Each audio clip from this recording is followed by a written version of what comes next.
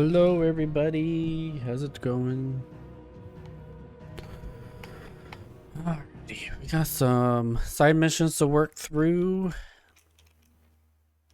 and then some more story, but I think we're getting close.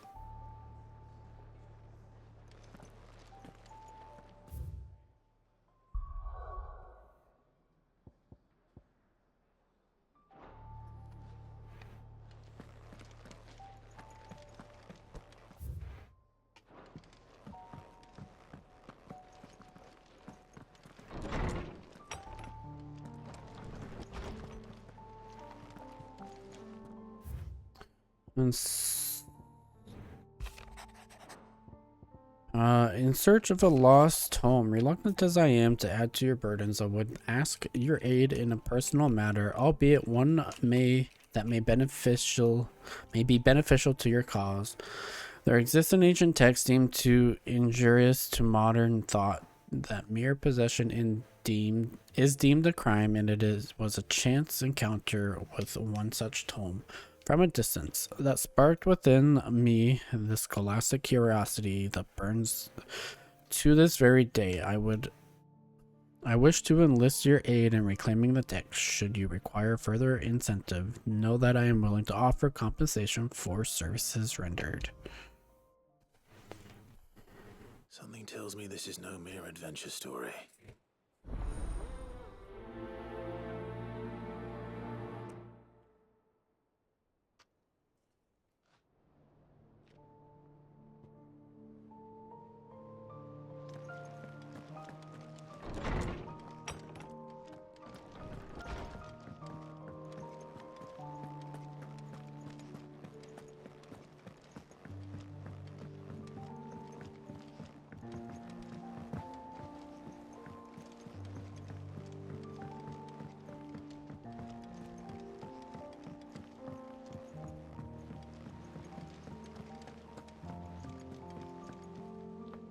Vivian, I read your note, and I'd be happy to help you find the book you're looking for. Thank you, Clive. But tracking it down will not be easy. Are you sure? Please. You have always granted me your wisdom and insight whenever I asked. It's only right that I return the favor. Or at least attempt to. You are too kind. Alas, what I ask of you is rather more trying than delivering the odd lecture.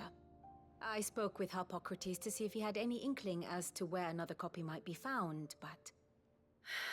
But perhaps it is best that you hear the details from him. If you say so.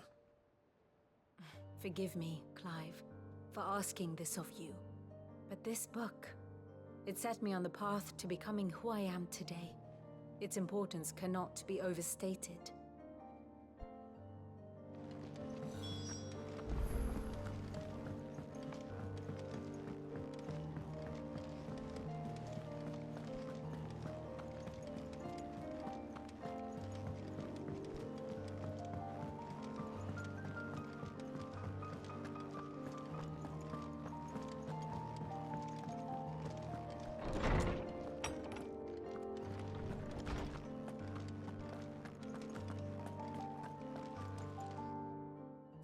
Clive, my boy.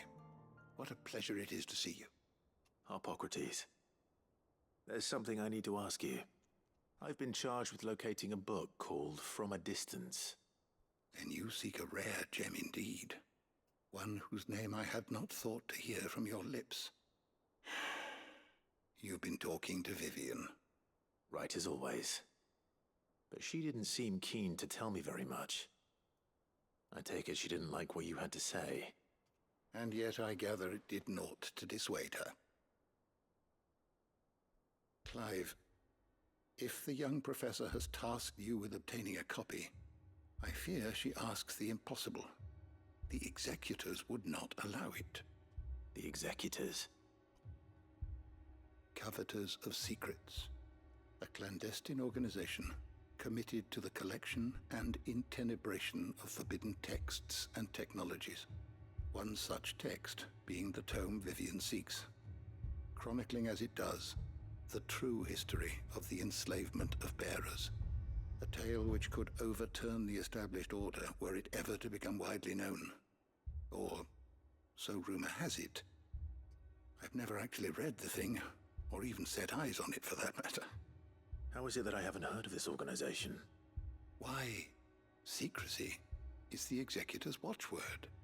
They lurk in the shadows, emerging only to seize that which must be seized, be it books, inventions, or people, before disappearing Or again, people. leaving nary a trace.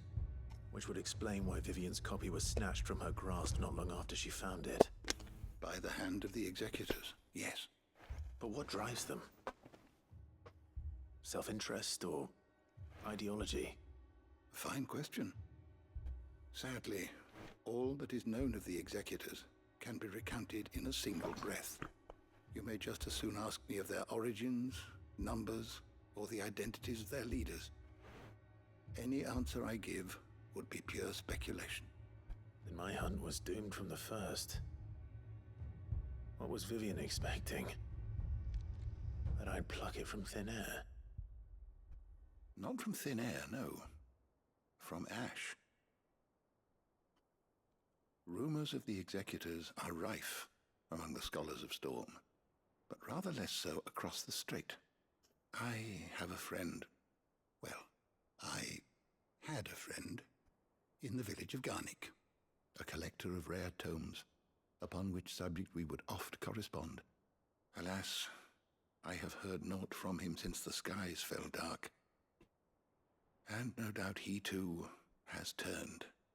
But though he did not mention it by name, it is possible that a surviving copy of From a Distance yet rests upon one of his many shelves, quietly awaiting discovery.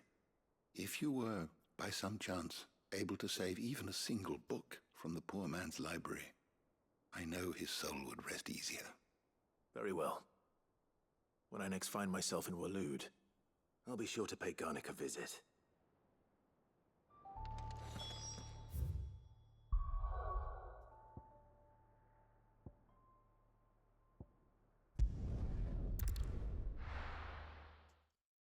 Hmm.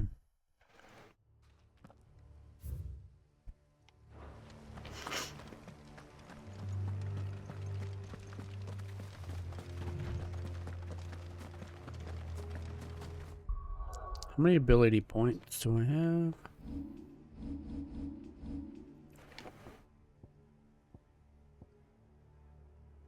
Not enough.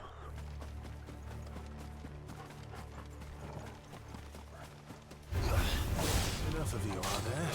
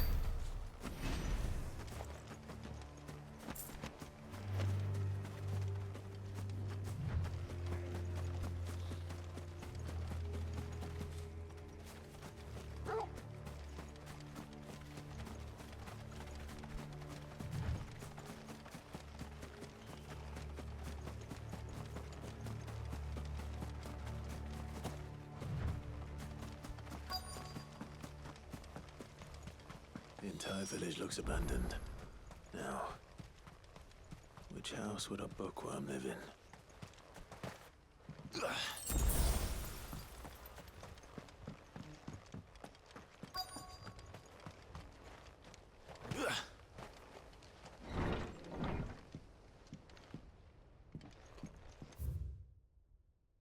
Intelligencer training report. In the wake of the tragic fire at Cara Norvent in 873V and the subsequent depletion of our most highly practiced intelligencers, all mainland strongholds were instructed to redouble training in clandestine maneuvers, improvised weaponry, and assassination techniques, and dispatch promising volunteers to Stone here for inspection.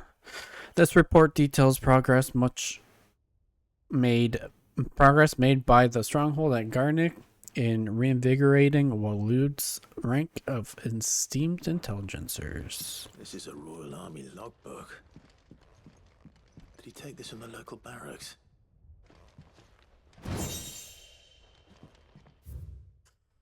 The complete botany of Banes. Etrophidia, or Tail of Wyvern. White of flower and black of root, the latter of which gives out an inky gall when cut or crushed. The tribesmen of Northern Storm pricked their skin to oaken needles soaked in such, drawing curious patterns about their arms and legs in honor of their heathen gods. The gall is passing toxicate that a single drop taken by mouth may result in cramps most painful for 5 days and 5 nights, or if applied to a wound, certain death. Should a slip of the needle end a young warrior's life, it is said that his skin print failed to find favor among the heavens. His interests were certainly varied.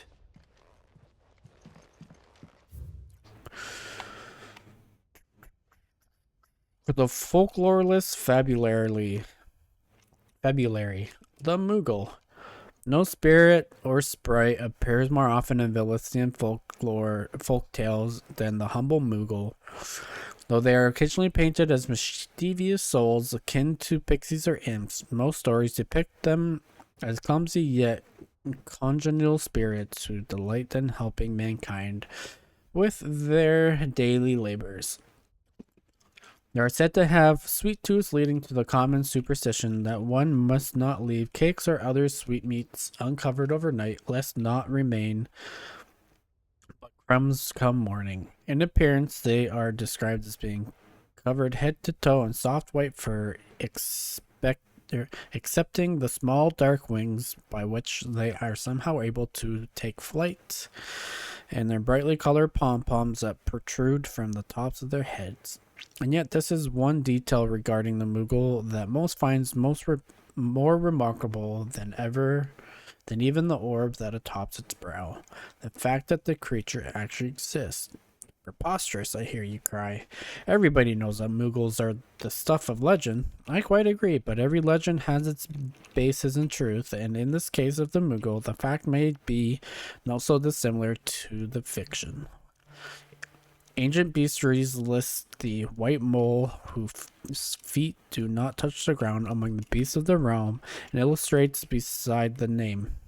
Why is it none other than the Moogle? Of course, it is true that the creatures are not known to still survive in the twins in the modern day. Perhaps miniature wings carried them to other climes. Perhaps they were hunted to extinction, or perhaps, just perhaps, they do still live among us, hidden away from human view.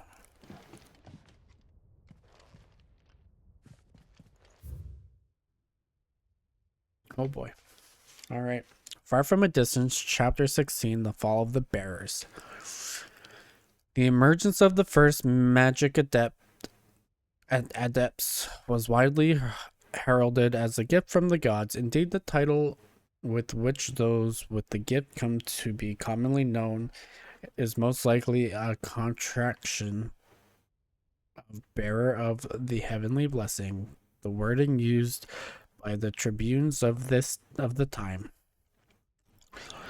Those born with the blessing were lauded as living crystals and granted high office and plentiful rewards for their status as chosen ones. Over the years, this reverence for their kind would become a full-fledged religion led by the bearers themselves, a development that would prove fateful.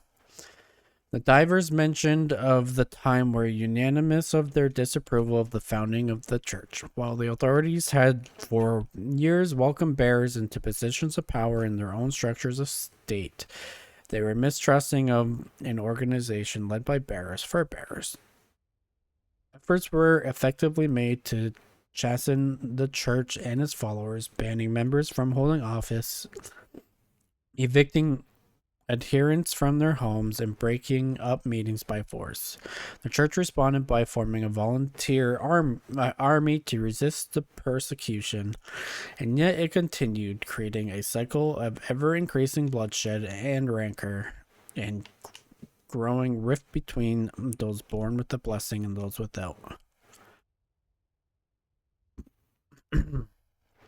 What began with beatings and street clashes would eventually spill over into an all-out war that consumed the greater part of the twins for nigh a generation and decimated the population of men and bearers both. The deluge of blood that stained the land crimson and left an even more lasting mark upon the minds of the Valesian people.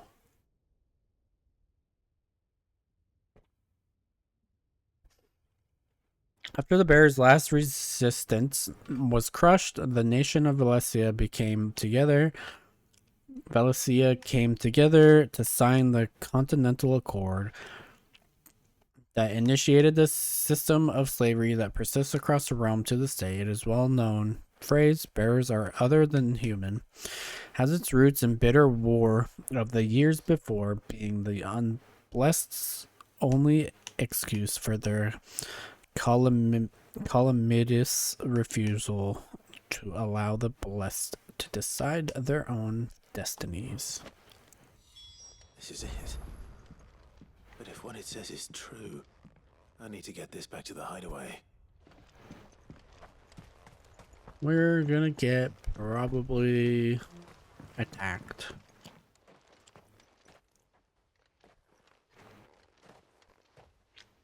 Ambushed so soon, stranger. is what I'm trying to think. We've been watching you from a distance, so to speak. Subtle. I know who you are. Then we need not waste time on introductions. Hand me the book. Leave it in our care and return to your life. Your care? Do you mean to burn it or bury it? That is not my decision to make. But by one means or another, its contents shall be removed from the common record. Then I'll have to politely refuse. I won't let you erase our history. Then we find ourselves at an impasse. Very well. The book can just as easily be pried from your dead hand.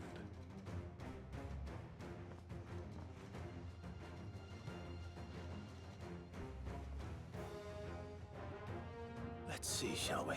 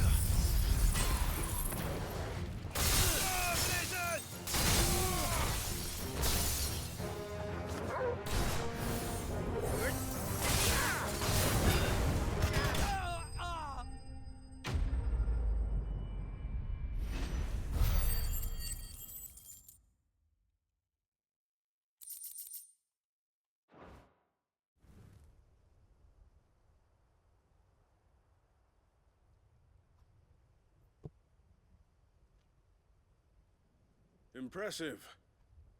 But we have other means. We shall claim the book yet. Why do you want it so badly anyway? It lays out in no uncertain terms the vanity and avarice of mankind. It tells the shameful history of the persecution and oppression of a gifted few by a giftless many. Would you say that this interpretation was correct? I don't know. You don't know. Your sword may be sharp, but your wits are dull. So let me answer for you. You just called me stupid. There is no correct interpretation of history. That a series of events took place may be proved beyond a doubt. But there can be no single, immutable explanation as to why they came to pass. It is a question of numbers and of belief. If enough people believe that a set of events occurred for a reason, that belief becomes the truth. So you're trying to control the truth? We are trying to protect people from themselves, from knowledge that would bring them naught but pain. That is all. You may keep the book, for now. The world is small. We shall meet again. Until then. Wait! Damn it. Let's get this back to Vivian. Perhaps she can explain what that was all about.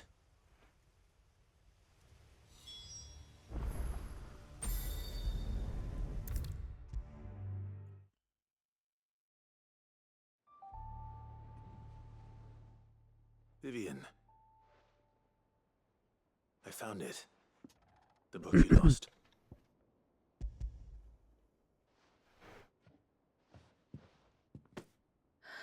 You found it. Thank you, Clive. You're welcome. Even though I asked this of you, I was not entirely sure it would be possible. I feared the executors had seized every copy. I met with one of these executors, and I convinced him to let me keep it. He told me something. That the truth is just a matter of collective belief. And that if enough people believe a lie, that lie becomes the truth. It does. But it also means that the truth is not immutable. That it can be changed. Provided that those who wish to change it can convince enough people that their perspective is the correct one. As the sad history of the bearers proves. You said that the book inspired you to become a scholar. It did. Or its author, rather. She was a heretic, you see. A firebrand and a dissenter. A gallows stood ready for her in every corner of the realm. And by shunning society, or perhaps being shunned by it, she stumbled upon a truth so potent that an entire realm trembled at the prospect of its utterance. I, too, have always felt somehow set apart from the world of men. A stranger to my own species. She taught me that my solitude was not a curse, but a gift. And that, though my journey to the truth might be a lonely one, what I found at my destination would be more than worth the cost.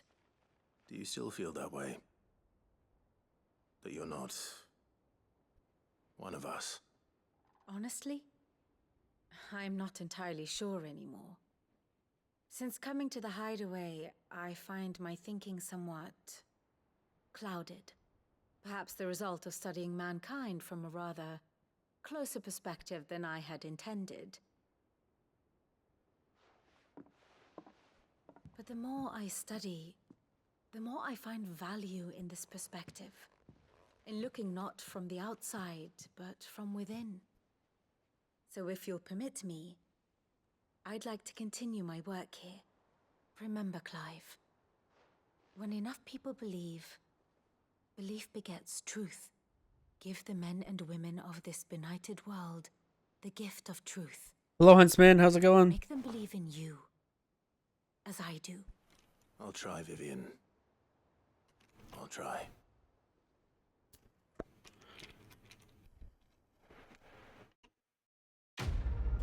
Quest complete. Hello, Pickle. Not terrible, just trolling around on zombies. The new zombies map, it's quite difficult, quite quick, I feel. Oh, we got another hunt.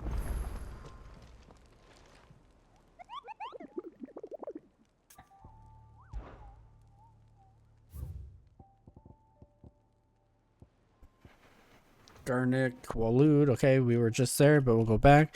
The Wailing Banshee. Cursebreakers came across a creature while searching for survivors near the abandoned village of Garnick. Misled by the abomination's appearance into thinking she might be a local woman, they went to offer their help. But soon it was they who were seeking salvation. The survivors say they can still hear the screams, both those of the white and those of the fallen comrades.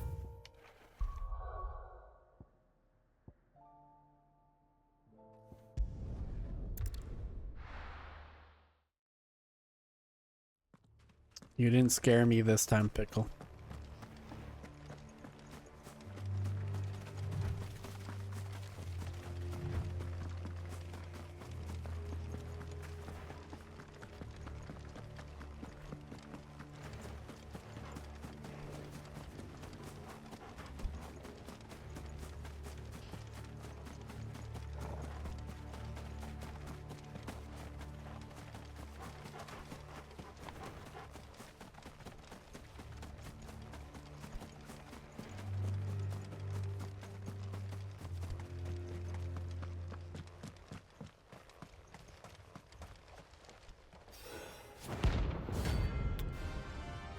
Is a Moloch.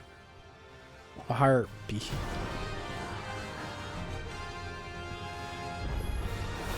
Harmon's madness lives on.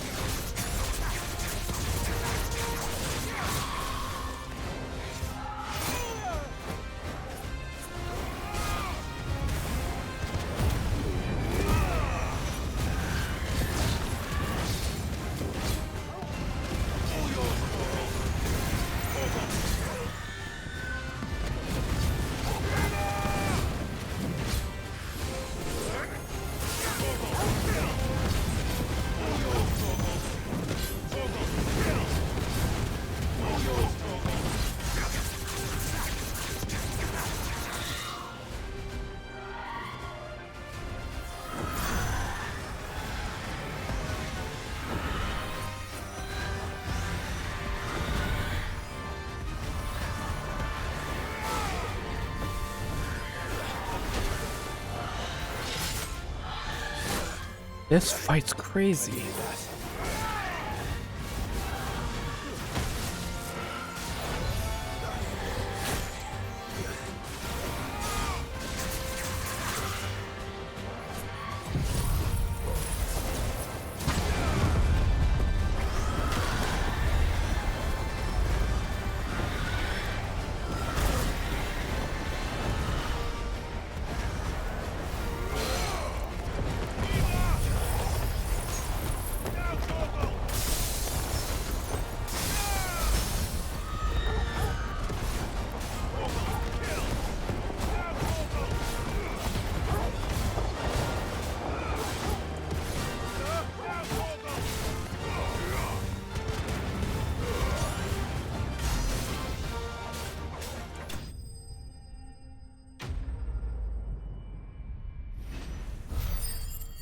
Was a little bit annoying.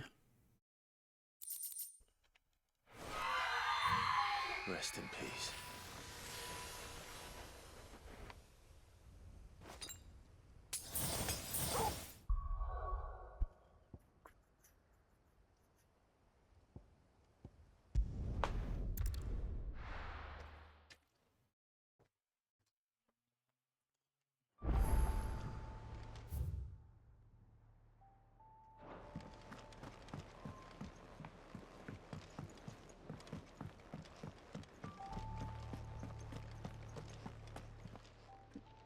Clive.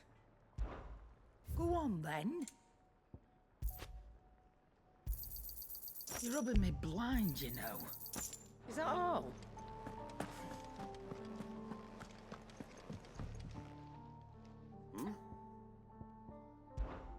Clive, my boy! Rutherford informs me that we owe you our thanks.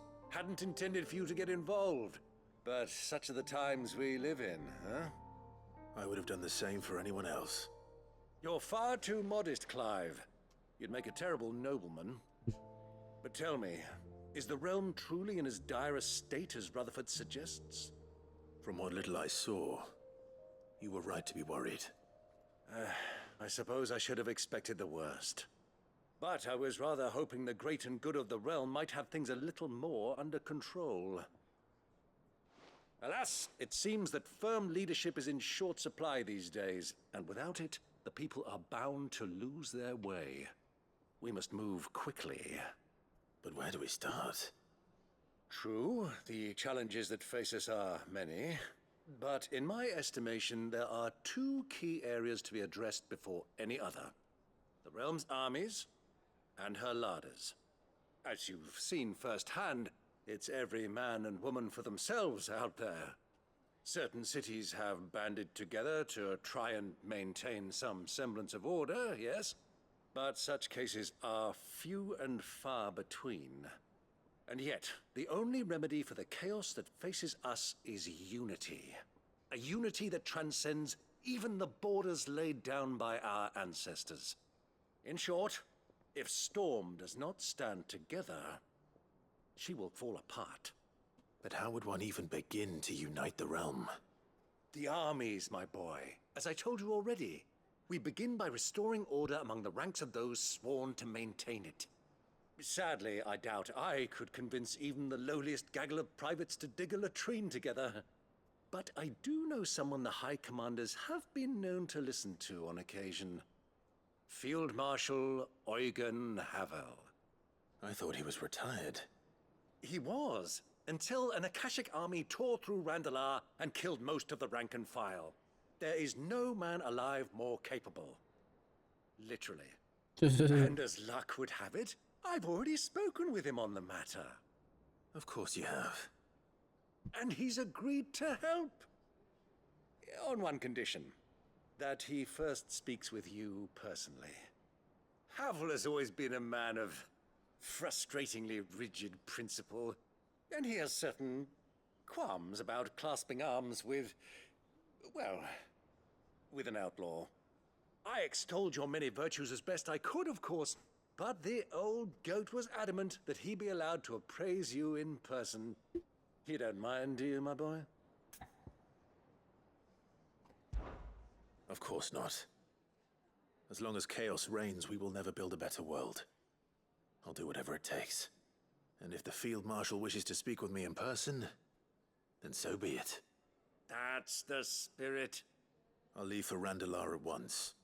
Would you send a Stolas? Of course. Rutherford is already in the Dalmekian capital. I'll have him tell Havel to expect you forthwith. Excellent. Thank you, Uncle. No, thank you, Clive.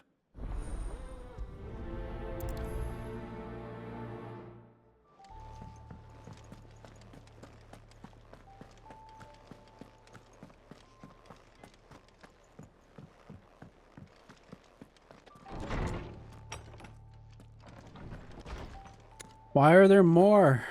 All these side missions they just keep piling up.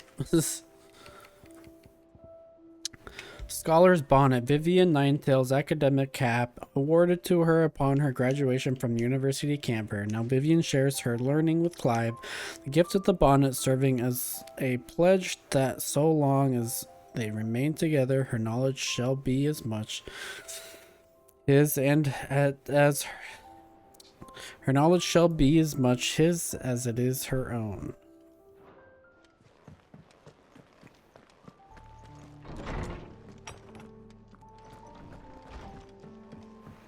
Hello, Jordan. Let's catch up on some lore.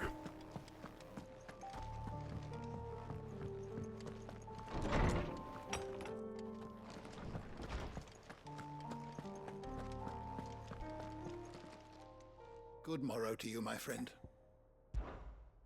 I have compiled some new entries, if you would like to see them. You wish to study the tomes? Okay, we need to Knowledge first hoarded ask about is knowledge. origin. Yes. Ah, yes, you have arrived at a solution then. Dion will carry us. Indeed. Indeed, a feat befitting the final act. I congratulate myself that I shall live long enough to see it, a feat in itself for a man of my years. But to be serious, it is no small thing to march against fate, Clive. You must be certain of your footing, lest the winds of destiny divert you from your course. Are you certain of your footing, Clive? I am. Then go. Then go and do what you must. If How you was have your a day question today, for Jordan? me, I should be happy to answer it. Alright, persons of interest. Torgal, a hidden past. Clyde's faithful friend. After the two were separated at a tragedy at Phoenix Gate, Torgal continued to search for the missing master, sniffing out anything that bore Clive's scent and carried it home to their secret island hideaway. It was during one of his forays on the mainland that he encountered Sid, who took the lonely Torgal in, fashioning an anklet for the lovelorn pup, which he treasures to this day. Vivian Ninetail's at the hideaway. A scholar and strategist who makes her home in the hideaway, offering her insight to Clive that he might better understand the lay of the land. Once a professor at the University of Canberra, her dog pursuit of the truth earned her the enmity of some of her less scrupulous colleagues. After learning of a plot on her life, she fled to the hideaway and has been slowly but surely warming to her new surroundings ever since. Isabel, a hidden past. Proprietress of the Vale, Northreach's foremost house of ill repute. Before coming to Northreach, she was Carla, courtesan of the nobility in the Crystalline Dominion. However, she was forced to flee when she fell in love with the bearer. The Vale took them in, and though her love was not to survive, her gratitude to the people of Northreach lives on to this day. Lubor as mayor, forge master of the Briar's Kiss, the finest smithy in Dalamil, and the mayor of the town. After his bearerhood was revealed, he was almost driven from Dalamil by the disapproving townspeople. However, they were convinced to change their personifications after Lubor led the defense of the town for a horde of Akashic bandits. And with the support of both the Town's Guard and the Merchants Guild, he won the mayoralty.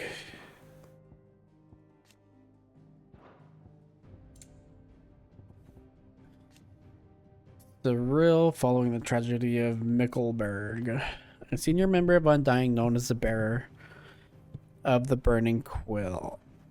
He and his order devote their lives to the service of the Phoenix and do not fear death so long as it comes in the course of their duties.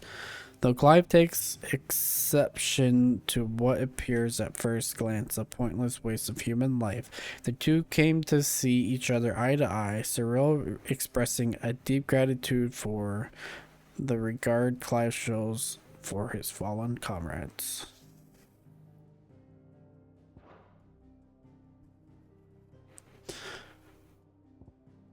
The High Cardinal for Northreach. First and foremost of the 5 cardinals who made up the Council of Elders, second only to the Holy Emperor in the imperial government. After the fall of the Crystalline Dominion and the collapse of said government, His Eminence reappeared in Northreach, planning to turn the town into a new capital for a new Sandbreak. However, when the people rallied behind Isabel instead, he realized that he must work with the common folk, not lord over them. Sabine, fighting for Northreach, only daughter to the Duke of Oriflamme, who fomented revolt against her father's plans to fortify Northreach at the townspeople's expense. After the Duke is convinced of the error of his ways, the two are reconciled and pledge to work together with the people of Northreach to build a town for all her citizens.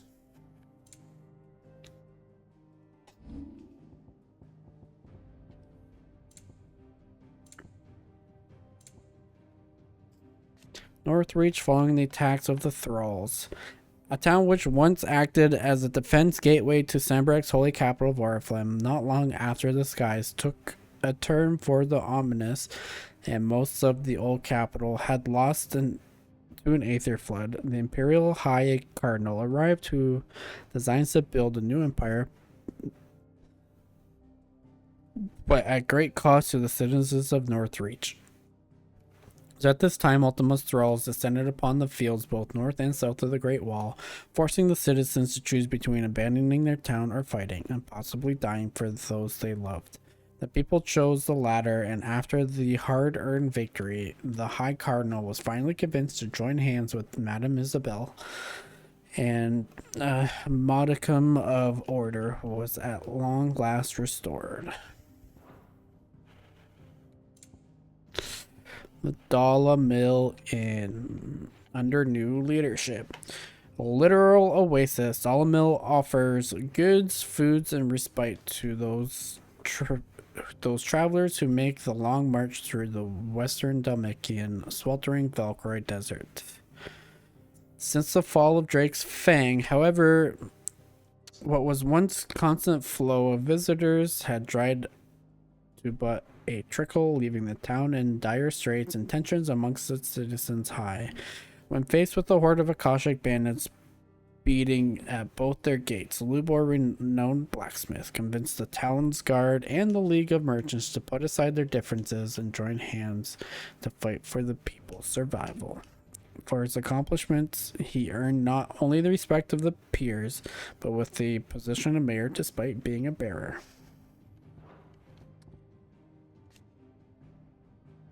Saratina, a humble settlement situated on the far northern edge of western Dalmatia's Valkyrie Desert.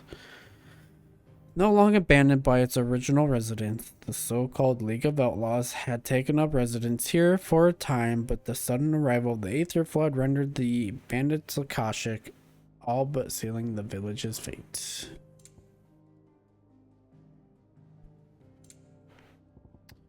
Mickelberg, a settlement situated in the south of Waloed. After being abandoned by its former residents, it became something of a gathering place for followers of the Savior cult. Recently arisen on Ash, leading the Undying to dispatch an investigation mission here. Investigative mission. Garnick, an Idyllic mountain idyllic mountain village in the kingdom of Waloed, or at least what remains of it. Here, an old acquaintance of Hippocrates made his home, quietly amassing a vast collection of rare tomes before Ultima and Barnabas's machinations rendered the realm Akashic and stripped him of all his very will.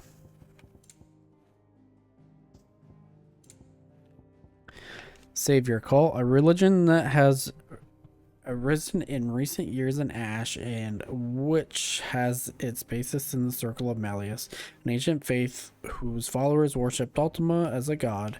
It was popularized by King Barnabas Tharmer of Waloed, who spread its prayers and rituals amongst his people. Believers see becoming Akashic as a means of achieving purity and of being freed from the torments of the mortal realm.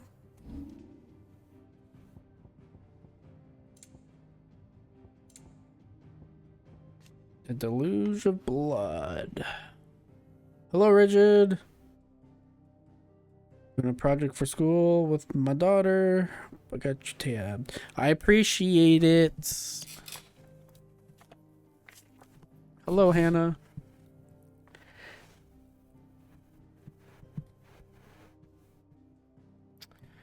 A deluge of blood, a great war that occurred in ancient times between the few who bear the blessing and the many who do not. It ended in decisive victory. Absolutely. Hopefully, I'll be able to chat. Of course, no worries. I appreciate the lurks. Lurkers are workers, and I appreciate all the lurkers. It had ended in decisive victory for the unblessed masses and the signing of the Continental Accord, which cemented the systematic subjugation of the bearer minority. It was not until 100 years later that the first icons were to emerge, their human host being named Dominance, after the savior myth of the Circle of Malice, which held that the Lord's return would be heralded by the appearance of his heavenly servants, most wondrous and most dominant.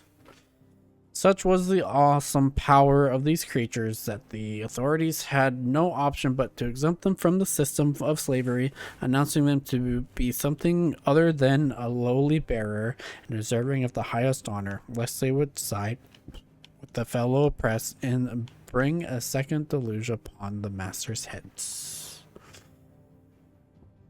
The Akashic. Hidden truths. The irreversible change brought by a living being's overexposure to ether. Creatures are stripped of their intelligence of self, sense of self, and may once have had and become suffused with life force, usually manifesting as extreme strength and aggression. Ultima's casting of Primal Genesis turned much of mankind's directly, gifting Barnabas his Akashic army, and with the despair they wrought, he sought to strip the walls of the rest, making them, in his eyes, pure.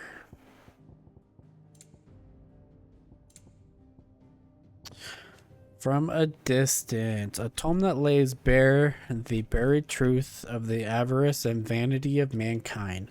Upon its publication, the powers that be did everything in their power to inherit once more, along with its author. It tells the history of the bearers, those once worshipped and adored as bearers of the heavenly blessing, earning them the moniker they hold to this day. How they came to be despised, oppressed, and enslaved by the unblessed masses. The shadowy executors seize any copy that surfaces in order to protect humanity from the painful knowledge contained within the pages, or so they claim.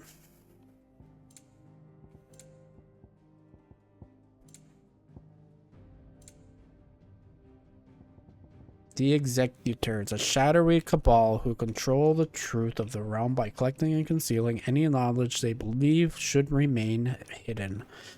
They appear to view themselves as the guardians of humanity, protecting people from what only caused them pain. From a distance, the shameful history of the enslavement of bearers is but one of the books the Executors would see expunged from the public record. The door to the shelves shall ever be open.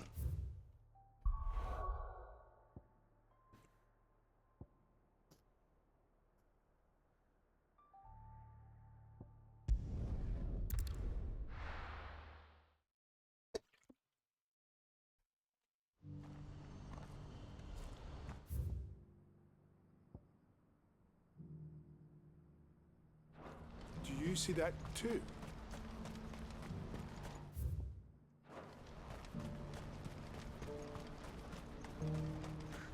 Papa? What is it? Oh, please. Just make it stop. I'm scared.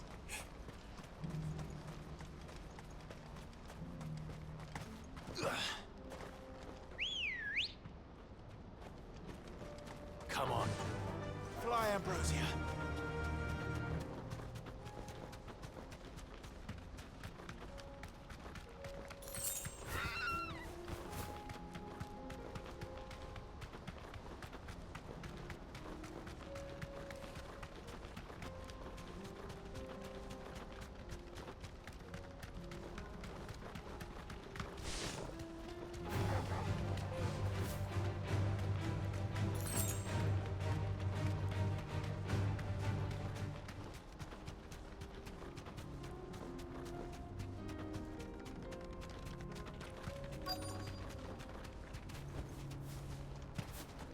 Can't be Rutherford, can it?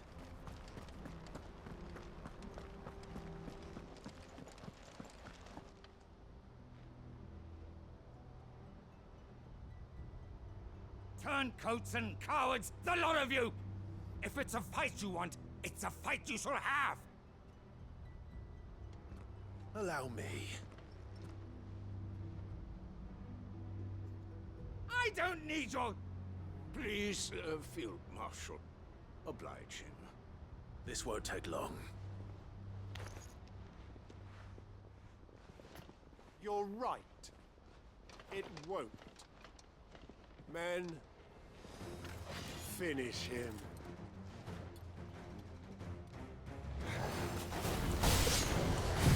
Oops, wrong one, but whatever.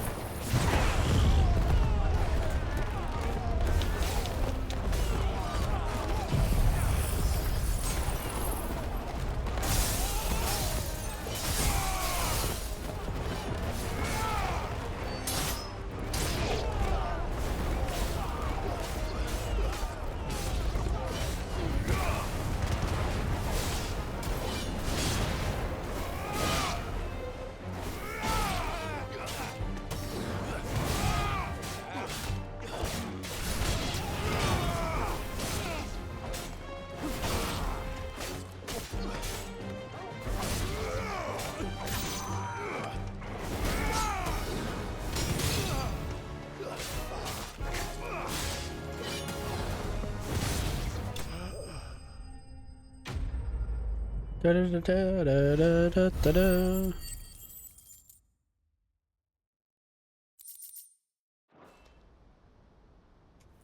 A little longer than I'd have liked.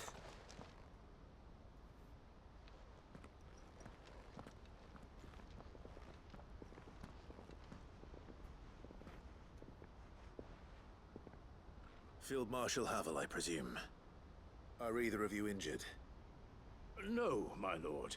You arrived just as our escort turned on us.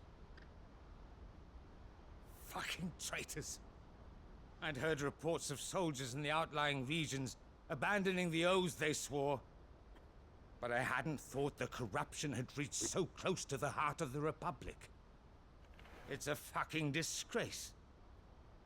Your interfering old bastard of an uncle tried to warn me, of course. My lord Marquis. Or is Sid the Outlaw more to your liking? Call me what you want. It doesn't change who I am, or the urgency of the message I bring. My uncle has a plan to right the realm, and he needs your help to see it through. Before I agree to anything, I'd have you answer one question. What do you stand to gain from all this? I won't deny that I might benefit from further chaos. But I seek a new beginning for all of us. And while the choices I've made may not always have been the right ones, I know I made them for the right reasons. For so long, so many of us have been told how we could live, how we could die, when it should have been our decision all along. Now we have a chance to put things right. But in order to take it, we must stand together. Even if it be beside those with whom we don't see eye to eye.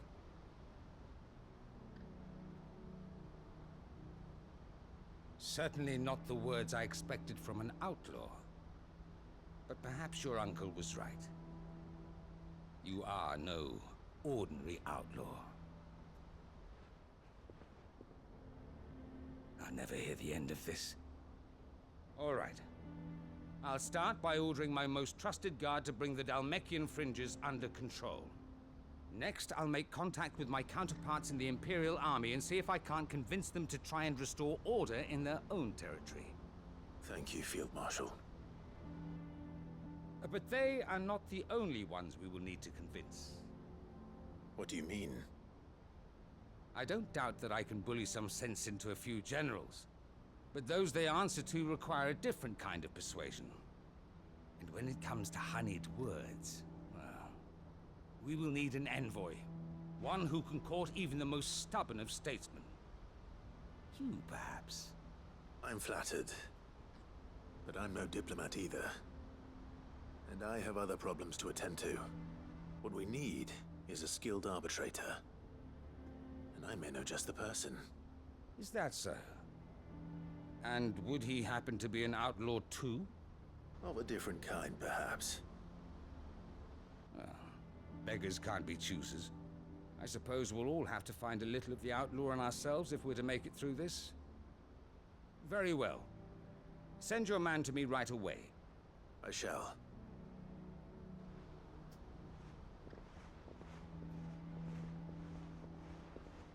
My Lord Marquis.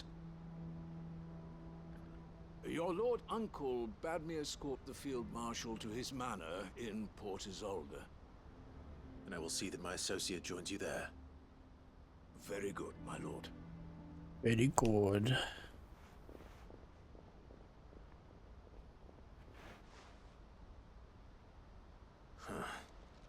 An envoy. I'm not sure I'm the man to talk anyone round. I can barely convince my brother to take his medicine. No. This is a job for someone with experience. Someone like Quentin. I hope I can convince him at least. Off to the Lost Wing.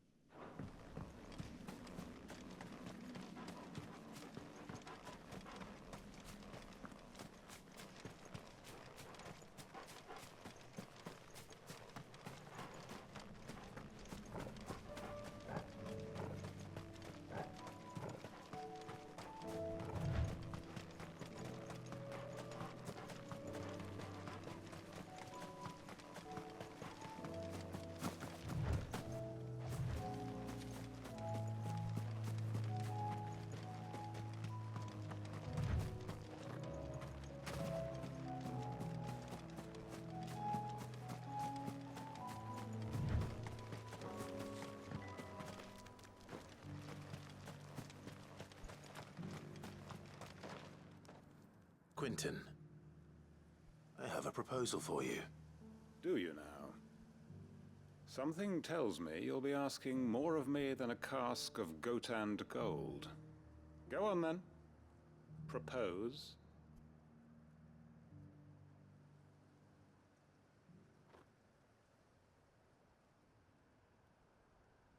You'd have me convince the chiefs and chamberlains of the realm that they should simply swallow their pride and do the one thing that has proved impossible for thousands of years.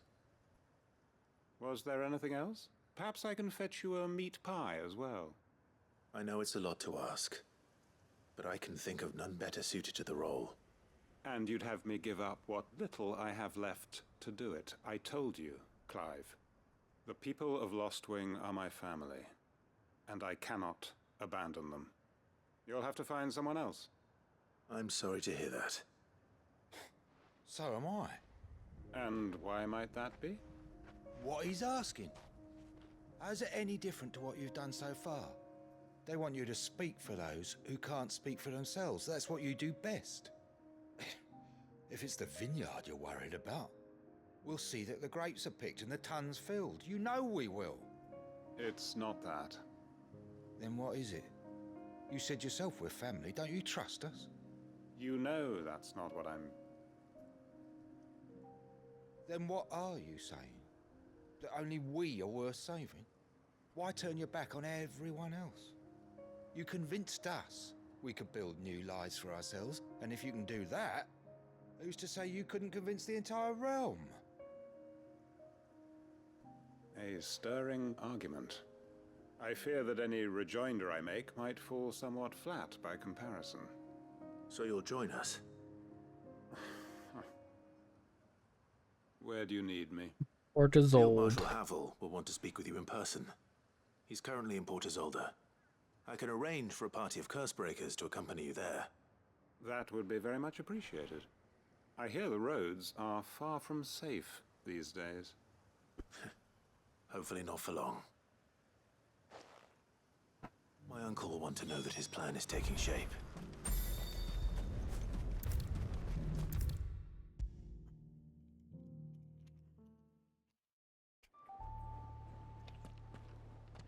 Uncle, I bring good news. The Field Marshal has agreed to your plan. Ha! Of course he has. I didn't doubt you for a moment, dear boy. Rutherford is accompanying him back to your manor in Port Isolde as we speak. They will await your return there. As will one other. One other? Who, exactly? Lord Havel was concerned that even if he could get the realm's armies to agree to an accord, he might not be as successful in convincing those with political power. He asked if I might have a solution, and I suggested a certain Imperial Lord Magistrate turned Liberator. One of your co-conspirators? Master Quinton would probably call me one of his. But yes. Another outlaw, then. Just the thing we need to put these rotten politicos in their places. Good thinking, Clive. I'm glad you approve. The more the merrier, eh? Uncle, assuming Havel and Quinton can solve our problem with the armies, you still haven't mentioned how we might manage the grain shortages. Oh, don't you worry, my boy. The 7 high houses will be seeing to that. They have all agreed to make the most generous of donations. Oh, of course, it did take a little persuasion, but luckily I had some unexpected help. From who? Why, you, my boy. Rumor has it that you rescued the Lady Ariane's head steward Rockford from a horde of bloodthirsty bandits. It was more of a handful. Well, the old battle axe was so pleased. She had a shipload of talents delivered to my private docks by the next new moon. And when the other houses saw the parsimonious old crone's purse strings finally loosen, they as good as tripped over themselves in the rush to follow suit. I'm happy to hear it. Now, I must be getting back to the manor. Join us there at your earliest convenience, would you? Of course, Uncle.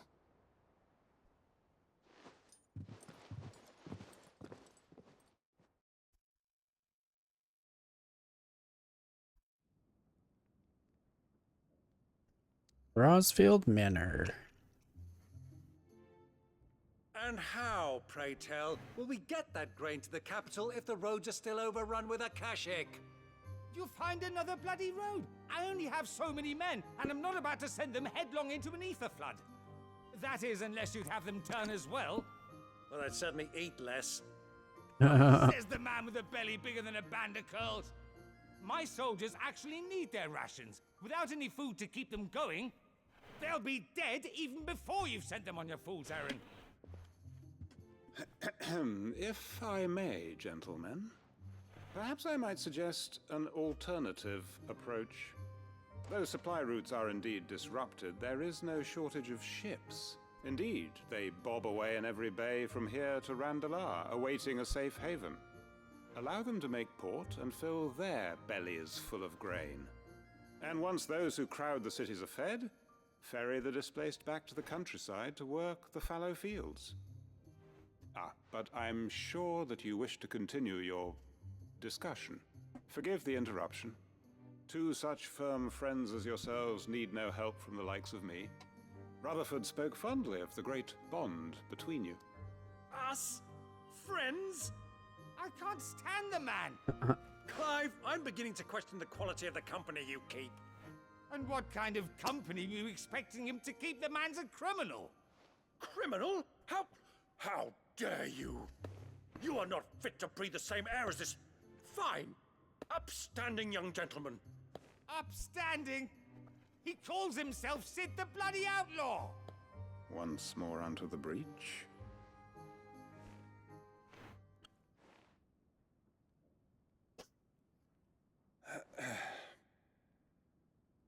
Shall we begin again? What we seek here is not to create a new nation, nor to claim the thrones of those that already exist. We wish simply to bring stability to the realm that mankind might weather the current storm. And to do that, we must convince those in power, the generals, the statesmen, the nobles, that our cause is just. There will be disagreements, yes, and I imagine some resistance, much resistance. But we cannot let that deter us. If we show them the path, show them that we walk it ourselves, then I am confident they will follow. The fate of the world lies in my nephew's hands, but the well-being of her people lies in ours. And we must not squander the chance that Clive has given us. Uncle Byron, Now, with that settled, let's move on to the signing of the Accord. For what great moment in history hasn't been accompanied by a little ceremony?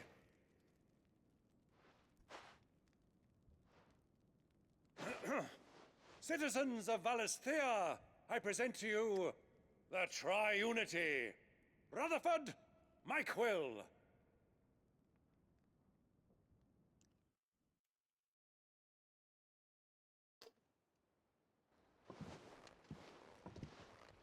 Well, my boy, the stage is set.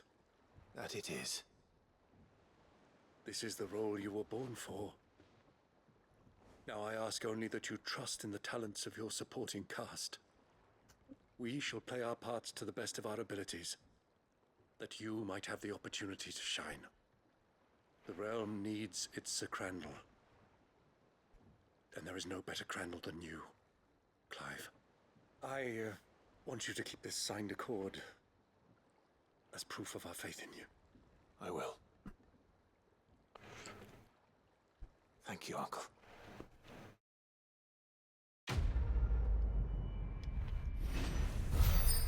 Three's Company. A Triunity Accord.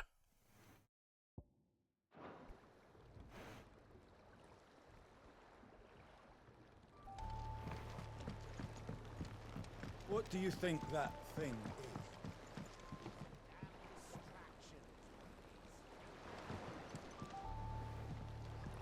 And how the hell is Sid gonna deal with that?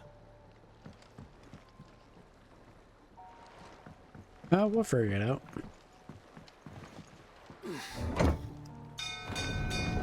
Ding, ding, ding.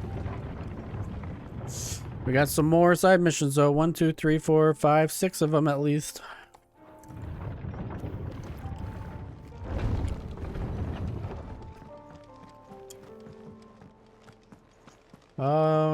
Let's go do this one.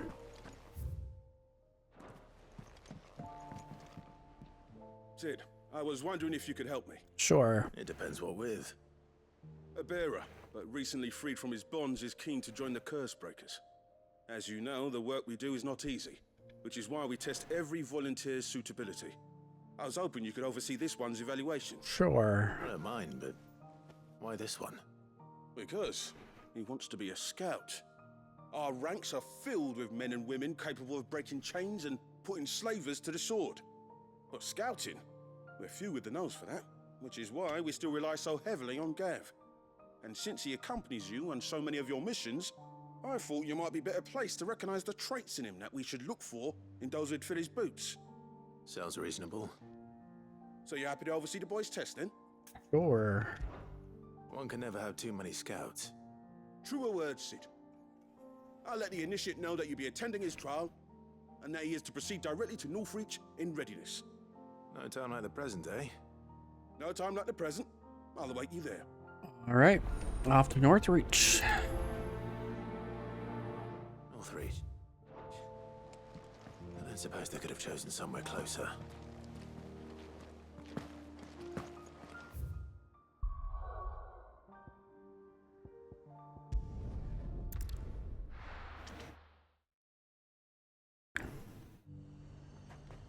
Nazir might at least have mentioned where in Northreach he'd be testing this recruit. Right here. I'm nervous. Well met, Sid. Well met. This is the initiate. Ember, present yourself. At your service, Master. Please, just Sid. There are no masters here.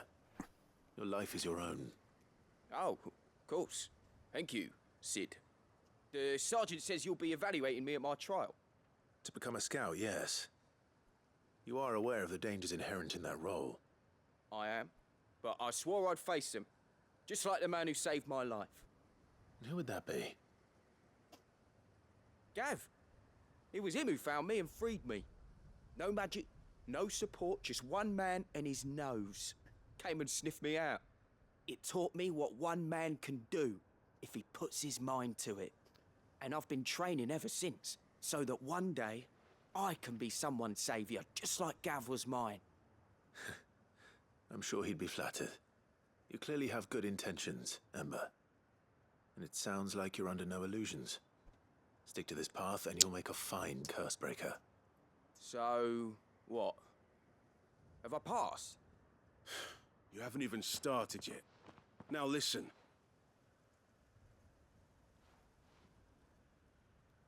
Not far from here is an Imperial lookout, Eastwatch.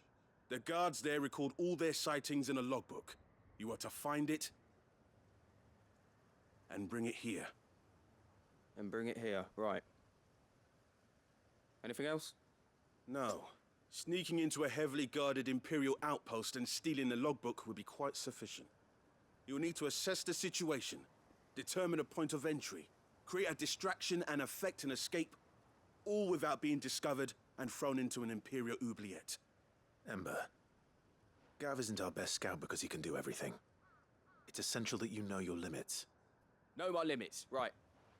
I won't let you down.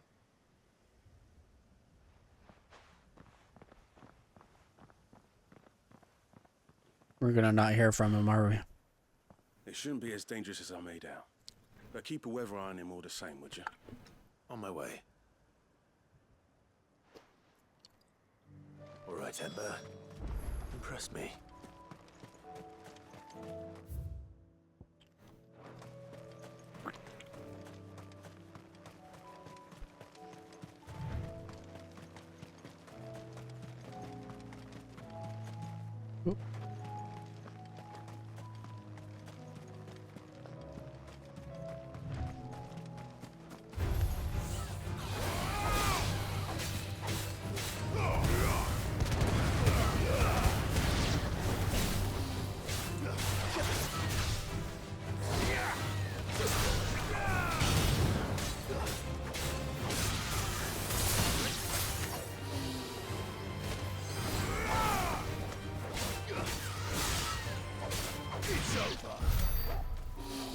It's over.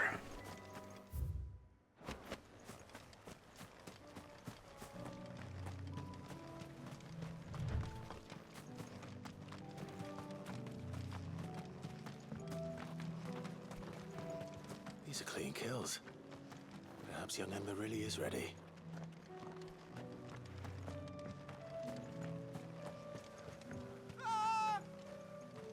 Or maybe not.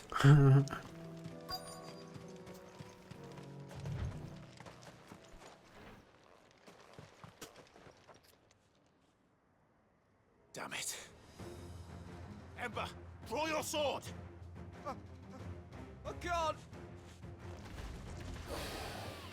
Then run! Um... If you want him, you'll have to go through me.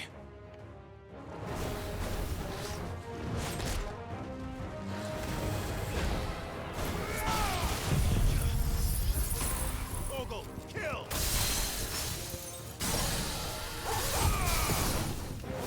Torgal! All yours, Torgal! Now, Torgal! All yours, Torgal! Now, Torgal!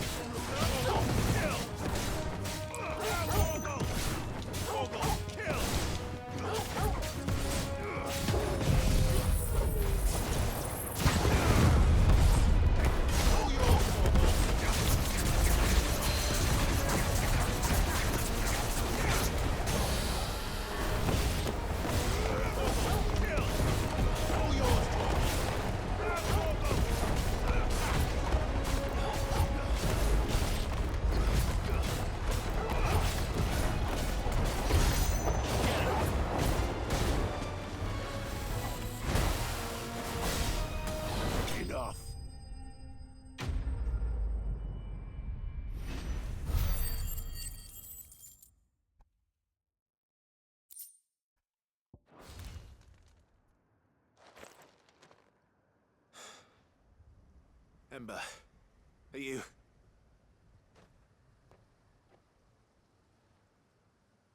Gone. Of course. Scouts really are a rare breed. Back to Northreach it is then.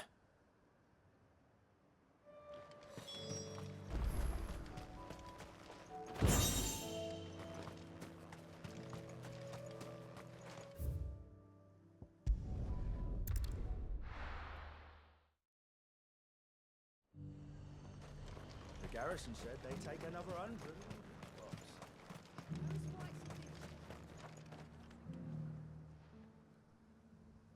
I didn't expect you back so soon. Where is Ember? How did he fare? I thought I'd find him with you. He must have fled. I followed him to Eastwatch, where I found him being set upon by a wild Avis. He was just standing there. Didn't even draw his sword. I had to step in and take care of things. But by the time I had, he was nowhere to be seen. I assumed he'd set off in your direction, but apparently not. Oh, I'm sorry, Sid. I knew the boy had a nervous streak, but he seemed like... The right man for the job? I believe this is the logbook you tasked me with retrieving. Eh? How did you... Don't you tell me you breached the tower while Sid was busy saving your skin. What? Wasn't that what you asked me to do? To bring the thing back without getting caught? He has you there, Nazaire. And he did it all on his own. But Sid, he did what he thought was best. And now I have to decide whether I agree. Of course. We'll await your evaluation back at the hideaway. Don't you leave my sight. Yes, Sergeant. Give him a pass. He got the book. This won't be an easy decision.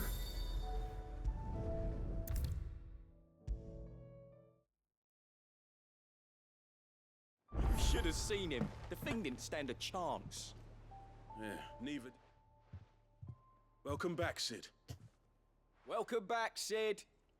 Yes. Welcome back. Trip wasn't too much of a pain in the arse, I hope. Truth be told, it was me who suggested roping you in to help with the trial.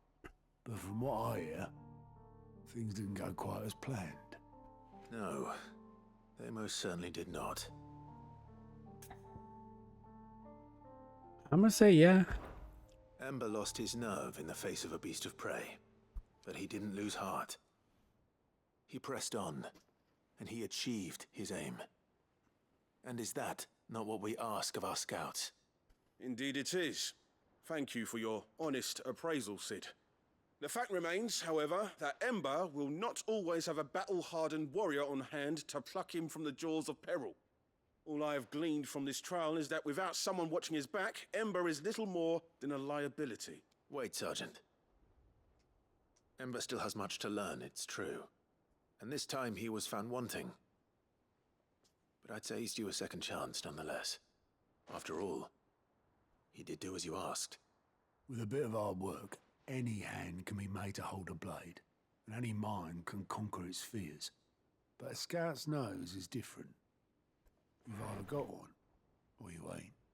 And by sniffing out that log, young Ember here has shown he has a conch and a half.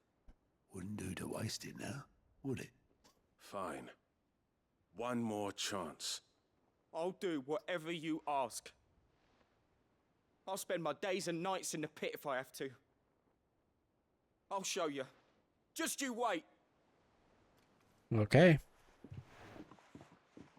Daft as a brush there, one. But his heart's in the right place. Just like someone else we know. And if you ask me, we've been leaning on him for far too long. That time the Cursebreakers took some of the weight off his shoulders, I reckon. Good night. Just don't tell Gav I said so, will you? I won't have him thinking he's been hard done by. Next thing you know, he'll be asking for a day off. Chance would be a fine thing. Back to work. Forgive me, Sid. To work. This did not play out as I expected. Things really do these days. But that's why we need men like Ember more than ever. Men who can make the best out of a bad situation. Remember that. I will, Sid. Thank you. You're welcome.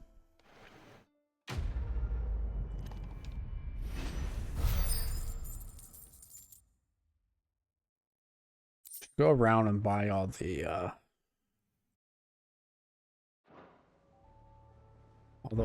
orchestra stuff. Sid, do you have a moment? Sure. By all means. It's my old master. Seems there's no escaping her. She found some way to send me a letter. And something else. Records from a Waluda prison. Seems they were keeping a lot of bearers there. How did she come by such a thing? Finding bearers always was her strong point. And it seems the cells of Balmung Dark are full of them. Foreign captives, the masterless. Bearers no one would miss. And even better for her, bearers with no one to look after them. When Ether started lapping at the walls, the jailers fled. Leaving the bearers to be liberated by whoever happened to come along next. Sid, I'd like to believe that I've earned your trust by now. And while I'm well aware that you've forbidden Cursebreakers from traveling to Waloed, I can't let those bearers die in their cells. I'd rather risk shipwreck on the Shadow Coast than leave them to starve. We'll be needing the Enterprise if we're going to navigate the Narrow. Does that mean... I'm making an exception, but we travel together. And we stay no longer than we have to. Ash is an inhospitable place at the best of times. We save as many as we can, and we leave. Thank you, Sid. There was a name in the prison register. A name from my past. Chadwick. Another of my former master's protégés. A gifted soldier, and the closest thing I had to family. The thought of him held captive in that place. He must be very important to you. He was. Is. Then we find him. The entrance to the prison lies in the shadow of Ravenwit Walls, just beyond the portcullis. We should head there as quickly as we can. I only pray there are still bearers alive to save. As do I, Doris.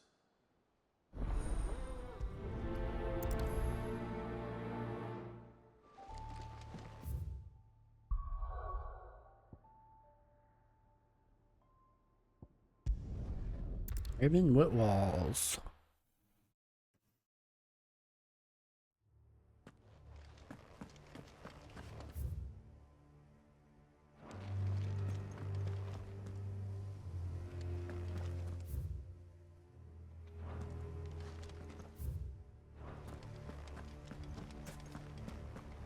Doris is waiting for me near Balmung Dark.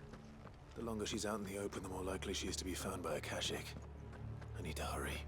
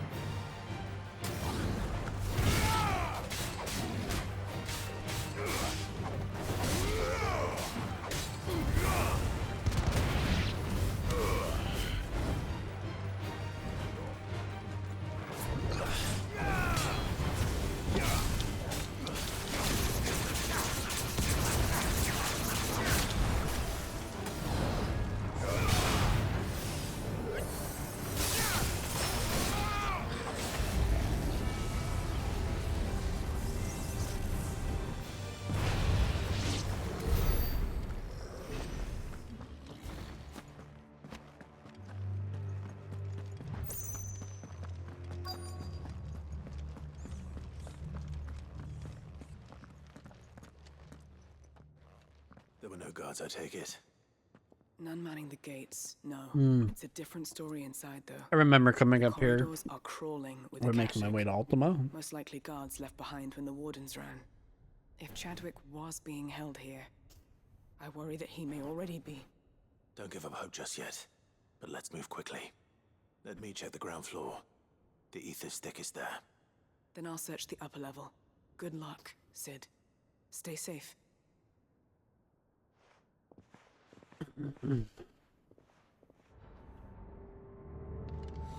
Just how bad are the floods inside the walls? Bad enough to turn a bearer?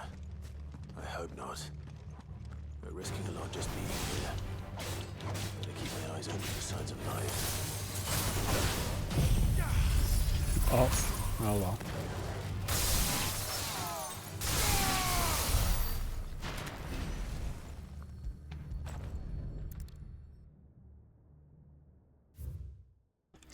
Balmung Dark, writ of designation. The Kingdom of Waloed hereby designates the facility a prison for the detainment of bearers, both foreign and domestic. The purpose of the facility is to rear and train Akuza beasts for deployment in the field. The aforementioned purpose is a matter of strictest secrecy, and any mention therefore is to be punishable by death. Captive bearers have been provided solely for the pursual of aforementioned purpose. Express permission is required for use of bearers in any other capacity. This place was no ordinary prison, and I doubt they'll have taken the creature with them when they fled.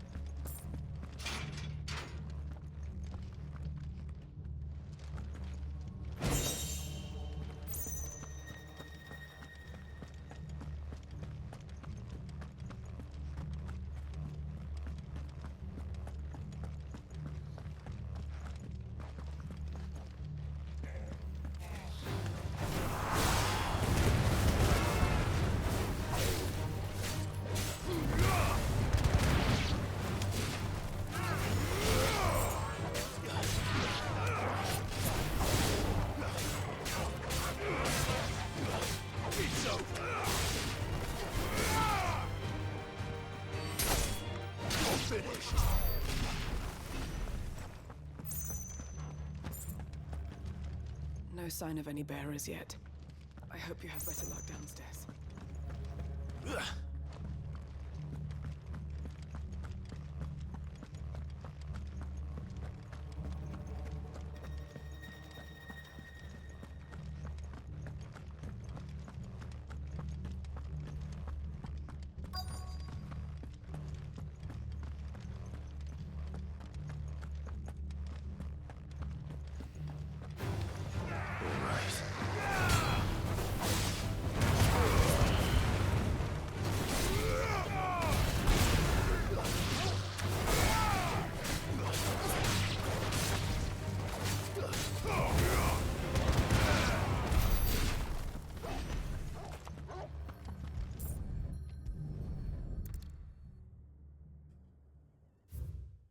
Recommendation concerning Kuza beast deployment. The Kuza has been long recognized as an especially aggressive species. This being the case, it was hoped that successful deployment on the battlefield might be a means of inflicting heavy casualties on the enemy. An exercise conducted thus far, however, the beast has proven incapable of distinguishing between allied and enemy combatants. As such, deployment alongside regular troops is not recommended. It is proposed that the bearer captive be employed in order to draw enemy focus, and the beast then driven into the fray in order to achieve maximum benefit with minimal loss of Wuluder lives. Minimal loss of Wuluder lives. And what happens when they run out of bearers? Even the Imperials take better care of their branded than that.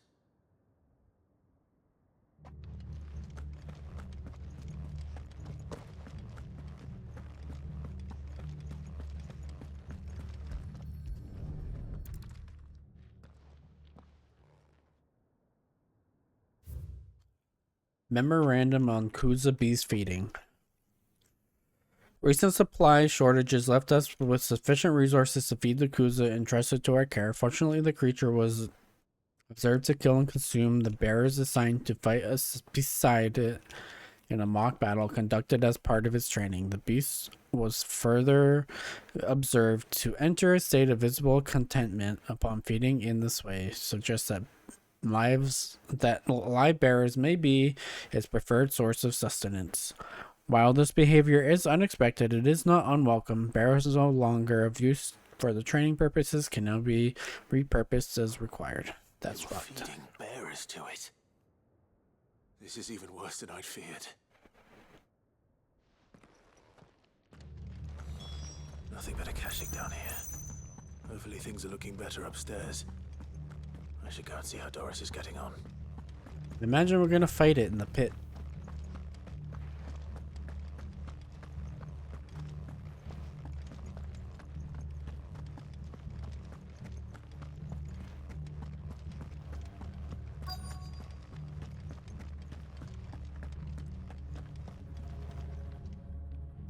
No luck downstairs. But I did find out that this place was more than just a prison. Something far more sinister was happening here. I know. I've been reading some of these documents, and it can't be true, can it?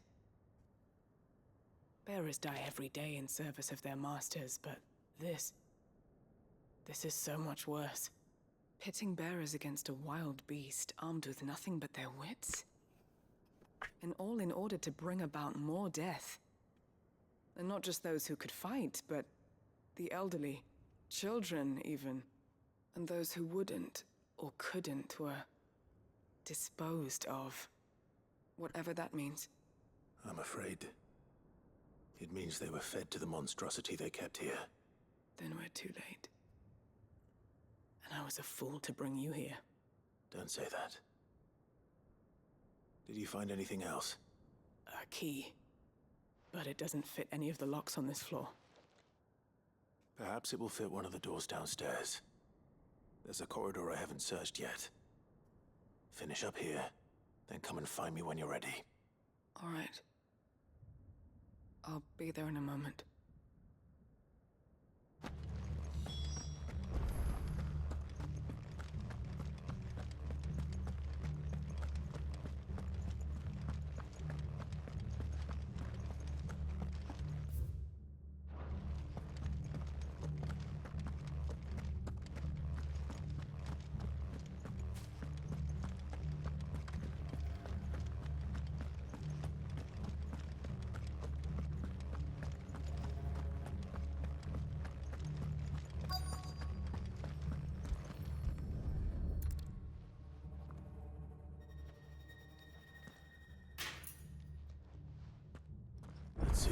find down here.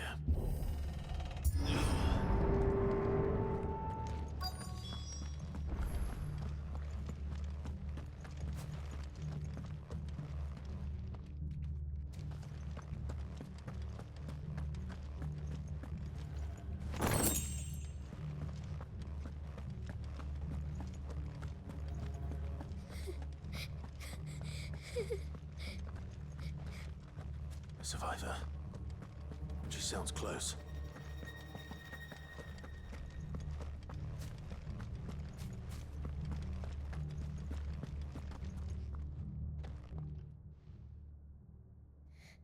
Who are you? There's no need to be afraid. Are you alone?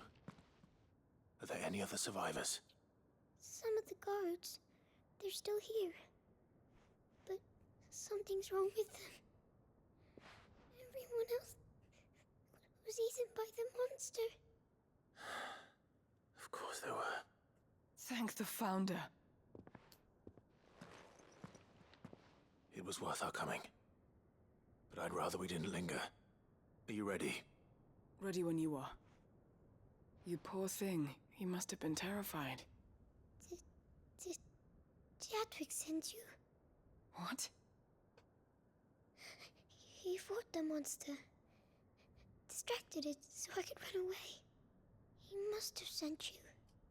He promised to free the others too. Where is he? He opened your cell, didn't he? He wouldn't be here otherwise. Chadwick.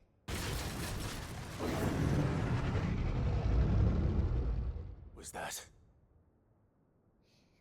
Monster's back! Chadwick, help! We have to get out of here. Doris, keep the girl safe. All right. You put that bearer-eating bastard in the ground.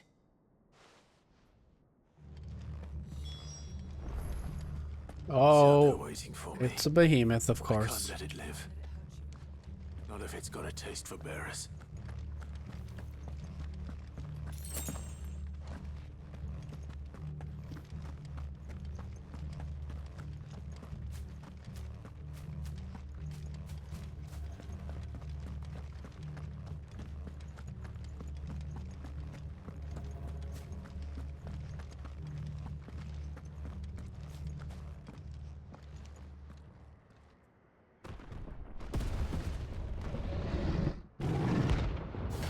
Who's a beast? Ba, ba, ba, ba, ba, ba, ba.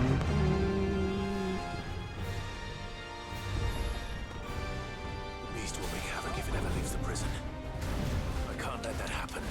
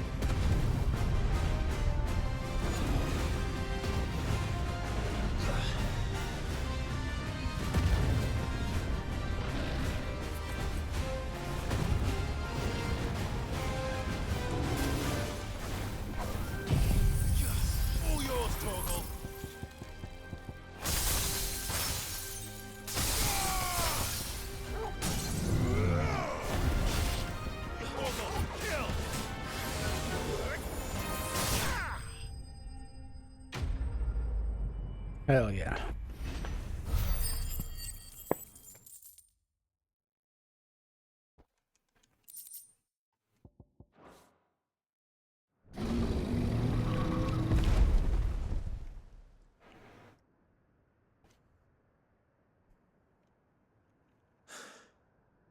Finally.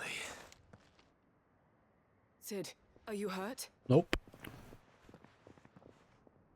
I'm fine. I think.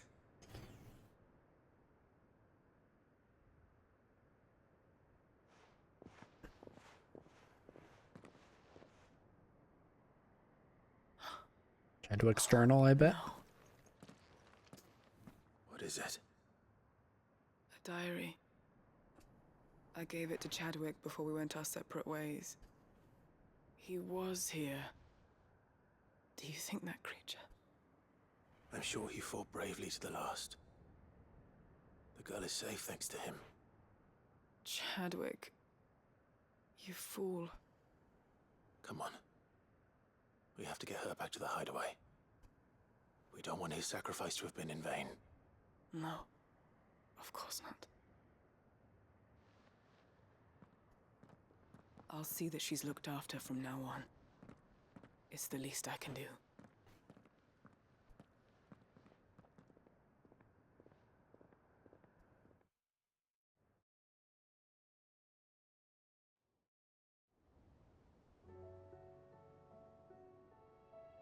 Sometime later.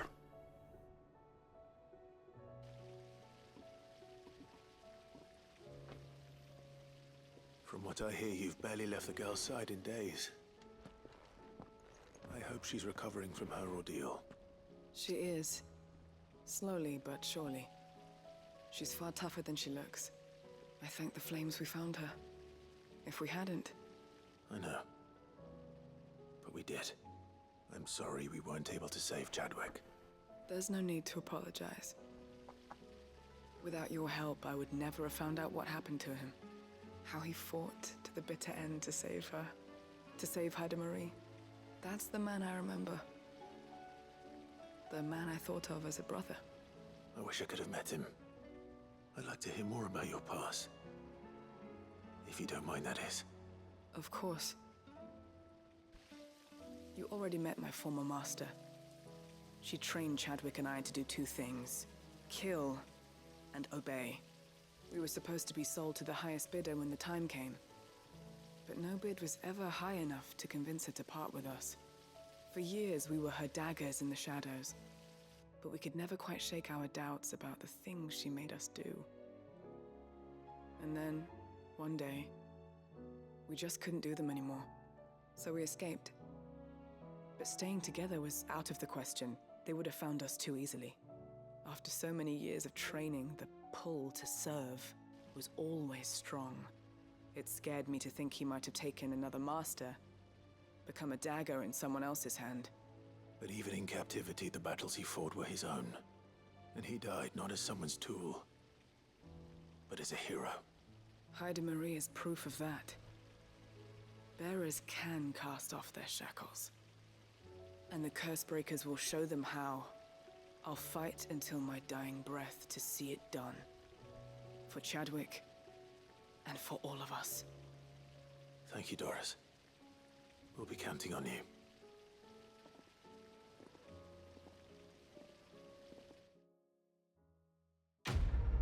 Quest complete.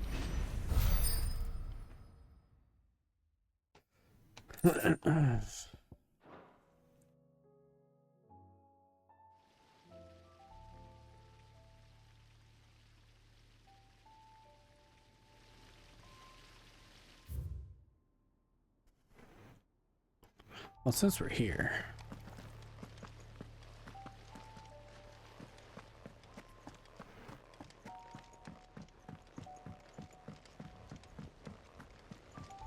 What do you think happened to me?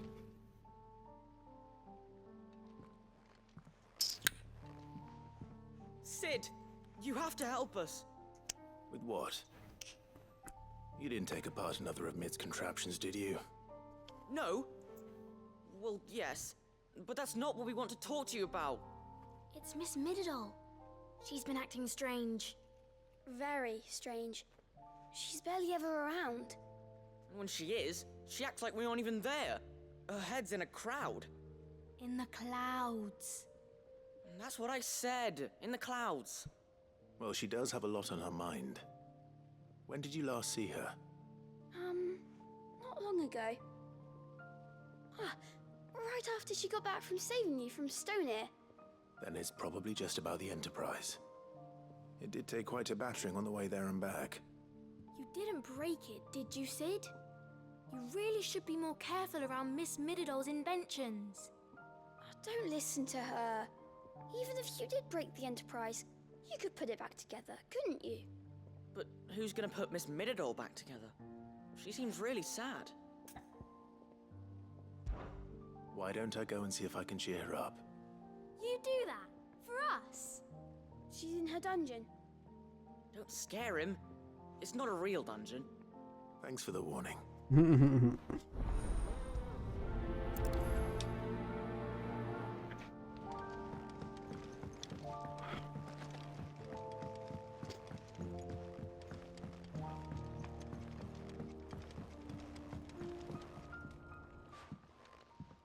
Mid, if you have a... That's it! I knew it! The answer was right here under my arse all along! If this doesn't steer to the skies, nothing will! To the skies? You aren't trying to give the Enterprise wings, are you? What else would I be doing? The children seem to think you're avoiding them. They're worried about you. Is this really so important that you need to shut yourself away from everyone? The Enterprise is already the fastest ship in the realm, and that's with the sea beneath her. But what if she weren't bound to the waves? What if she weren't bound to anything at all? It's not fair. The gods get the skies all to themselves, so I'm gonna do something about it. The Fallen had their chance, but they relied too much on magic. And see where that got them? But not me. I've discovered how to do it without. Well, almost. First, I need to make a prototype. And is that a one-woman job? Are you volunteering? I'll have you know the Enterprise is my baby. But if a godfather's offering to lend a hand, I'd be happy to take it. First, I'll need oil, and not just some old drippings from Miss Molly's spits in the tub and crown. Refined stuff, like they make in Ordil. Then I'll need some bone, or shell. Light, strong, preferably no longer attached to the beast it belongs to.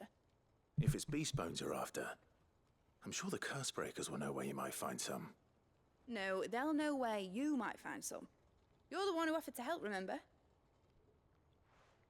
I should speak with one of the curse breakers before I set off for Old Hill. See if I can't find this bone while I'm there as well. Has Mididol mentioned a new project yet? Not exactly.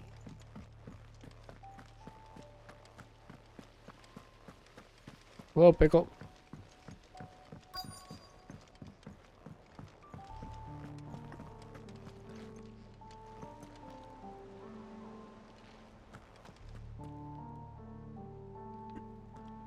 All right, Sid. Come to buy us around, have you? Only if you earn it. Is that one of the new Christmas It's a emotes? piece of light but durable bone for her next project. You've encountered your share of beasts on your travels across the realm. Any ideas? Most bones are the same. Whack 'em hard enough and they'll break. If it's durability you're looking for, shell will serve you better. You know what an adamantus is? I do.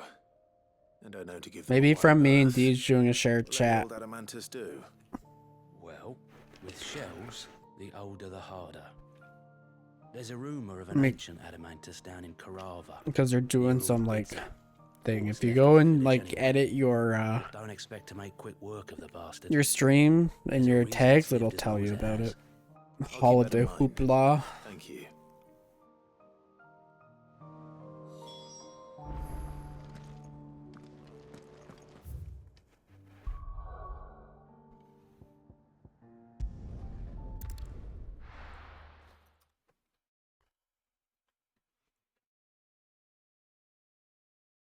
Where the fuck is my mouse?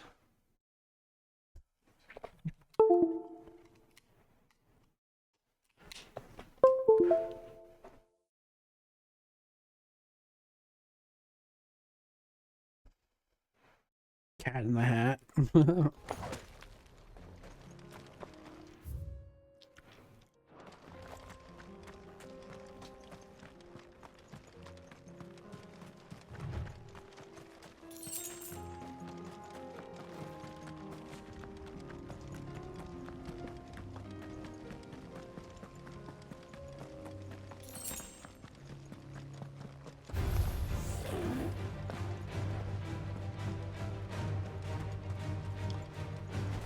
we are again. Carava, if you were a tortoise, Torgal, where would you hide?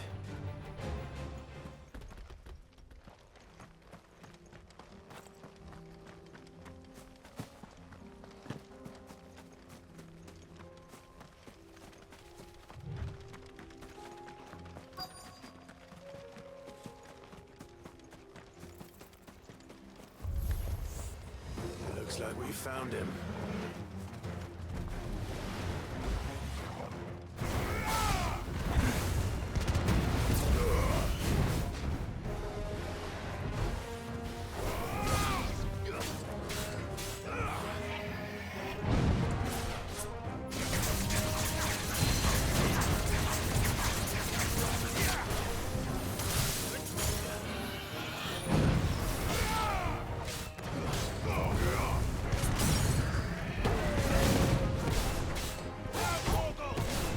Can I put up your stream? Of course you can. How's it going, Rich?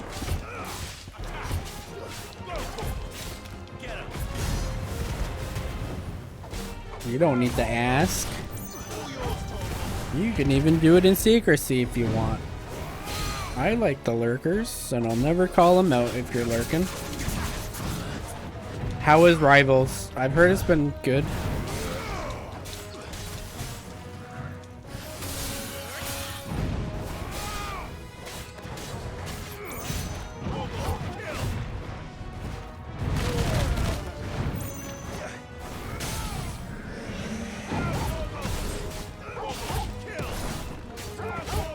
It's like Overwatch, right? That's what I've been told.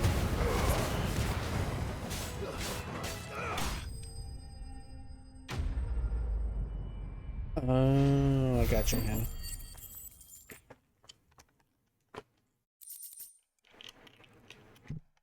Adamantoid shell. If Mid needs another, she can come and get it herself. Okay, now we need the oil. Somewhere else. Yeah, it's over here.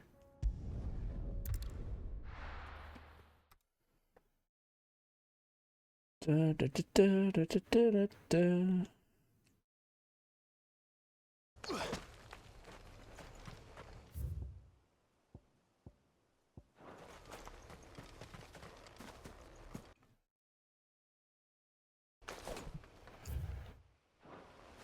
All right, let's search for the oil.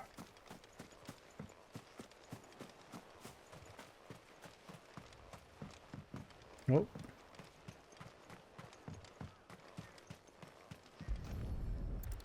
Come on, oil. Mid's oil. After what happened here, it's a miracle there was any left at all. There's another oil. I better get these materials to Mid so she can finish her prototype. Travel back to Mid.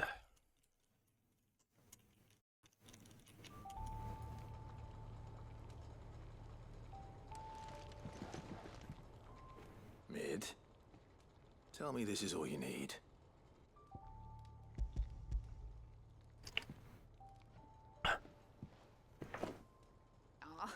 You make it sound like I asked you to save the world or something.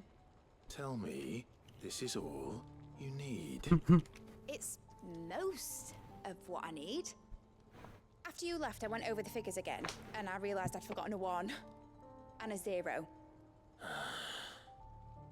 And a cogwheel. Just a tiny one.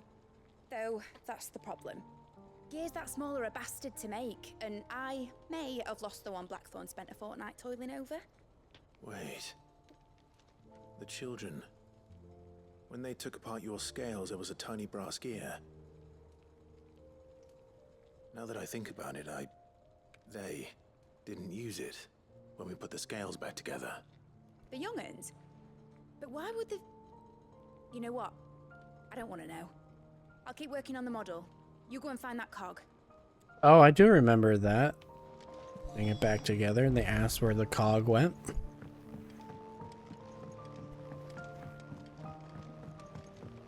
All right, children. Where is it? Sid, is Mid still hiding from us? She wasn't hiding. She's fine. She's just busy working on her next project. A new invention? What is it? What is it? Is it an airship? I bet it's an airship! Do you think she'll let us help? That just so happens to be why I'm here. She needs something special, something only you three can provide. A brass gear. A tiny one. One that might fit on, say, a set of scales? Oh, the one you forgot! We remember! We saved it, just in case. It's in the bag of bits. Since your lesson, we've been disassembling, then reassembling everything we can find. All the pieces that are left over, we keep under our beds. Oh, good case. lord. That's good to know. Look! I found it!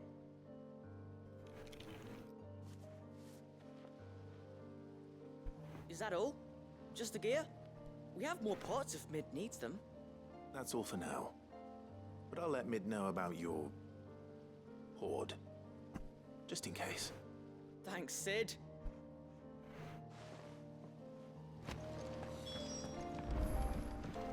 Has Midadol mentioned a new project yet? Not exactly. Well, did they have it? 1 second here.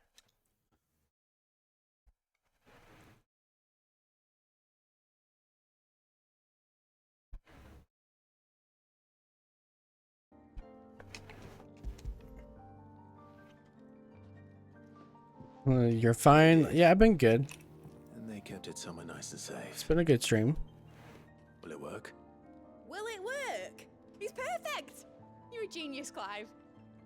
What exactly are you going to use it for? Only the most important job of all. The wings aren't going to move on their own, but with the right cog in the right place, well, you just wait and see. We're gonna get a flying ship soon.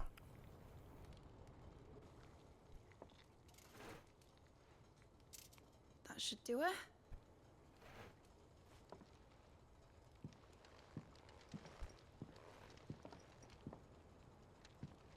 Here goes nothing.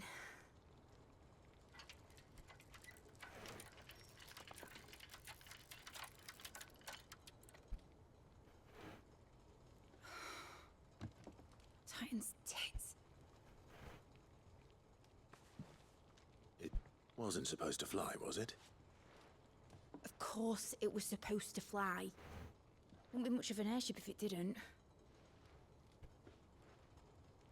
Honestly, these bloody engines are driving me mad. I was so sure this would be the day she soared. The Mithril engine was made to make dreams come true. But maybe this is one dream the world's better off without. Show folk how to take flying.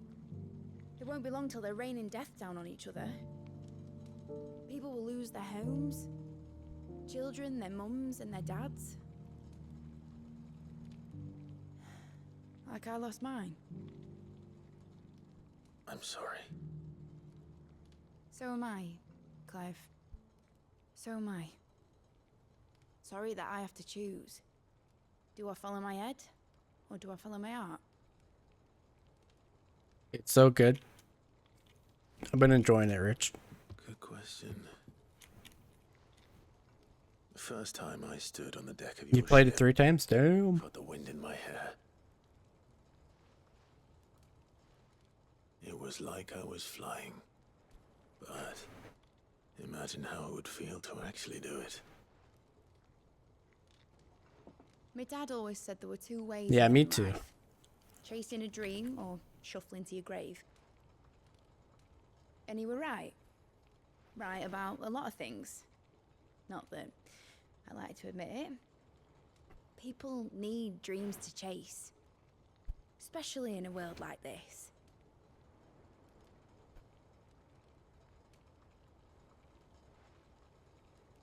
Right. When this is over, I'm gonna take all my mithril engines to Zemeckis and sling them over the edge. I won't have my dream end up turning into someone else's nightmare. But all that hard work. All that hard work will not be used for war, Jamie. But it ain't like it'll be gone. Tell me, Clive, have you ever been on a treasure hunt? Not since Joshua and I were boys. Why do you ask? Because I'm gonna bury the engine schematics and leave behind a little riddle telling people where to find them. A really hard one, so that only the most dedicated dreamers will ever be able to work it out.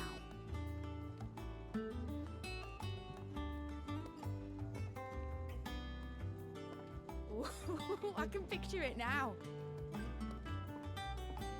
Some daft general squinting at the words with a gormless expression on his mug. Like that one, yeah. Right.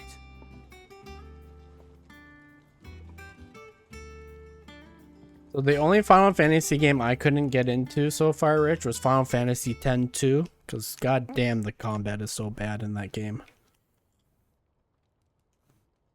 Of course, if I'm putting this engine at the end of a treasure hunt, I'll still need to make it a treasure worth hunting for.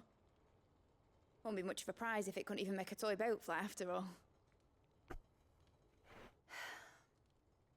My dad always said, dream big. Yeah, I'm gonna watch a But it isn't the gameplay size of the it dream that's important, is it, to Clive? get the story. That it's a good one. And I reckon I've got a fair few good uns left in me. I'm sure you do.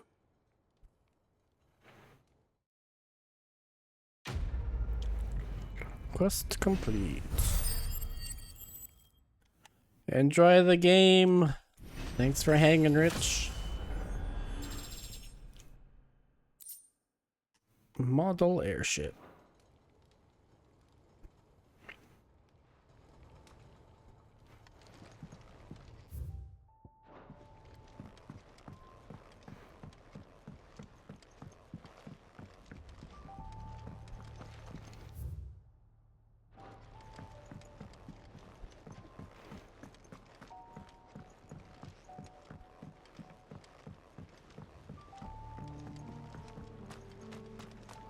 I will not let them be forgotten.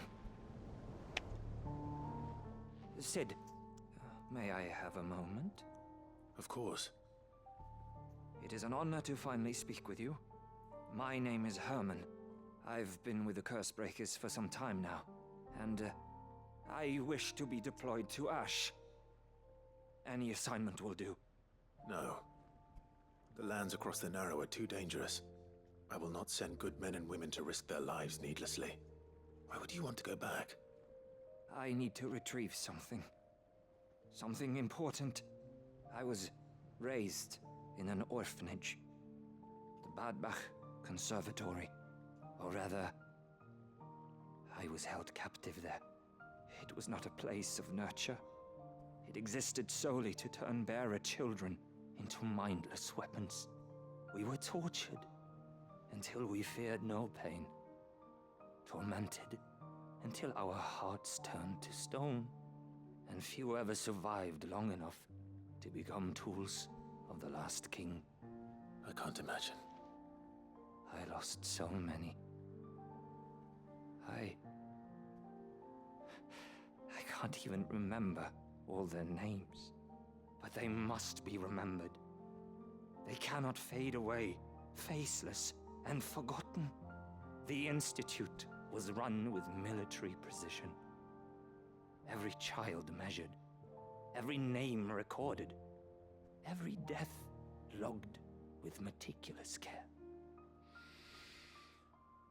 Cid, allow me to travel to Ash and recover the registry so that my brothers and sisters might live on. You are a good friend, Herman. But the fact remains that Ash is simply too dangerous. Cid, please. Even should it cost me my life. Too dangerous for you, Herman. But not for me. I'll go to Bad Bach and find the registry. You will? I won't let you risk your life. I don't know how to thank you. You can start by telling me where I'll find this orphanage. Vida Grace. Hidden in a forest, overlooking the plains. All right. I'll see what I can find there. May the mothers guide you.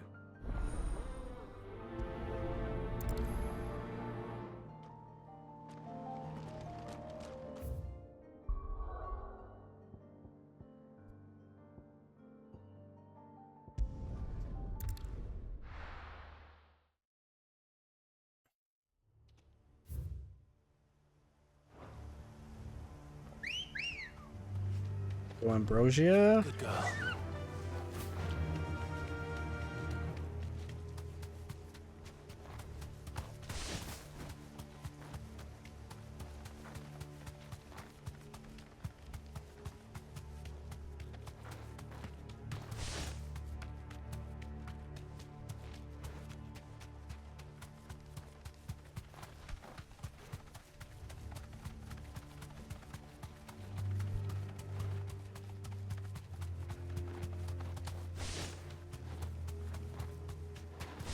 Straight home now.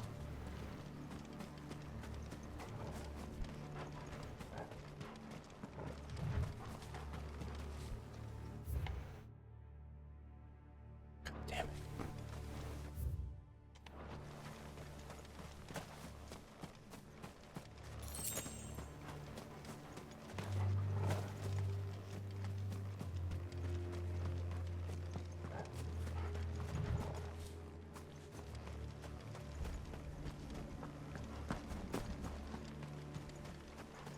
This must be the orphanage. Hopefully the registry is still here.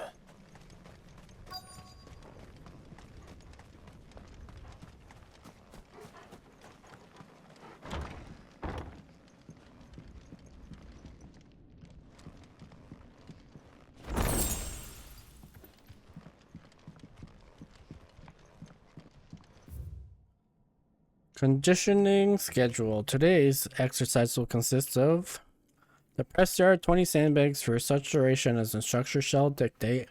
The furnace, burn intensity to be gradually increased. Live combat, 1 to 3 hellhounds depending on performance. Conditioning. This is nothing short of torture. Badback Conservatory, Writ of Incorporation. The Kingdom of Waloed hereby incorporates this institute wherein juvenile bearers are to be granted the opportunity to give themselves in service to the state as soldiers. Trainees succumbing to the crystal's curse as otherwise perishing are to be disposed of with all haste. The graveyard is strictly reserved for the uncursed. The bearer's disposal within its bounds is punishable by death. Hello. Disposed of. Herman wasn't exaggerating. Is that a Mr. Deej? No wonder he survived this It place. is. Can you hear me? I need to find that Yes. registry. I can.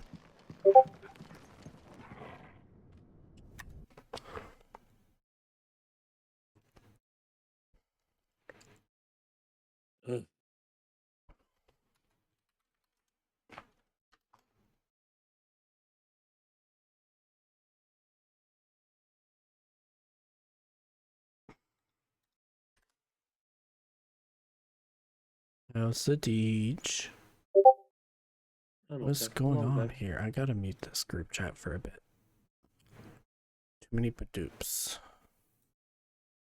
Keep talking. I know. It's fine. They can keep talking. I'll catch up on it later. I'm okay. My day was just a little long. How about you? For a Monday, it went by pretty quick. That's good. Yeah, usually Mondays go by slow for me. Yeah, I feel that.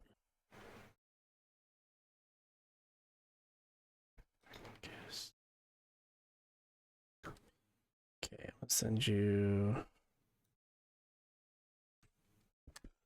a collab invite link in Discord. Okay, and I will click that in a minute.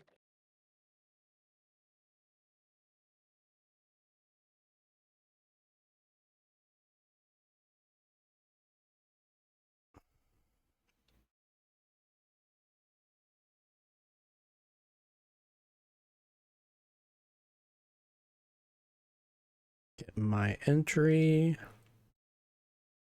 There we go. Oh, you did that the wrong time.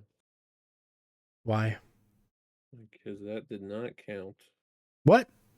I have to manually add you. Touch portal was in the middle of restarting, so Oh. I didn't add the thing. I'll fix it right now.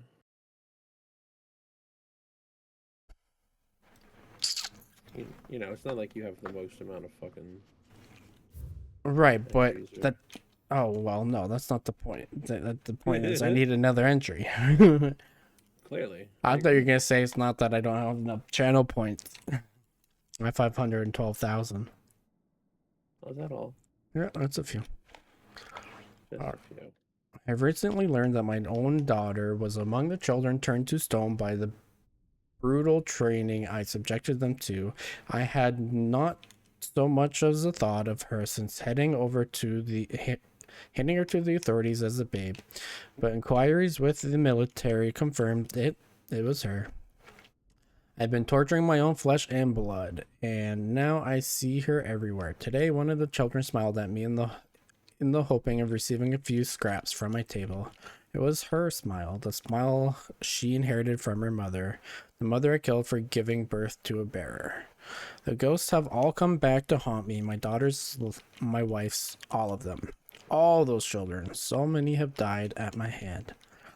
I can bear the guilt no longer, and so I've decided tomorrow I too must die. It will be the last order I give those poor wretches, the last torment I subject them to. I will command them to tear me limb from limb, and inter my accursed corpse beneath the white tree, whose crooked hands reach for the sky in supplication. And beside me, my shame, my curse, the record of all their names, all those I have wronged. Damn, that's crazy. This reads like a suicide note. Yo, Did the director go through Rubik, with his thanks for plan? entering the Yomis giveaway. There's only one way to find out.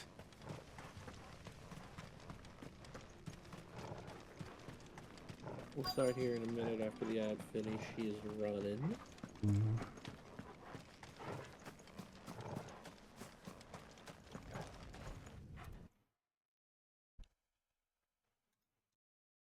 Oh, you didn't join it yet? Just sorry, I'm getting there. All good. I'm doing it right now. I'll do it right now. White tree. This must be the place.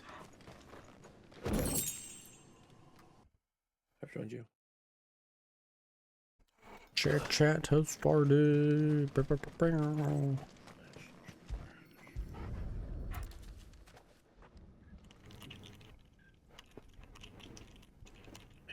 Could he really be buried here?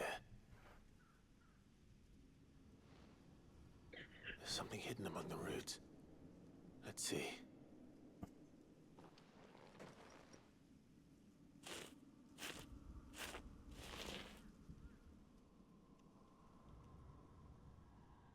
This must be the registry.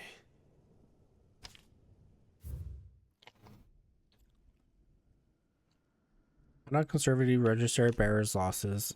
846. These are just all the names. So many names. Okay, we're back. This place was a slaughterhouse. Here's the plan, Rubik. Here's the plan. We are going Where is the architect of all this misery? spend 15 minutes trying to figure out the dots, and then head to the library. So I know how to do one. Only a matter of time, I suppose. This place is cursed. you this way. That might be wrong. Maybe the right way. Yeah, okay, so there's one. Little one.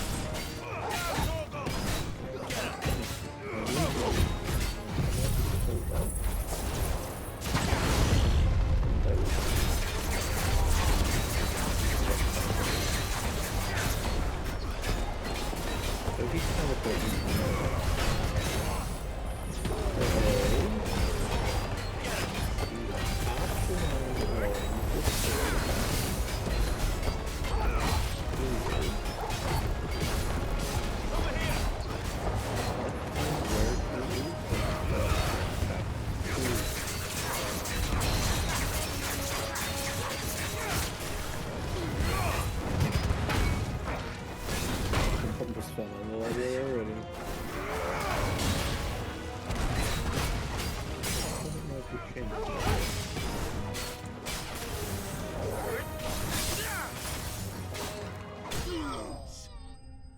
You are early today. We just started. Epic, how are you tonight?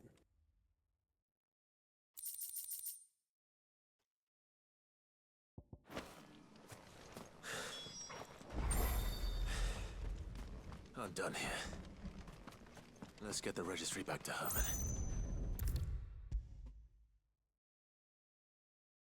Headache, oof. There's a door I haven't opened that would help me in my dilemma, and I assume that also involves finding that green corner I'm missing, so... Yikes.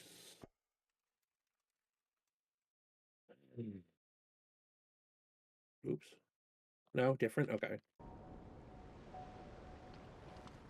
I hear that you traveled to Oh, Ash. that's the return Sid, to entry. did you by any chance recover the names of my fallen friends? I did. Yes. Because this is one. We don't want to go left. So let's go I may? right. The bearer registry. Nope.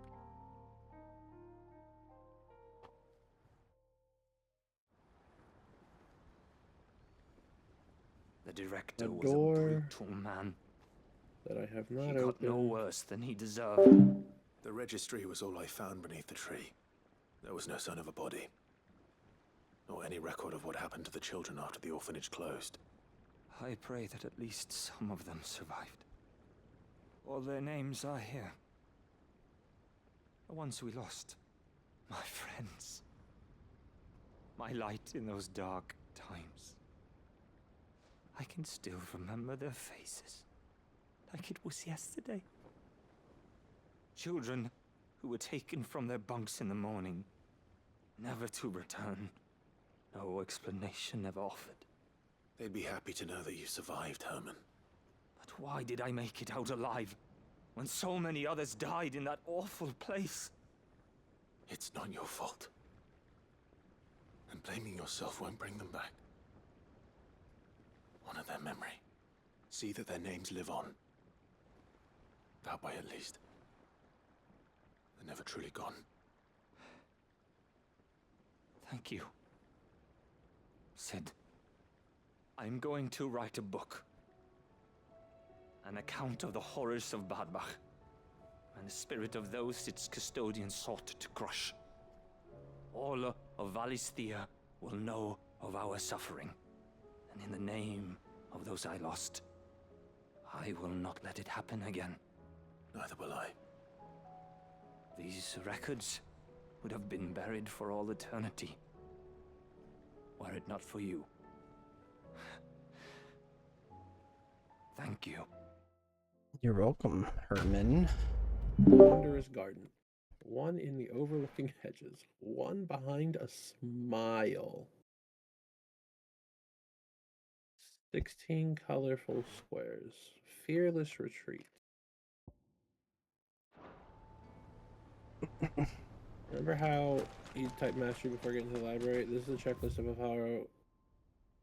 hard to find master panels. Each place points to a of these points to a place. Each place has a mastery panel. And if it's a 1, I assume I have not done it yet. Is the only one? I only have 2 masteries. What if it's in binary and 1 means it's on? No, because 2 of them say mastery. I'm glad I decided to look around Grey House again instead of just like walking out. Oh, I wasn't expecting you Hello, back. hi, how are you? All yours. Best of luck out there, Sid. That's so much to still find. You guys are silly. Happy Christmas, Jordan, my man. The masterless marauder, the Waluder army, captured such beasts and tried to train them to serve, but this particular specimen training has long been since ceased. Whether his captors turned Akashic with the rest of the comrades, or were eaten by their pet when it broke free from its bonds, we shall never know. All we do know is that none left alive who knows the words to put an end to its rampage. Only a show of force will suffice. Beneath the lookout, Horizon's Edge.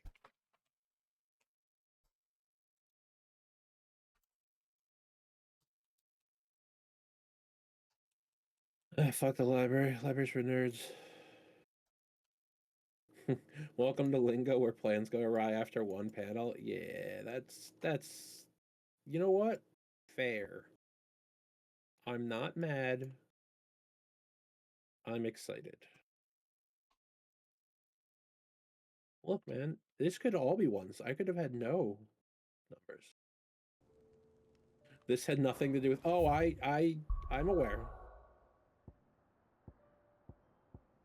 I'm aware that this is nothing to do with the dots and boxes that I was trying to solve.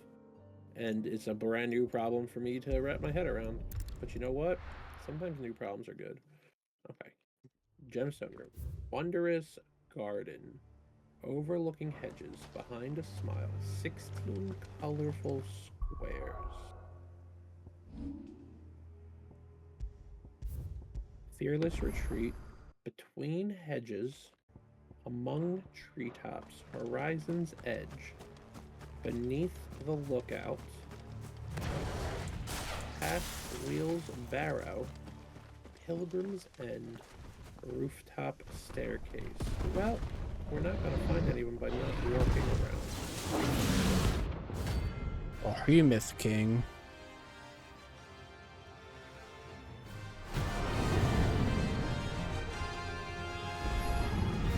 Another of the Royalist guard dogs. Quite a specimen it is too.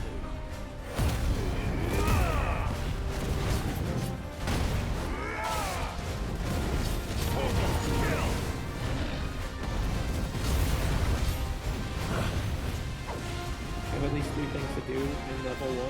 Yes, so currently, my to-do list in level 1 is boxes, which is another on this green corner, unlock this door that you just into that, and now all of these things. Duck, I don't know if I said hello to you.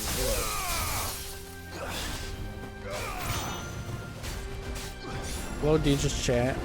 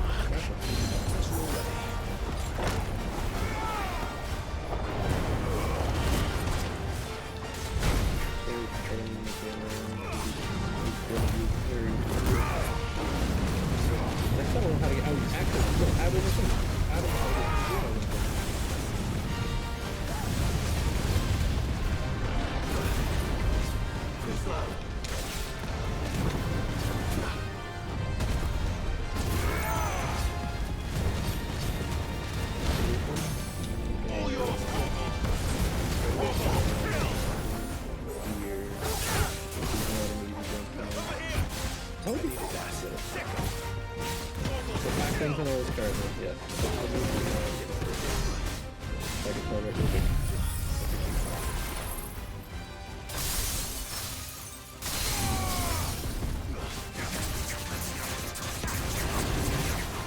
That, so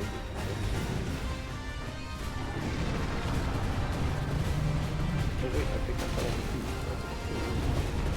Oh, let's do some. Yeah, that's fine. I'm gonna solve a few things at once if I can.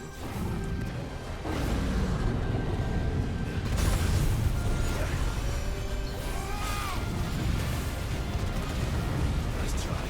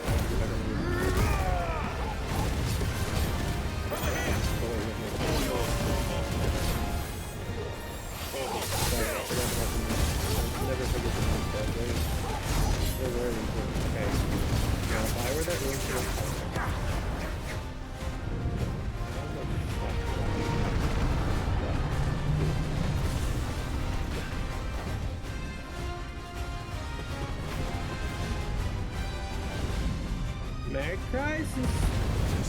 Echo!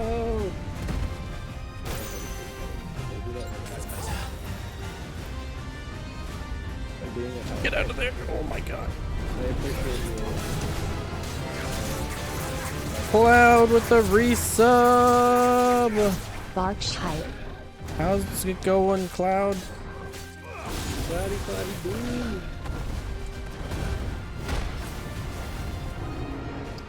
65 big old months.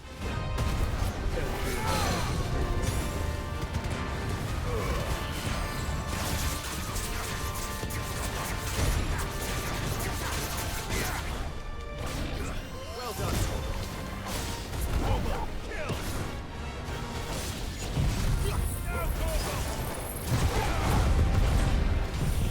Shit.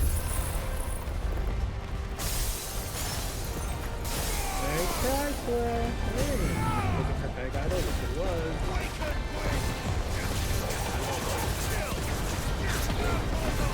An achievement.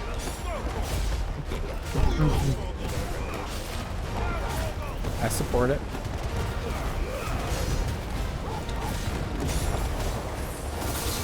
That's one of them, boys. That's one of them. That's gotta be a money too.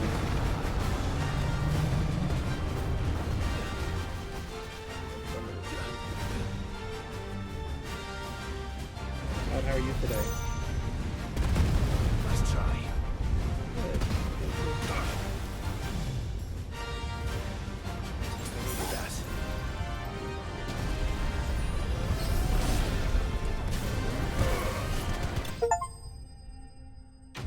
Oh, I just finished the very last hunt. Nice. Apparently, I cleared the hunt board.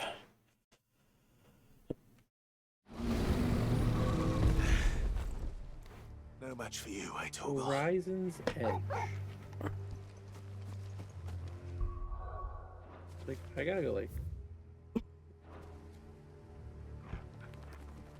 on the edge. I'm glad you're good, Cloud.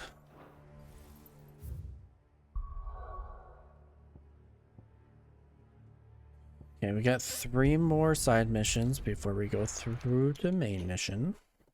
Oh no, it might be about the Clue Horizon. At least 3, I should say. Does this let me in? No, that's locked, right? Yeah. Ah, Clive. Ask about Origins. This is it then, brother. This is it then, brother. Our last chance until Ultima awaits. Only the Founder knows what awaits us up there. Indeed.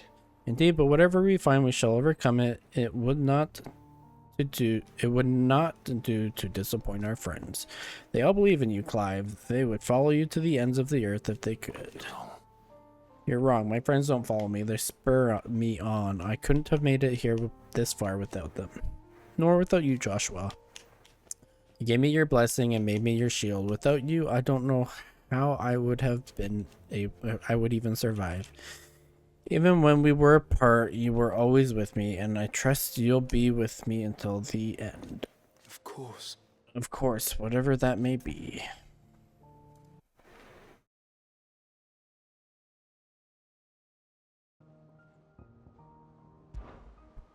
Joshua, what's wrong? And don't say nothing.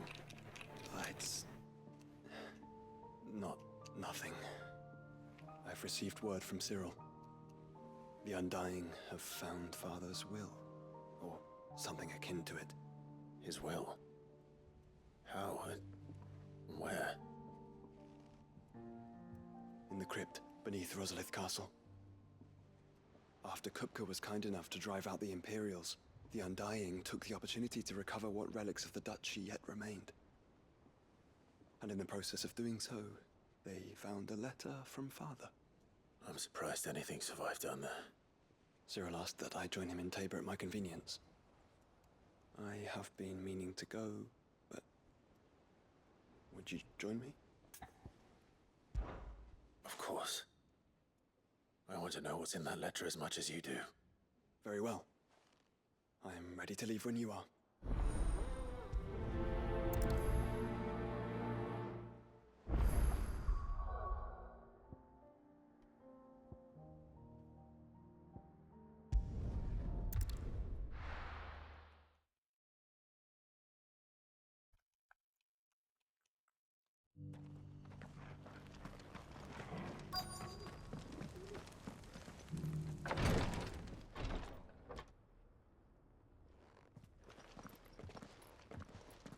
Your Grace, my lord, I trust your journey was not overly onerous.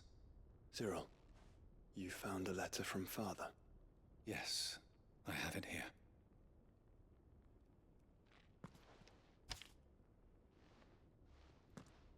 If you would do us the honor, my lord.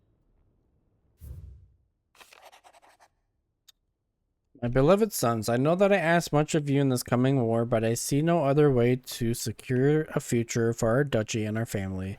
Yet even should we succeed in subduing the savages and winning back Drake's breath, the threat of the blight still looms, and only with all Rosaria striving as one might we at last overcome it.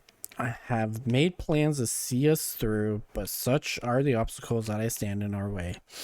It shall likely fall to you to continue my work. I know that you have the strength, the courage, and the will to do so. This shall be an arduous inheritance, and so I offer you another, that you might be reminded of love and the faith that I hold for both of you. An inheritance? It would seem the late Archduke penned this missive shortly before his passing. The day before we left for Phoenix Gate. What are these plans he spoke of? His plans for the duchy, Your Grace. Your father entrusted them to my predecessor, the former bearer of the Burning Quill, who entrusted them in turn to me. The complete emancipation of bearers is their stated aim. But your father's dream did not end there. His Grace also spoke of building hospices to care for those stricken by the curse, and the founding of a new university to further the development of non-magical technologies.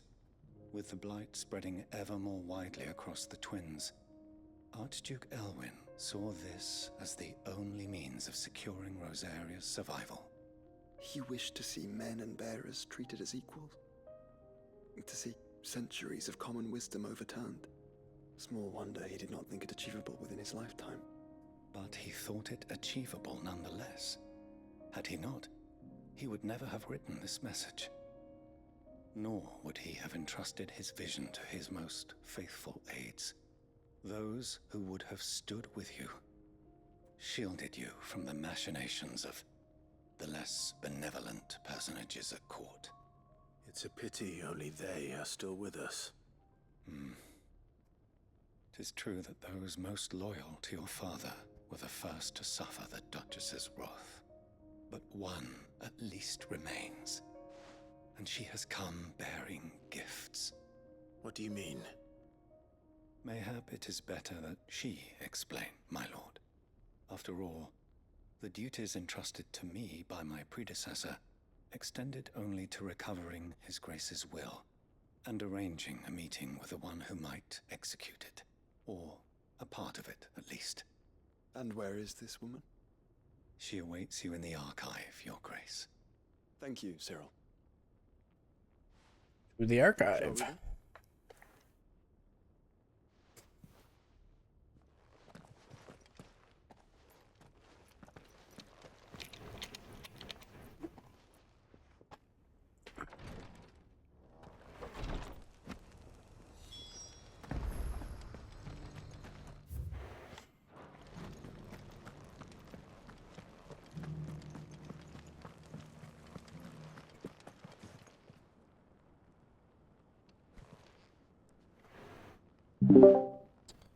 I was watching while I was in the cutscene. I saw your mind blown.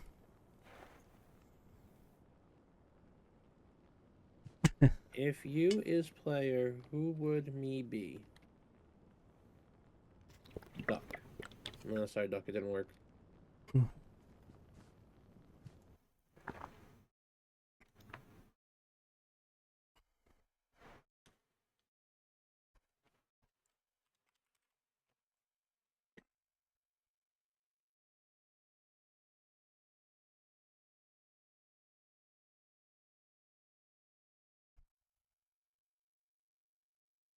Let's color for him.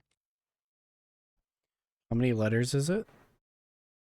1, 2, 3, 4, 5, 6, 7 letters. Okay.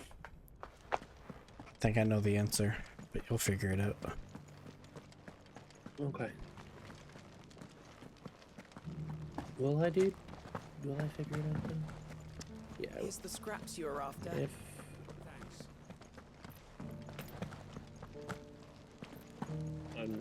Are you not Deej? Well, that was correct, but... Beneath the flood, yes.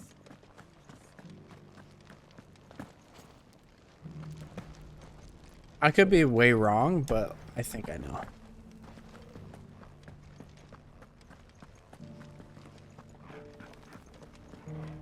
Okay, what's your guess then, Bark? Let's hear it. Try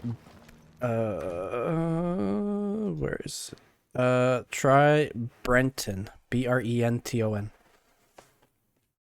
Is that the guy who made the game? Yeah. Well, that will do it.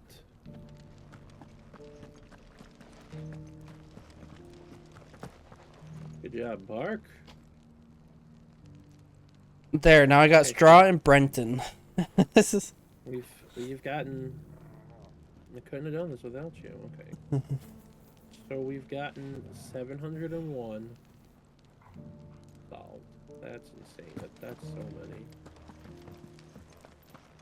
Okay, take the brain cell back. I will. Okay. Well, that might have been the shortcut he was talking about. My lord, your grace.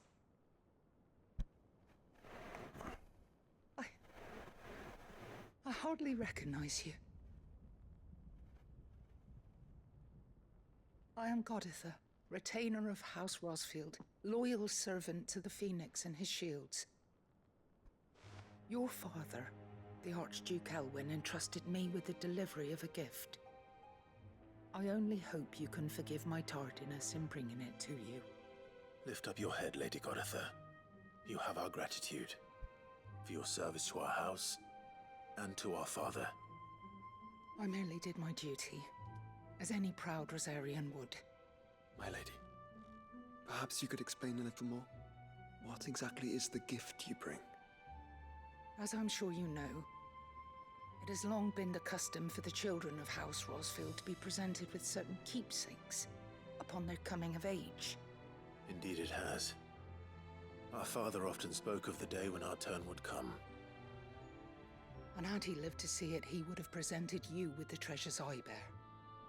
Matching armbands for you both. Alas, he did not live.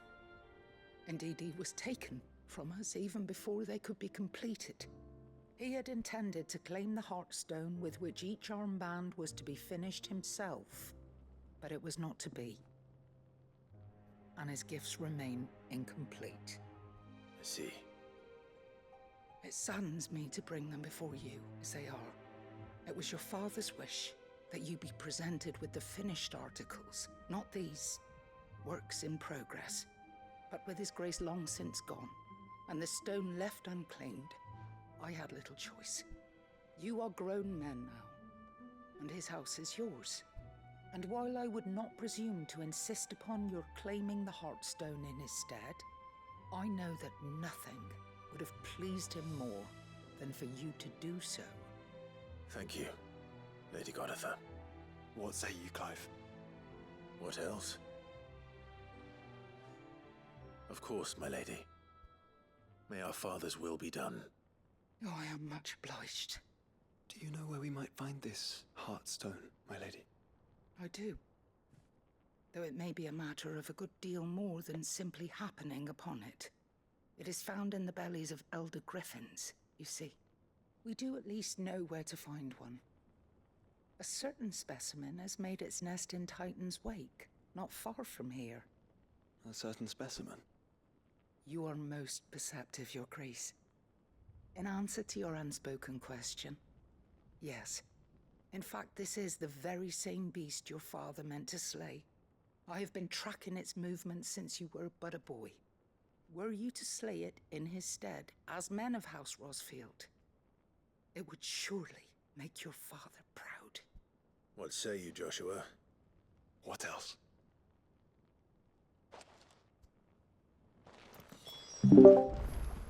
Titan's Wake is to the south of here, but we must not be hasty.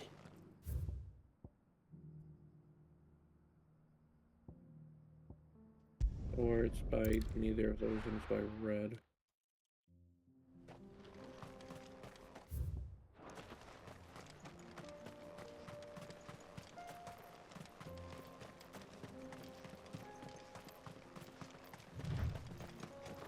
Eyes peeled, Joshua. Theoretically, the game has endless content. That's true. That's just a game theory.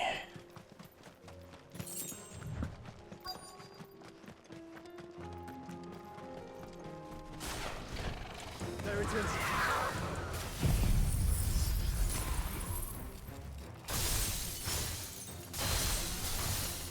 The House Rosfield.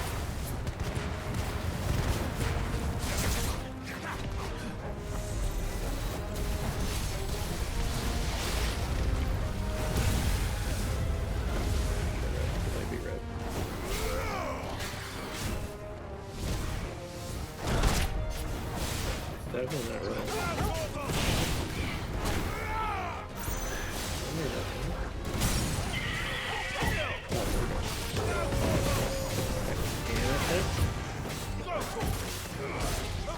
That fire. What is the fire?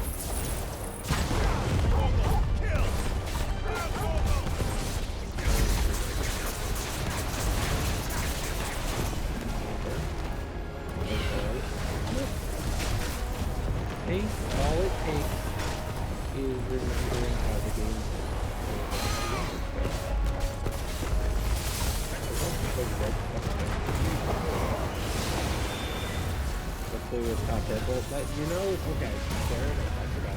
I'm doing the game work. Even though I just got over saying how it's doing.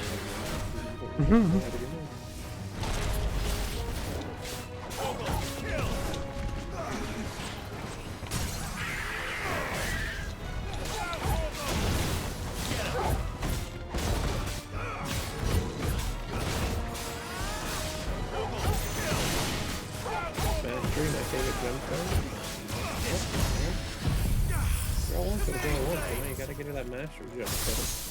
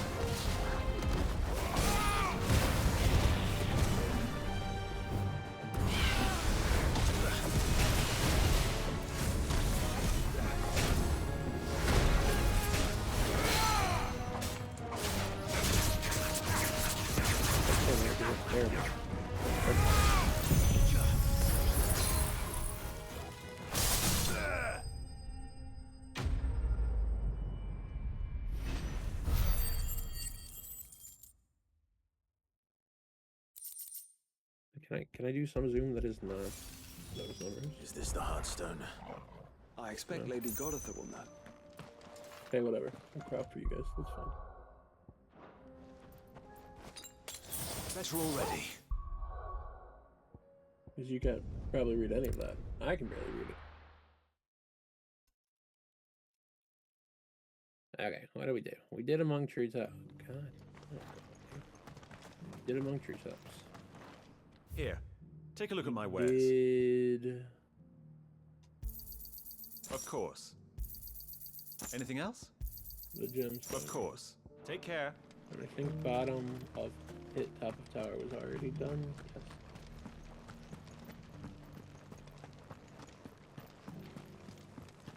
Wondrous Garden. Do I have to... Oh, thank the Founder you were safe. The Griffin is slain then? And the Heartstone claimed.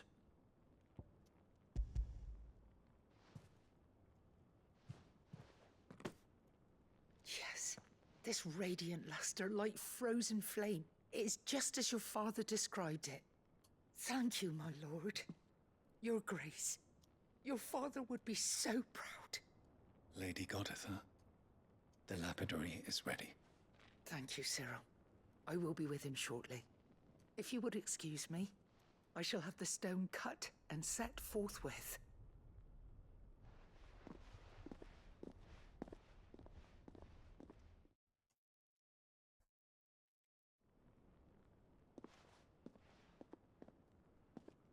The armbands are complete. Pray, take them. They are yours, after all. Heartstone is harder and more enduring than garnet, or even ruby. It symbolizes unwavering will and devotion. And the graven vines encircling the stone represent the unbreakable bonds between you. It's a message. Father knew we had enemies both inside and outside the duchy. Enemies who would thwart his vision. Only with unwavering devotion would it ever be realized. And only if we stood together, as Phoenix and Shield, as brothers in arms. Only then might those enemies be overcome. Indeed. His Grace knew the enormity of the task he would entrust to you, his heirs. But this was more than just a message. It was a promise. That he would always be with you. Thank you, Lady Goditha, for remaining the steadfast custodian of our father's will. Forgive me, my lady, but there is something I don't quite understand. The Undying told me that after Father died, Mother claimed all of the ducal treasures for her own. Even if the armbands were incomplete, she would surely not have overlooked them. So, how were you able to keep them from her? Because I was the keeper of the vault. Though I was but a lowly servant, your father spoke to me of his intentions for the bands, of the deep love he had for both of you, and his hopes for your future. In the days before the disaster at Phoenix Gate, I discovered that the Duchess had ordered her jewelry be sent away from the castle. It was then that I knew she meant to betray us. I tried to warn your father, but it was too late. When word of the fire reached Rosalith, I knew my time was short. So I took up the armbands and I fled into the night. And thank the Founder you did. Yet my duty to your father was incomplete. Not knowing what else to do, I followed the Griffin, thinking I might claim the Heartstone on its passing. And so my pursuit continued, until Lord Cyril appeared before me. He informed me that His Grace's will had been recovered, and that his sons were alive and well. Lady Goditha, on behalf of my father and all the people of Rosaria, I thank you for your loyal service. As do I. Thank you, my lord. Your Grace, for coming back to us, for giving my service meaning.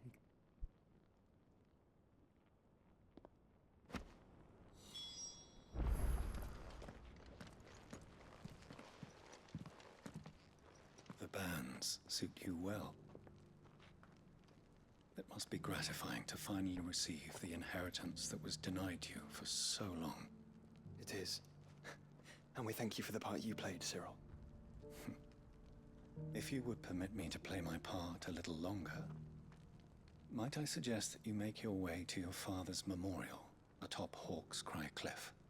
Let him see that you have received his blessing, and that his vision lives on in you. I suppose it would be churlish not to. What do you say, Clive? Should we pay Father a visit? I think we should. I was hoping to be able to offer him my thanks before we left for Origin. Your father's helm is enshrined there. It has been since the day we recovered it from Phoenix Gate. I prithee claim it, for it too is a part of your inheritance, and I do not doubt that your father would prefer it in your hands than perched upon some lonely rock. Thank you, Cyril.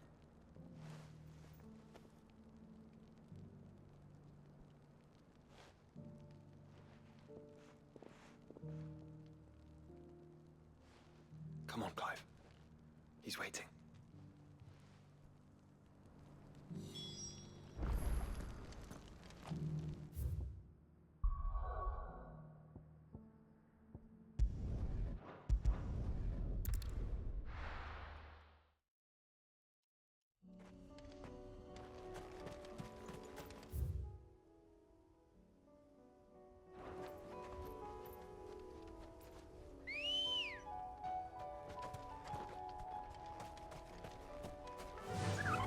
Faster!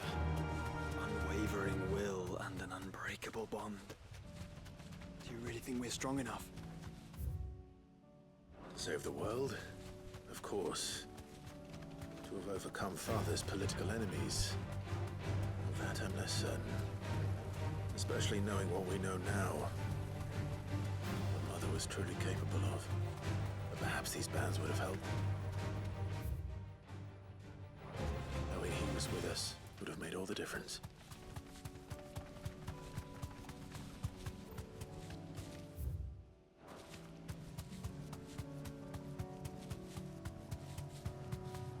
It's just back there.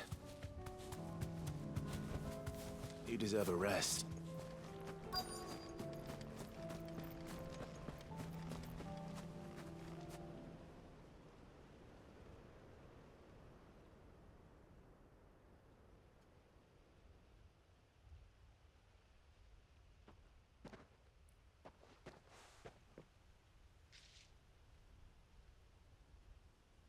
Father always fought for what he believed was right.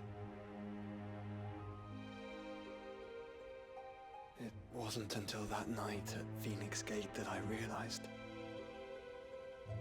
I had never fought for anything. I always had someone else to do the fighting for me.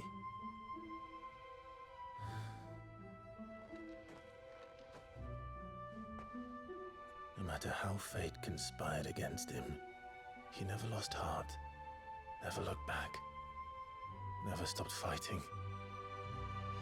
To me, he was the greatest of men. And I've been trying to live up to his ideals ever since.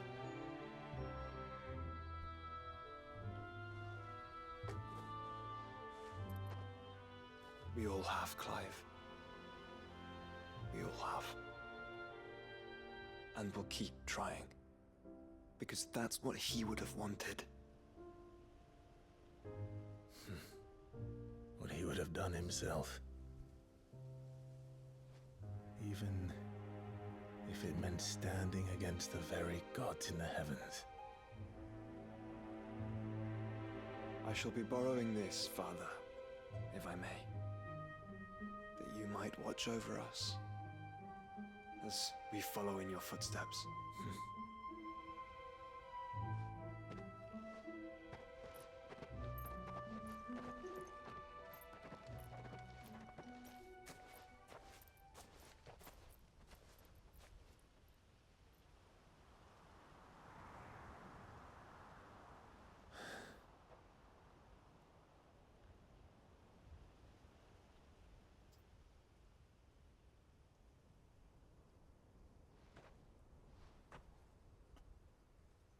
We won't lay you down.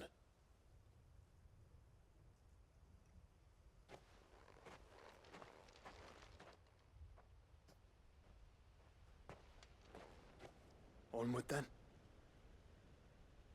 Onward. To the end.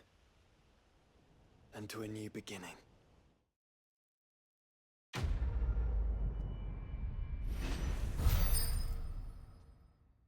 Ooh, I got enough points. Okay, okay.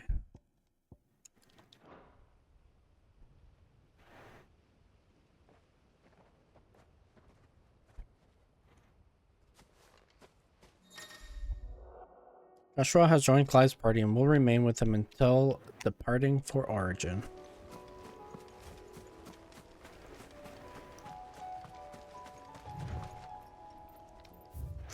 In loving memory of his grace, the most righteous Elwyn Rosfield, Archduke of Rosario, conqueror of the Northern Territory, shield against the scourge of the Southern Seas, defender of the flame of the Phoenix, who kept his light burning throughout the long winter of his slumber. Now you sleep, but your flame burns still.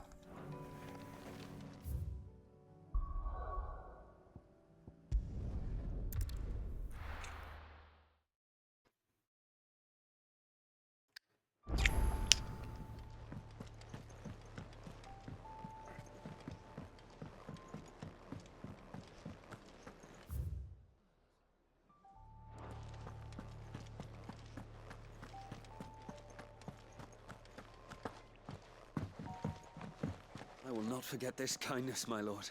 I shall go to it.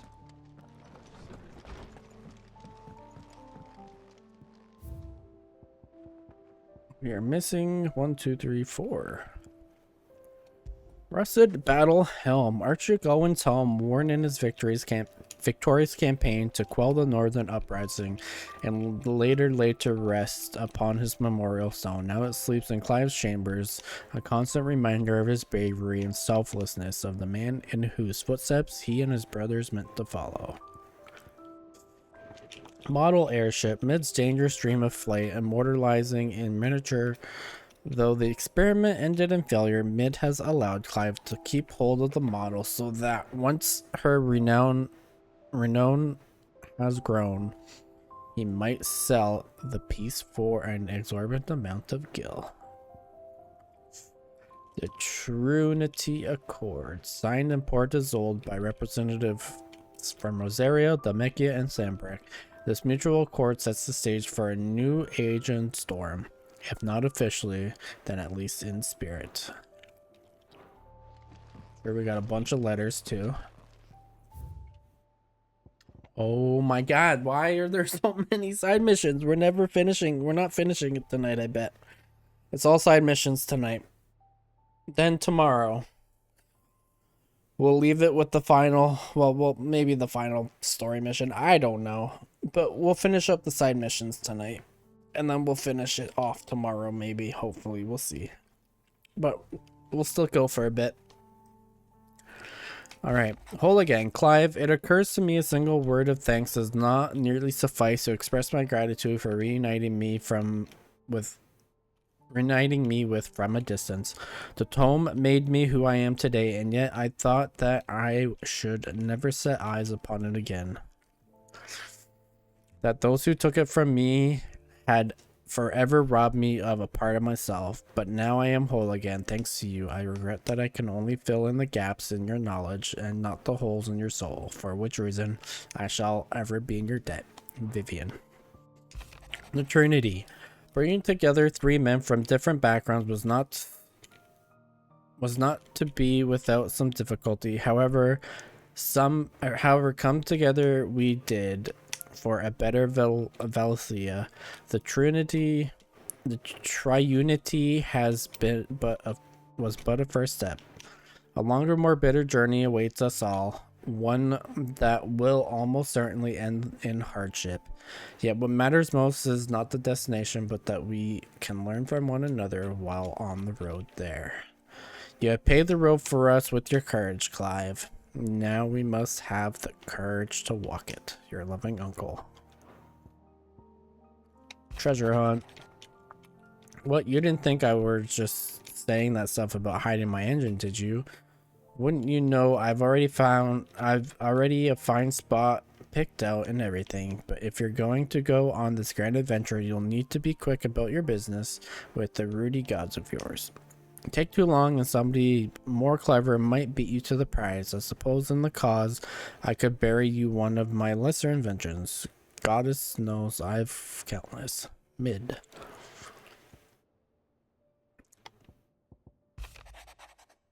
We read that one already. The Wages of Fate. Remember what you told me that night at Phoenix Gate, that while the fates of Rosaria sits on my shoulders, the fate of his dominance sits upon yours. But we are not dominants. Are we not both dominants of fire? Does not the flame of our forebears burn in both our hearts? Should I not protect you as you have protected me? You have chosen to be my shield. Now let me choose to be yours. Is this not what our father wanted? What Sid wanted? To cast aside fate and forge our own paths. Grant me this, Clive. Let me be your strength. Joshua. A concern for Jill. Though her icon brought her much suffering, the loss of Shiva weighs heavy on her heart, and we would be poor friends indeed if not seek to lighten that burden, even but only a fraction, before we depart for the skies. I would speak on this more in private.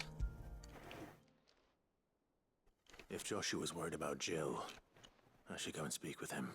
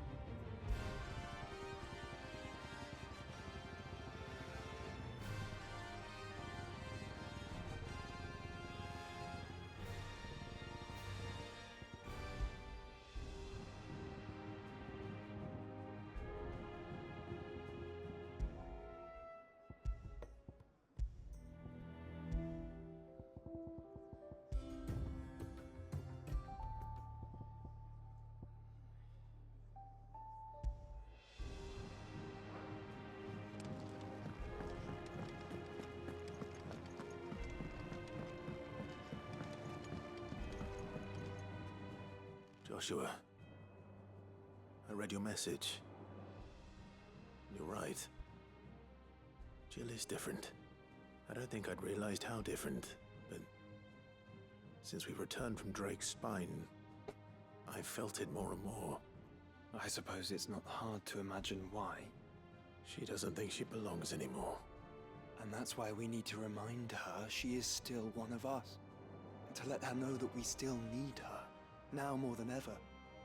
That you still need her. But how to do that? When last we were truly close, we were but children. Of course. Do you remember the time we accompanied Father on his annual tour of the Duchy? And Jill and I broke from the procession to ride up Man's Hill. To see the snow daisies, I remember. It was the first time Father had allowed us to join him. And when he realized you were missing, he had the entire retinue down to the pot boys combing the countryside. In the rain.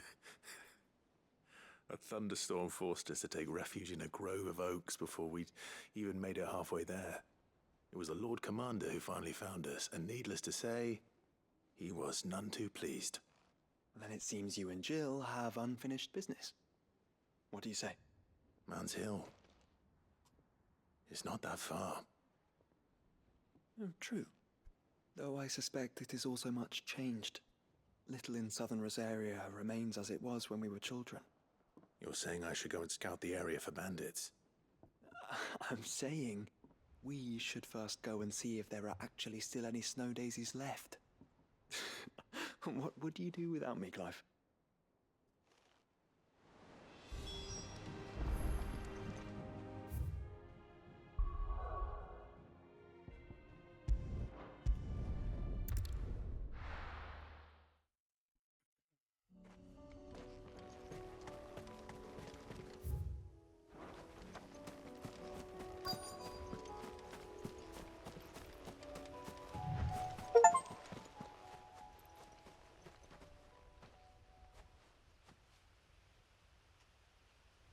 This is the place, but... I'm sorry, Clive.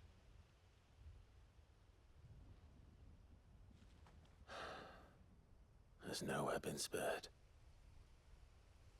What do we do now? We keep looking. Man's Hill cannot be the only place where snow daisies grow. Perhaps, but it's the only place I know of. Knew of. Then why not ask someone who might know of another? Someone in the backyard? To the hideaway, then. Alright, back to the hideaway.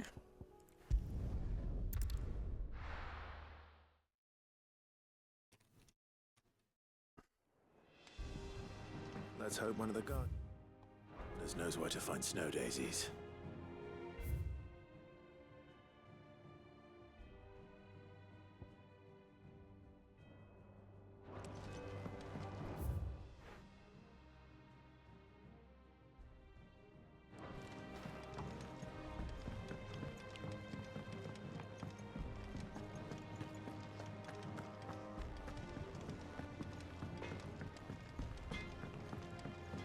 Say what you will.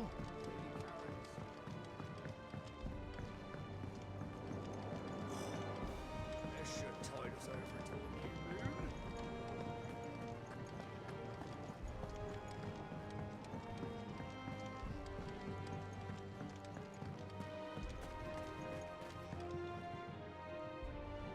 Oh. What brings you down from the heavens, Sid? I need your advice. Joshua and I are looking for a place where snow daisies grow. Preferably in abundance. Snow daisies. Then you'll want somewhere not too hot and not too cold. And where the winds are strong enough to carry the seeds. I reckon Man's Hill would be a good place to start. There in the Royal Meadows, perhaps? Both have similar climbs and the right elevation. If the Blight hasn't claimed them yet. Right. Thank you. Did you learn where we might find our flowers? The gardener here mentioned the Royal Meadows in Sambrack. Ah, the fields beyond Northreach. Well, if that's the case, then Yote was right. I recalled that she kept the record of our travels, you see. So I asked her if she'd perhaps noted anywhere that snow daisies grew, and she mentioned Eulerfeist Bay.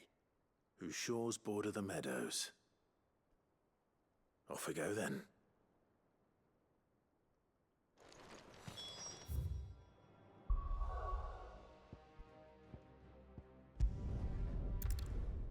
The North Reach.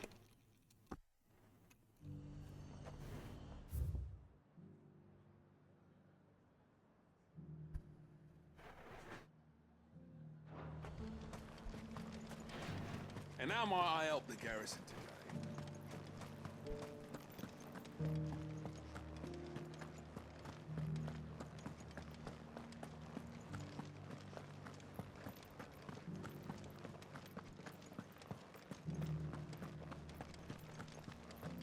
Oh yeah.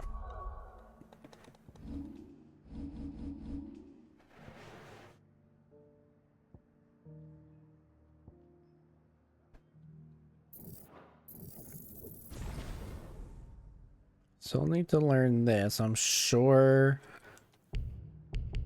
there's an achievement, but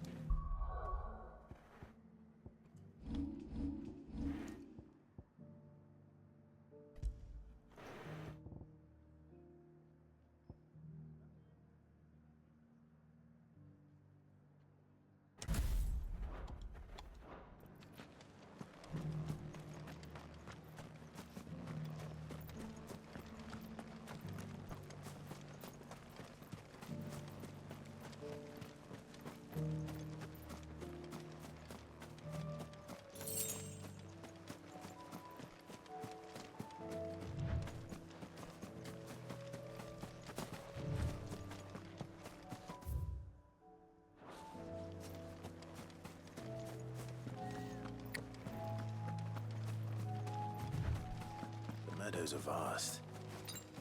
Where do we even start? Yote mentioned the coastline. We can start there.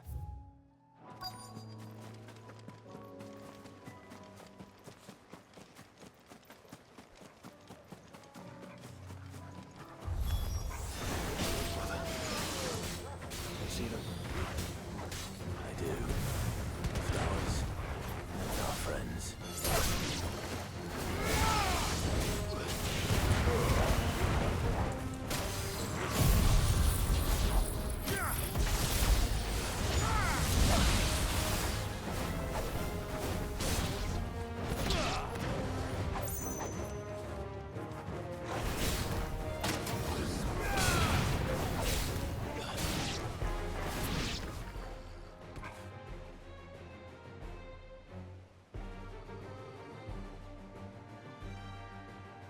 What do you see, boy?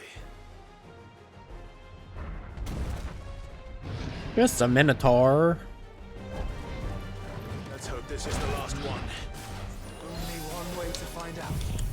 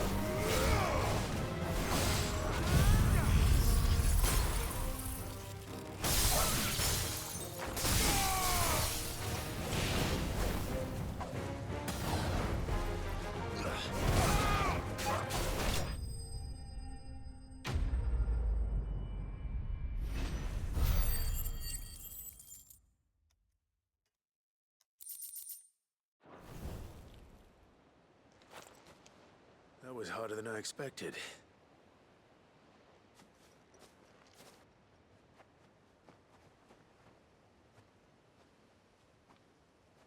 But Founder, it was worth it. They're beautiful. Do you think Jill will like them? She'll love them. Come on. Let's go.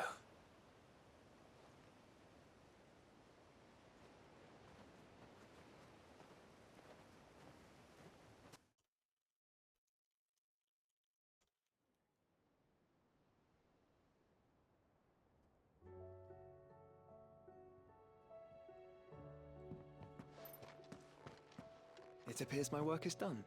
The rest, as they say, is up to you. Well, you and the skies. We wouldn't want another thunderstorm now, would we?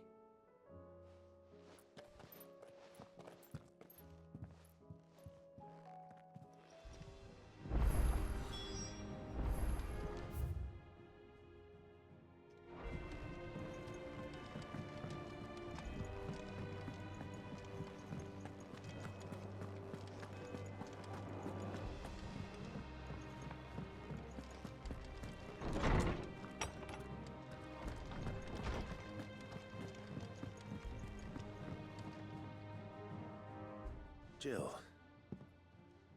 there's something I'd like to show you. There is? And where might this something be? It's, not here. Now, I know this is sudden, but how would you fancy a trip to Oriflamme?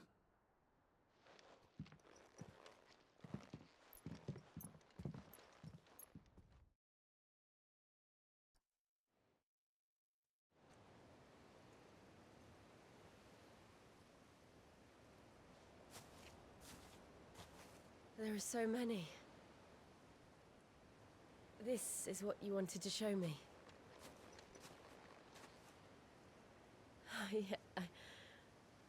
I don't know what to say. You don't need to say anything. The smile on your face is enough. We've been worried about you, Joshua and I. Do you remember when I took you to Man's Hill? Or tried to? How could I forget? You saw me crying and thought a change of scenery might lift my spirits. In the end, it earned me a nasty cough and a stern scolding from your mother. But I felt wonderful nonetheless. I'm sorry. I had no idea what I was getting us both into. But I couldn't bear to see you like that. Before we left, my chambermaid told me she'd overheard your mother talking about my marriage prospects with some of the noblewomen at court. They were debating whether it would be more profitable to marry me off to one of the high houses instead of saving me for the ducal line. No one thought to ask me what I wanted. I was nothing to them. A pawn at best. I felt so trapped, so lonely. I didn't know. But I wasn't alone. You were there. Your hand in mine as we ran for those oaks. And I knew then, no matter what happened, I would be all right. I'll never forget that feeling.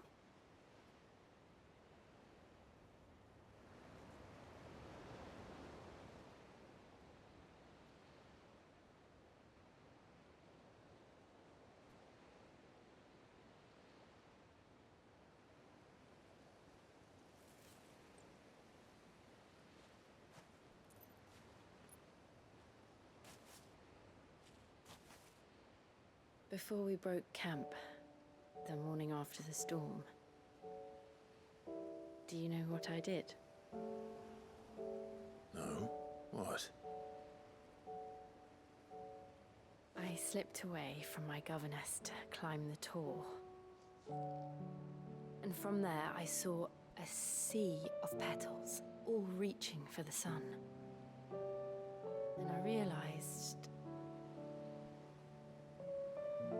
that No matter how terrible the night, dawn would always come.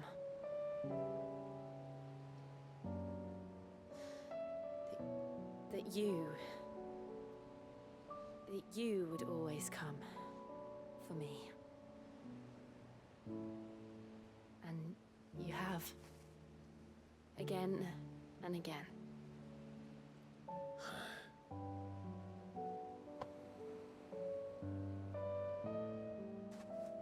Where do you see us? When all this is over?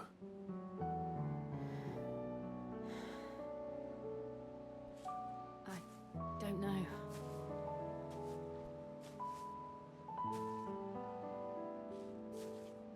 Not here, though. I think I've outgrown the twins. After everything we've been through, the realm just seems so small. I'll need some space to spread my wings. Then that's what you'll have.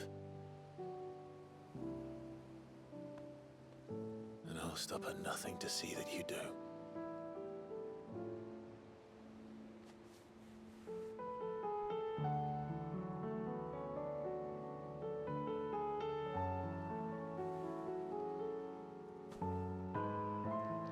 I never was much good at garlands, but it'll have to do.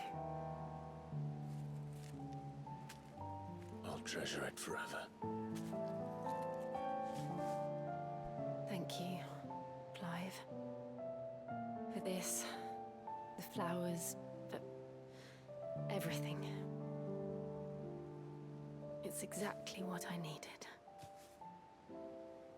You are my treasure.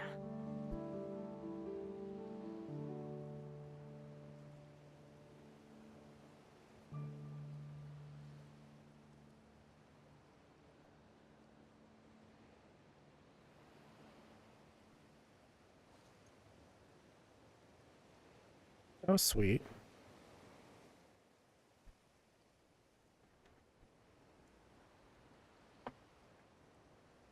We should probably be getting back. I expect the others are wondering where we are. You're right. There's still much to do. And we'll do it together.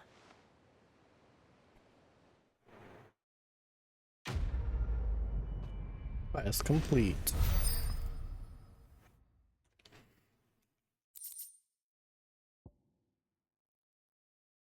Oh.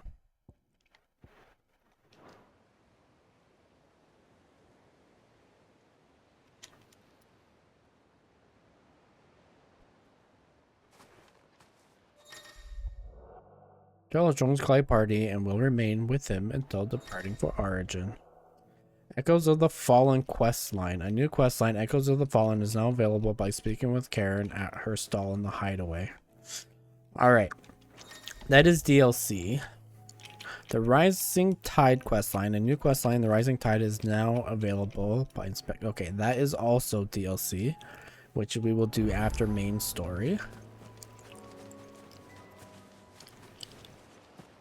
I'm gonna get Torgal a pet. Yeah, there you go, boy.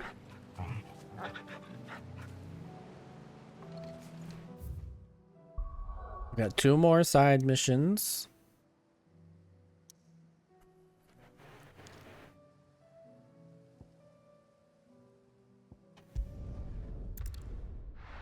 I don't want to do the DLC because I don't know if there'll be spoilers, you know?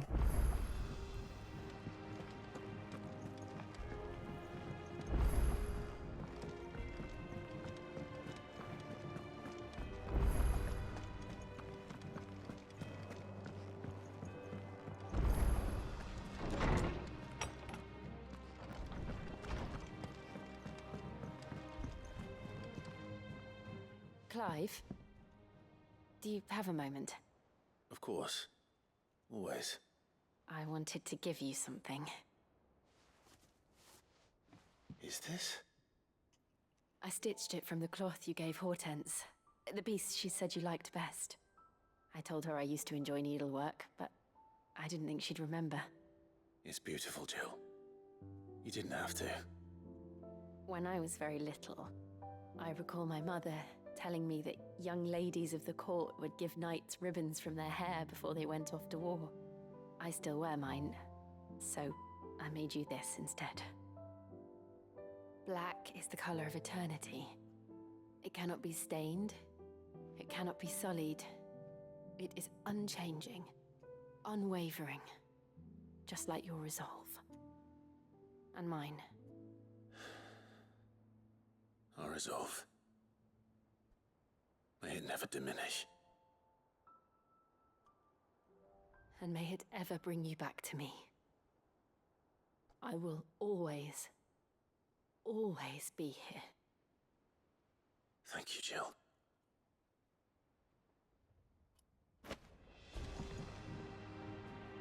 What is it, Clive? Ask about You can always origin. tell me. Somewhere in the back of my mind. Somewhere in the back of my mind, I always knew it would come to this. It was only ever going to end this way, Jill. Either Ultima dies or we do. I know. I know, but I still don't think I'm ready for it, and the thought of what you have to do makes me want to cry.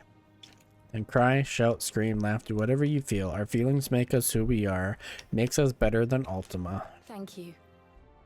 Thank you, Clive. But a long time ago, I swore that only the stars would see me And cry. so for now, And so for now, I save my tears until the clouds part and the heavens return. I still can't believe you remembered that day on Man's Hill. so long. For so long, our lives have been defined by loss, by our memories, those no one can take. And if they truly are the only things we can hold on to, then I want more. So when this is over, So when this is over, let's travel the world and make new ones. And I will hoard them as a dragon does her gold. For my memories with you are the most precious of all. Aw. I'm always with you, Clive.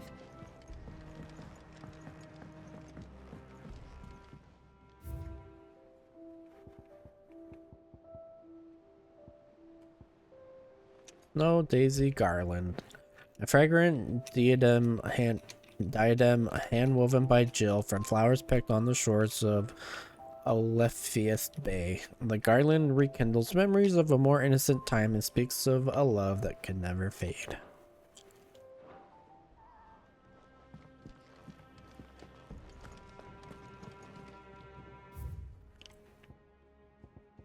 The greatest gift. It feels like a lifetime ago. It was a lifetime ago. That afternoon on Man's Hill was our very first adventure, but somehow I knew even then that it would not be our last. I will never forget that day and the simple fact that you were not either. That you have not either fills my heart with joy so fierce I cannot describe it. Since that moment we first met, you have always been an important part of me, the half that makes me whole. When times are darkest, you are my light. When I am lost, you are my guiding star. You are just what I need. You are all that I need. You are the greatest gift. Jill.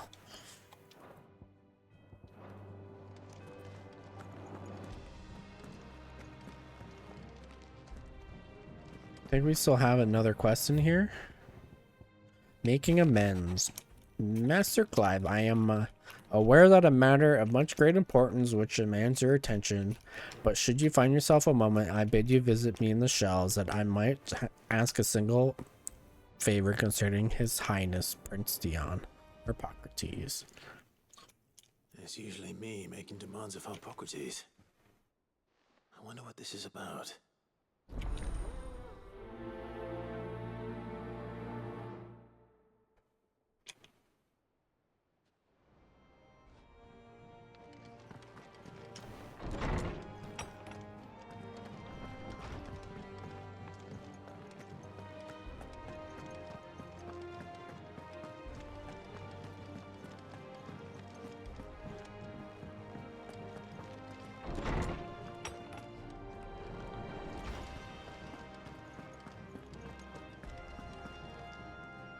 Lawsman Hippocrates, I received your note. Ah, yes. I expect you're wondering what this is all about. You spoke of making amends with Dion. but I can't imagine what for. Then I should begin by telling you that I was once his tutor. This was some years ago, of course, before I joined Sid in his hideaway. At that time, I was counted among the foremost scholars of Oriflamme, and was accordingly invited to the palace to supervise the young prince's education, all to ensure that the future emperor had a firm grounding in, well, everything an emperor should. History, religion, commerce, government. Alas, our time together was cut short when Dion left to join the Dragoons, his studies no longer being deemed necessary. I had not expected to meet with him again, least of all here. Have you spoken with him? No, I have yet to find the right moment. His Highness always seems so preoccupied, especially when alone. I would not wish to disturb his ruminations with idle words of greeting, not when I know he dwells upon the evil Ultima had him commit in the Dominion. The guilt weighs heavily on him, I know. But as you say, that was Ultima's doing. Surely you can't blame yourself. When I first met him, it was not guilt, but his people's expectations that weighed heavily upon him, and I did nothing to ease that burden. He bore it alone, until the day he could not bear it any longer. It is one of my greatest regrets that I only ever offered him my wisdom, when what he truly needed was friendship. The blame for Dion's transgressions lies not only on his shoulders, but on mine. I see. I'm ready to help you in any way that I can. Then I beg that you bring me a wild wyvern tail. Apothecaries across the ages agree that even to glimpse such a flower is to be granted inner solace. Fabulists and fraudsters all, of course. But there is oft a seed of truth to be found where even the most outlandish opinions align. Well, it can't hurt to try. Where can I find this flower? And how will I know it? You have seen cultivated wyvern tails before, I trust.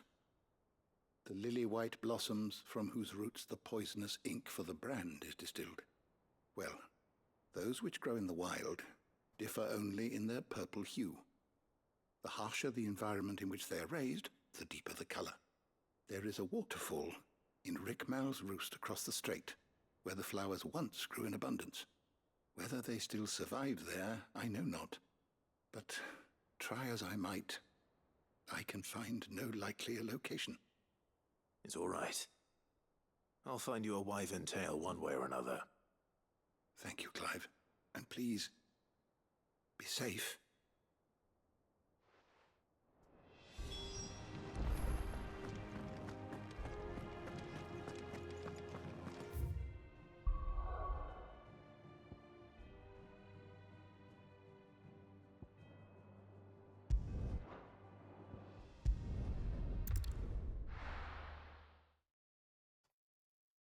One more.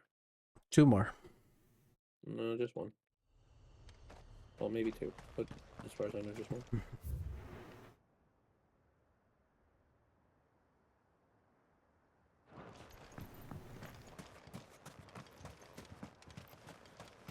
Yeah, I don't think I'm finishing tonight. There's more side missions popped up as I did side missions. Oh, damn, dude. Yeah. But you know how we do.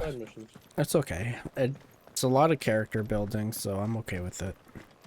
Nothing wrong with that, though, right? Nah.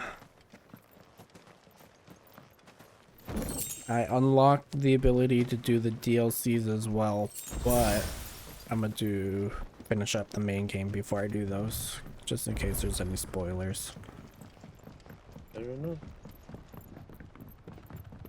Where's the box, bro? This way? Oh, no, no, no. I'm not. That's a scary part, so I'm gonna do that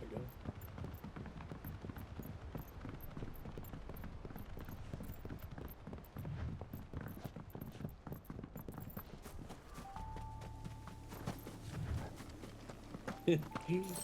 It is okay. Look, man. man. You never had a nightmare about being stuck in a room that seemed to never end? Easy.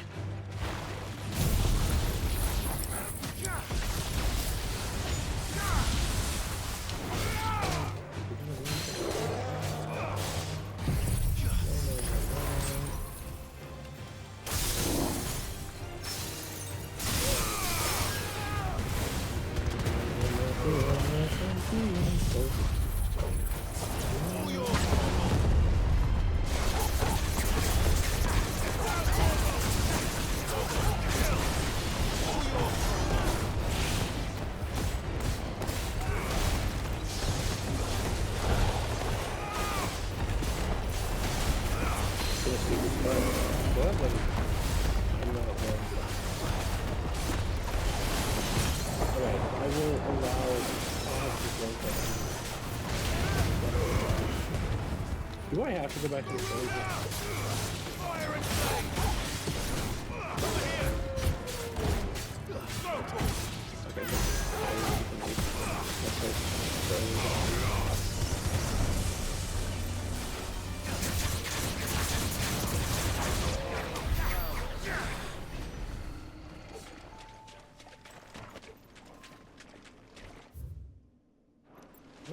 Oh, there it is.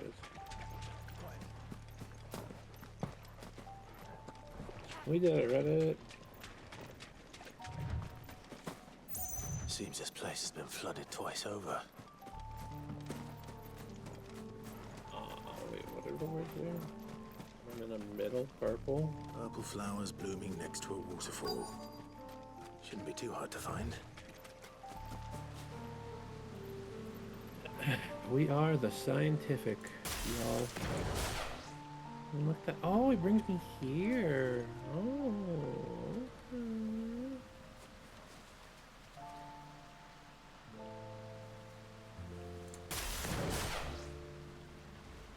Yeah, that's a lot of panels done. I did not expect to be half of my panels done in one day.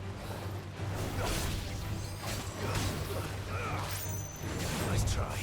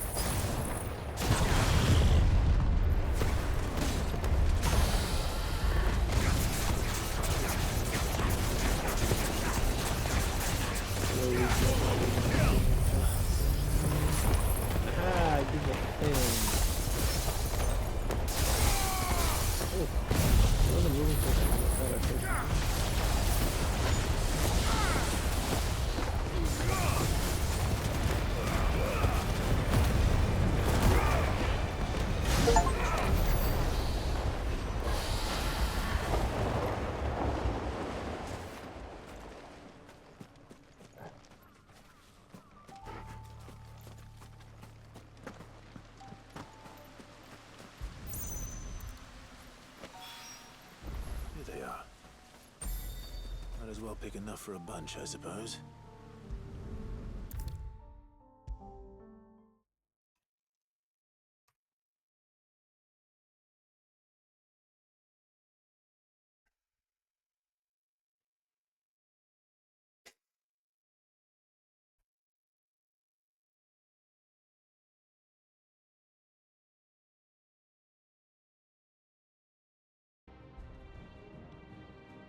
Oarsman, I found the flowers you were looking for. You did? I think I did. Fall. I did not ask you to fall, game. In fact, I very much asked you to not fall. You did indeed. My dear boy, thank you. You wanted to make Dion a gift of one, did you not? Shall I invite him to join us? Oh, I don't... It's no trouble. I'll go and fetch him.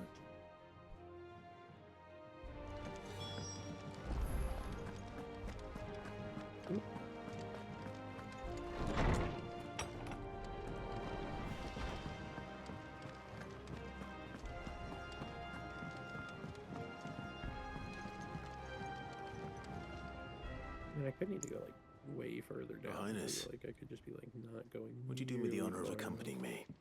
No. It is I time. don't have much level 1 left. Okay. No. Only to the shelves. Our lawsman has something he'd like to give you. Master Harpocrates. No. I dare not show my face before him. Not after everything I have done. I have taken countless innocent lives. And ruined countless more. All because I was weak. I have sworn to atone for my crimes or die in the attempt. But were I to meet with him again, and see in his eyes what I have become, I fear that my resolve might falter. Then that is all the more reason to do it. Test your resolve. Prove to yourself and to him how strong it truly is.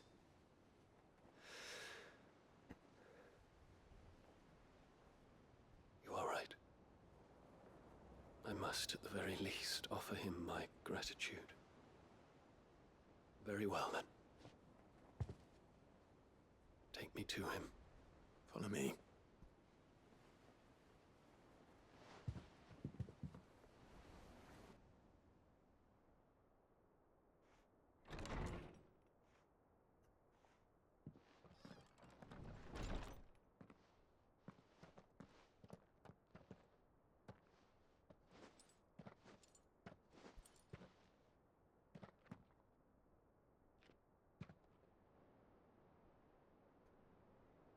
Even now, I hesitate to approach him.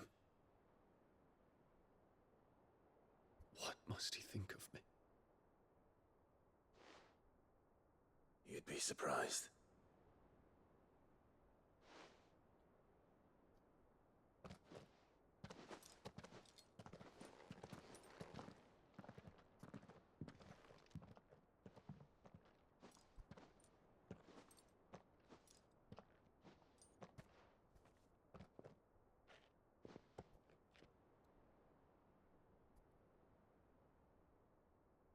Master Harpocrates, pray, accept my apologies for leaving your tutelage before my studies were complete. Your lessons opened my mind to a world quite unlike the one I had imagined from within the gilded confines of the palace. And I shall be forever grateful for the efforts you made to enlighten me. Lift up your head, Your Highness. The deeds of youth require no apology. That you took the time to visit me says much about the man you have become. Now, there is something I would like to show you.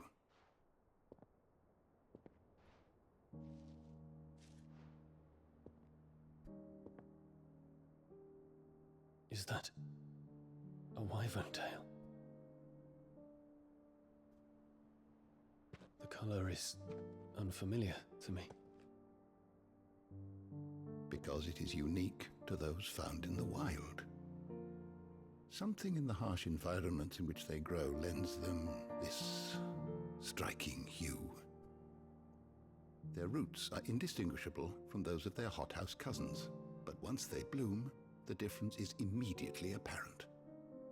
In this flower, I see you, Your Highness.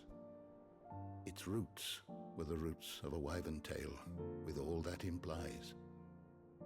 But they do not define it, just as yours do not define you.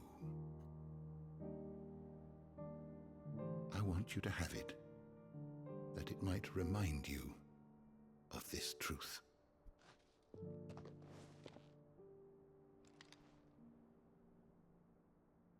Master Harpocrates, I would ask of you a service.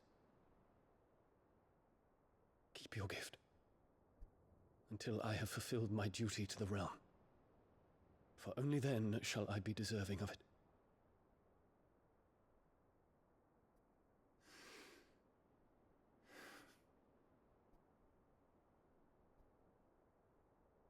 As you wish, Your Highness. I shall await your return.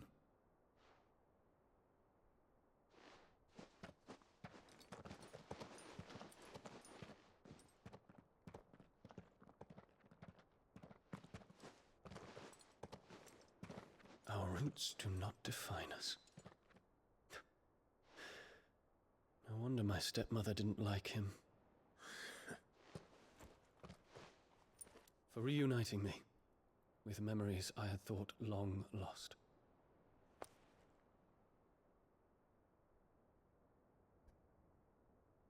I shall not forget this.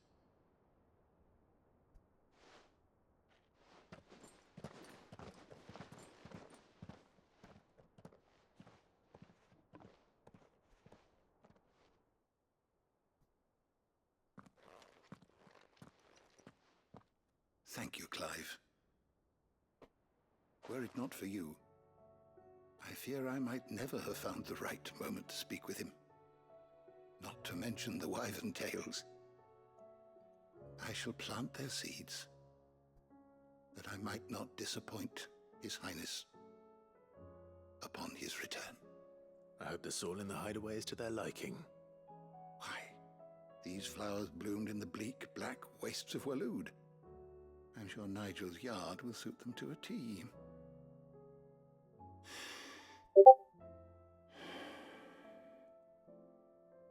When it comes to expressing one's gratitude, I find that words are seldom sufficient. Here. What's this? A stolas quill. Or more precisely, my stolas quill. 'Tis said that an owl's feathers are steeped in the wishes it hears over its long lifetime. All those words just waiting to pour out onto the page. So consider this my wish for you. That one day you may put down your sword and pick up that pen. Well, when that day comes, I'll certainly have a lot to write about. Thank you, Harpocrates. It shall have pride of place in my chamber.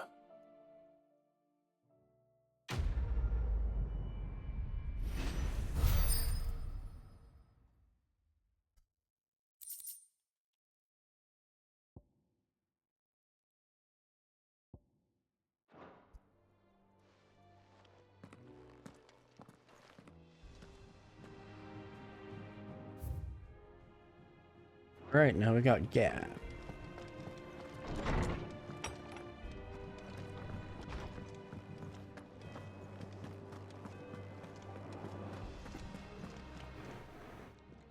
Clive. If you're gonna buy something, be quick about it.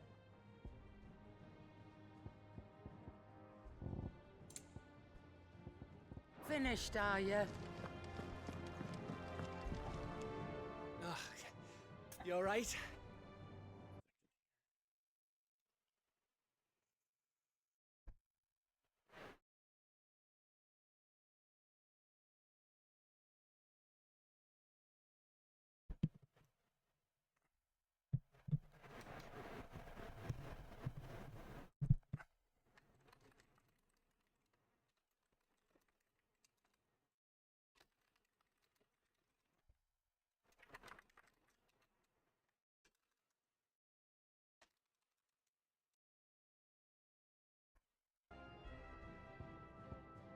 Ask about Origin. About that. If there's anything I can do to help you kill this Ultima bloke, you just say the word, eh?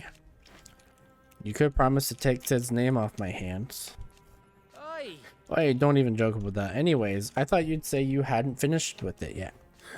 I did, didn't I? Now, if you wanted to give me an even grander title, something to rival your Sid the Outlaw, that'd be a different story. Let's see. Gav the Magnificent, Gav the Almighty, Gav the Lionheart, something along those lines. I'll leave that to you to decide. I'm sure you're more than capable of choosing the perfect moniker for Sid's right-hand man. Right-hand man, eh? I'll take it. Something troubling you? No more than usual. It's just...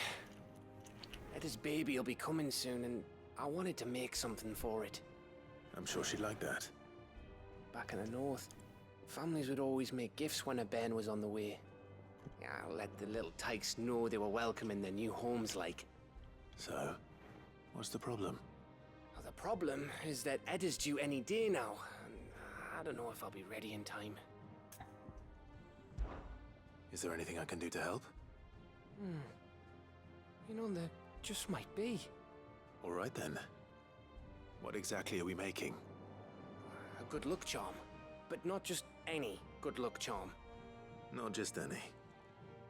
No, one made from the feather of a silver chocobo. There's naught lucky in all the realm, or so we used to say back home anyway. Thing is, they're hard to come by. Had Otto and Karen check with their suppliers, but nothing. I try and track one down myself, only... Only the big day is fast approaching. And that's all you need, a feather. That or the bird whose arse it's attached to, aye. I was gonna start by asking around with traveling traders plying the northern borders. Well, there's no shortage of those passing through Martha's. I think I might make that my first port of call. I'll let you know if I find anything. You're a good friend, Clive. I won't forget this.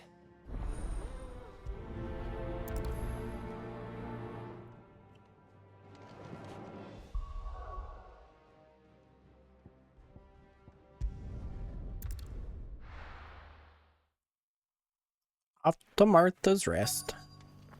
Let's hope one of the merchants here has what Gav needs. Excuse me. I'm looking for something. Oh, well, then I'm your man. A silver chocobo feather. Oh, or maybe not. Though you're not the first to mention the bird around here.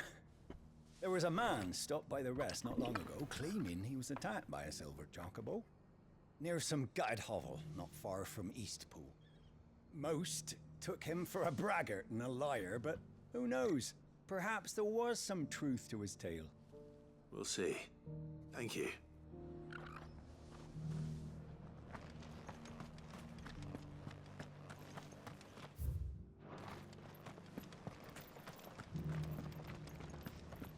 Just because the heavens have gone to wreck and ruin, it don't mean we have to.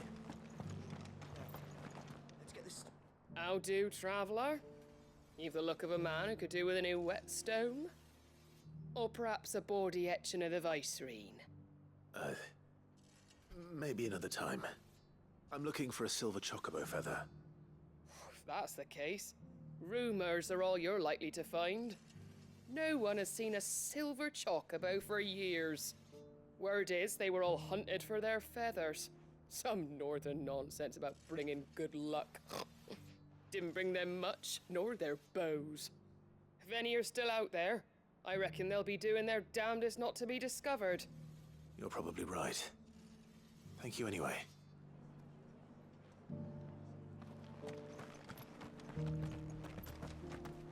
I've got greens of all Looking for shapes shelter. and sizes. Colours too.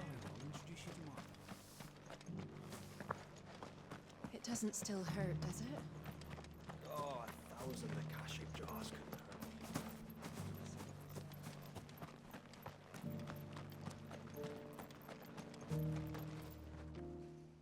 Can I help you with something? You wouldn't happen to sell silver chocobo feathers, would you? I deal in fruit, not fancies. But if it's fancies you're after, I suggest you try Rhiannon's ride. Was a silver chocobo seen there? Oh, yes. If you believe the ravings of a madman. It wouldn't be the first time. A silver chocobo sighted in the hills near Rhiannon's Ride. It sounds almost too good to be true. But since I'm already here...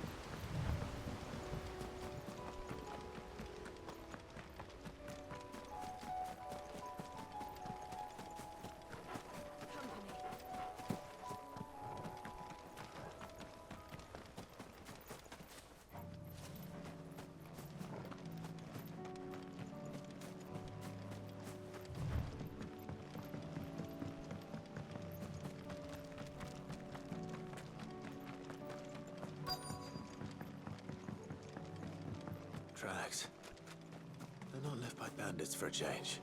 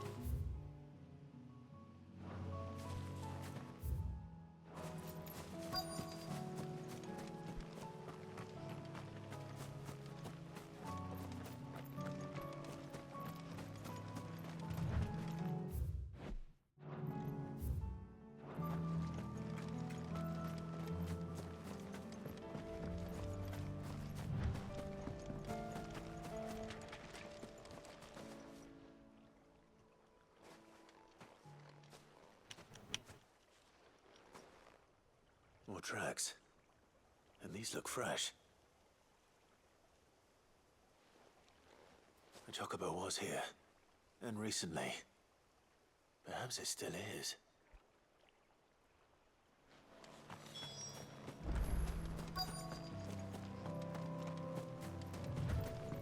I don't hear anything.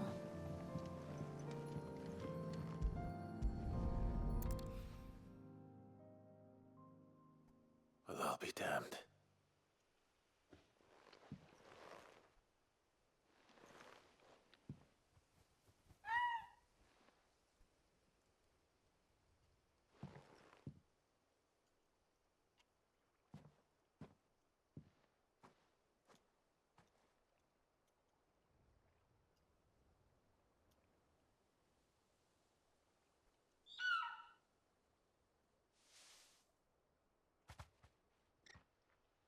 It's all right. I'm not going to hurt you. Just borrowing a feather for my friend.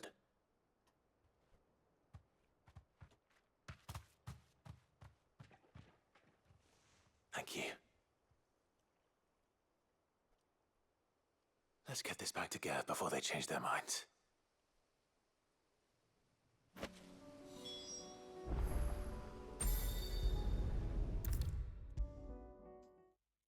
We'll finish off this side mission, see if there's any more.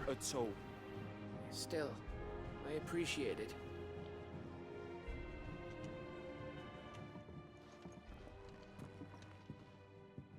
Clive, you're back. How'd you get on? Any luck? Any luck, you say?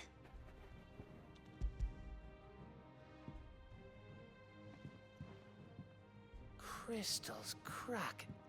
Is this what I think it is? Where in the hell did you find it? It's a long story.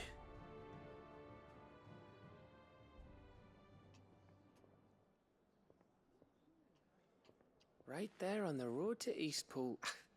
Who'd have thought it? Everything up there's been abandoned for years. The empty cabin made for the perfect shelter.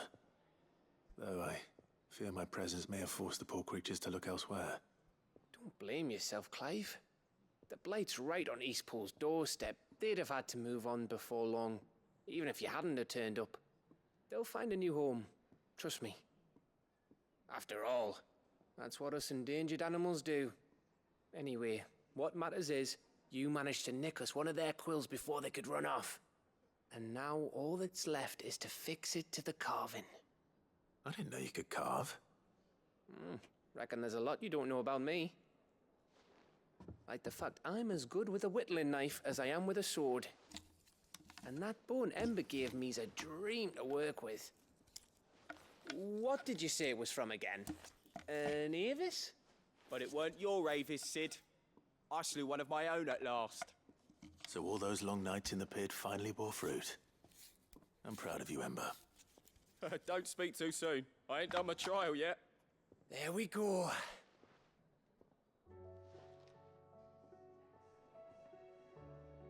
What do you think?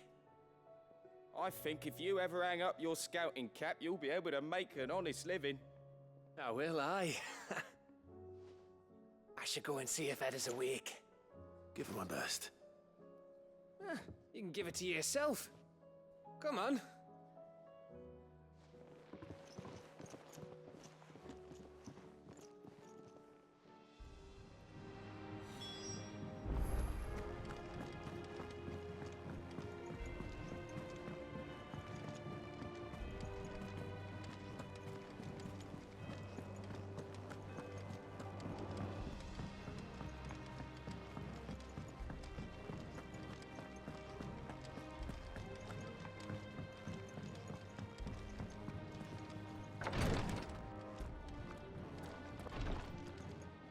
How can I help you, Clive? Ask about origin. And no sooner have your wounds mended. No sooner have your wounds mended than you find an excuse to go charging once more unto the breach. But only because my wounds are mended. Thanks to your expert ministrations of the best healer this side of the belts.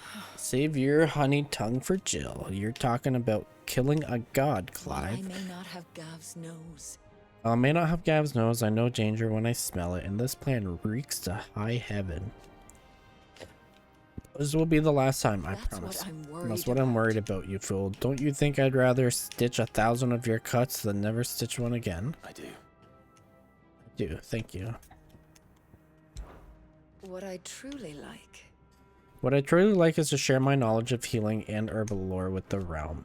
Every cure seems like a miracle to the child who knows nothing of medicine. Teach her medicine. But teach her medicine, and suddenly a world without miracles doesn't seem so frightening. Take care. Ty's tea stop the fits.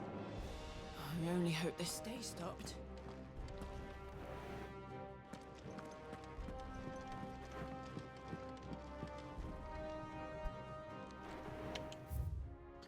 Treatment diary. Today Clive visited the infirmary to have me dress the laceration on his left forearm. I cleaned and stitched the wound and instructed him to rest the arm so that it could heal. But not an hour later, he was leaving on another mission. This must be the 100th time he's disobeyed my instructions. The next time he comes to me for treatment, I'm tying him to the bed.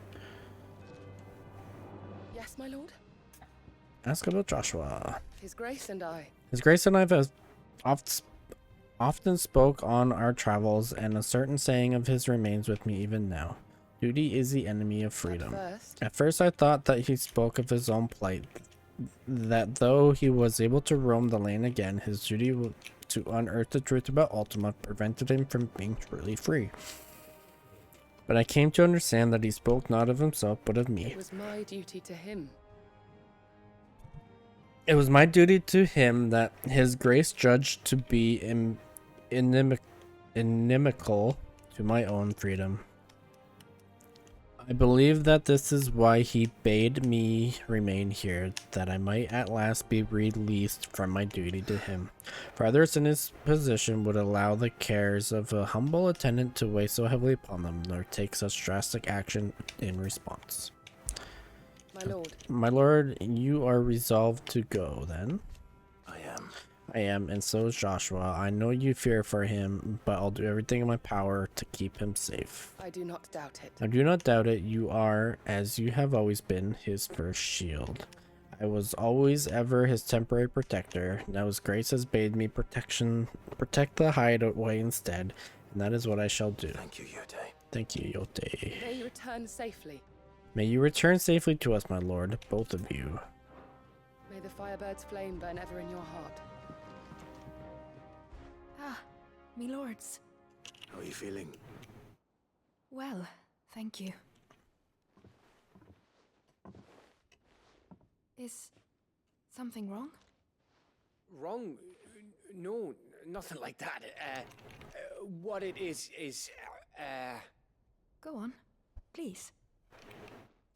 Let's go. Have a crush. Or he's just being nice. I don't know. It's beautiful.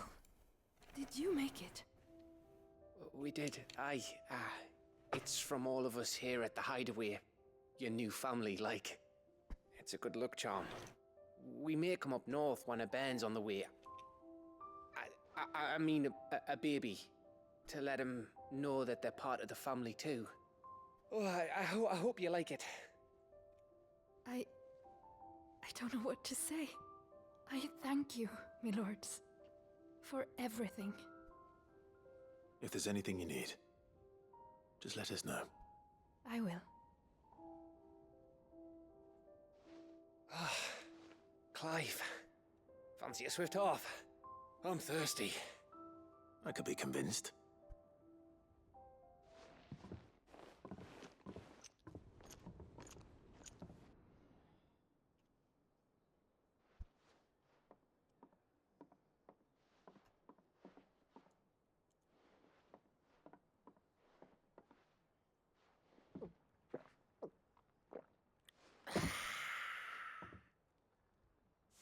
Don't you think you've had enough? Oh, we're celebrating. I'm gonna be a father. I think Edda might have something to say about that. You know what I mean. Bit of light in these dark times.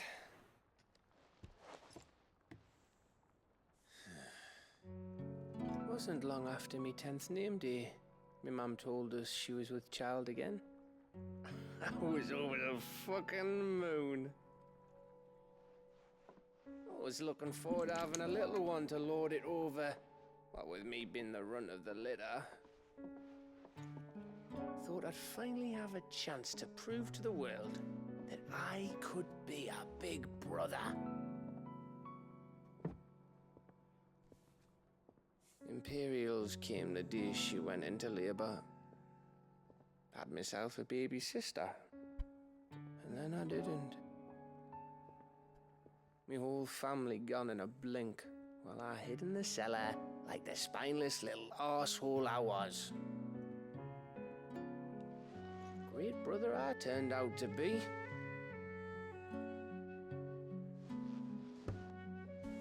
I'll never be a leader. And I'll never be a hero. I'm just a daft little dog who comes running when his master calls. I'll never be like you, or Sid, or Jill, or even Torgal. Have you finished? Maybe.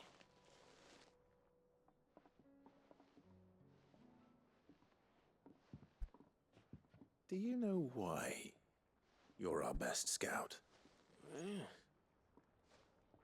Because you don't need anyone to hold your hand. Without your resourcefulness, your courage, your determination, I don't know where we'd be. Maybe hanging off a cliff like,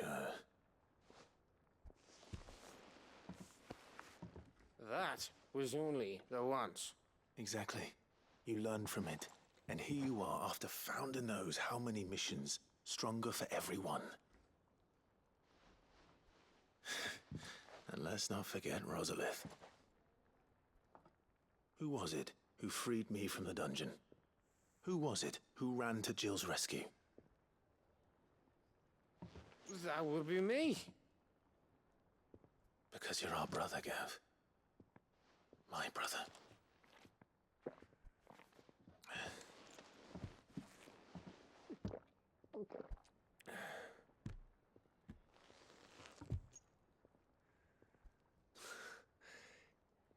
Your brother.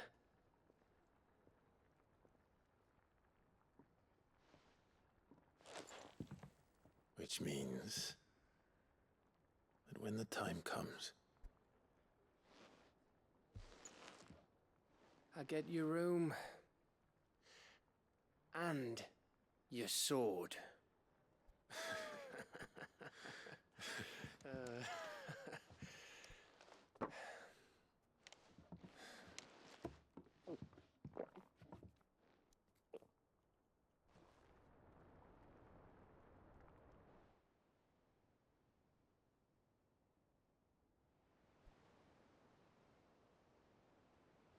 I may have had one too many. you may have had 10 too many. I said I was thirsty. Better get back to work anyway. After I walk this off. Clive? What is it? Thanks for, you know. I know.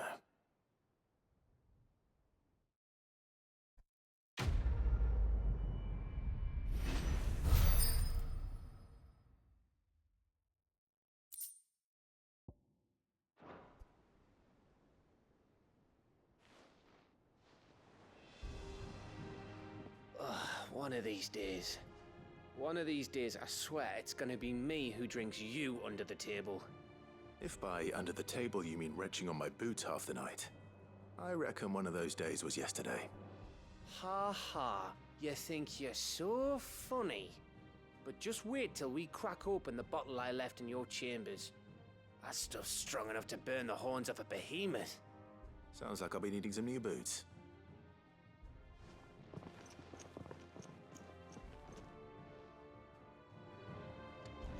Do you think they'll come back? Of course they will. It's just a big Brother, I put Father's helm in your chambers. He should be with you when his vision is finally realized. Thank you, Joshua. For everything. Nah, don't mention it.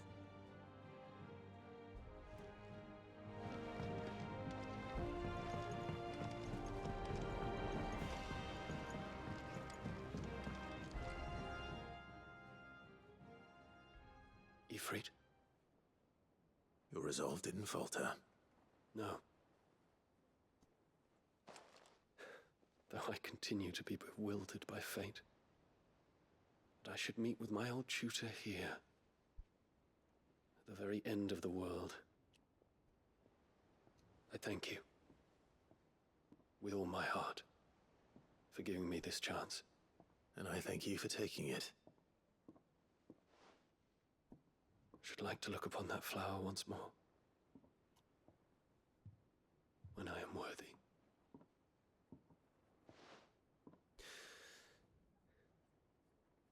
I stand ready to leave for Origin at your word. May Grieger go with us. And see us safely home.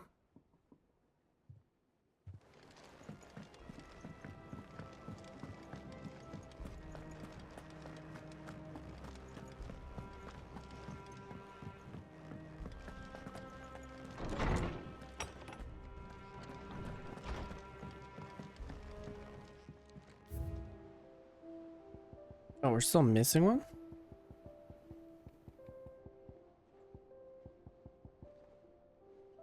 Winter meat. A gift from Gav. This potent potable is made from honey collected in the Northern Territory, short summers, and fermented slowly over the next 6 moons. Despite an obvious inability to hold his drink, Gav has insisted that he be allowed to share the bottle when the time comes to crack the seal.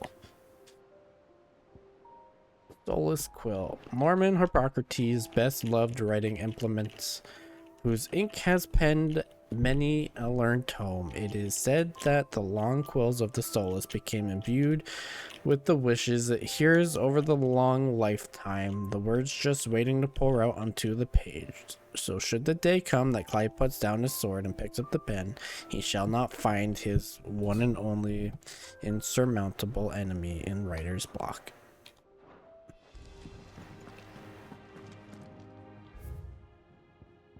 Before we depart, you have my sincerest gratitude for reuniting me with Master Hippocrates, that I might embark upon this most important of journeys, my heart free of regret.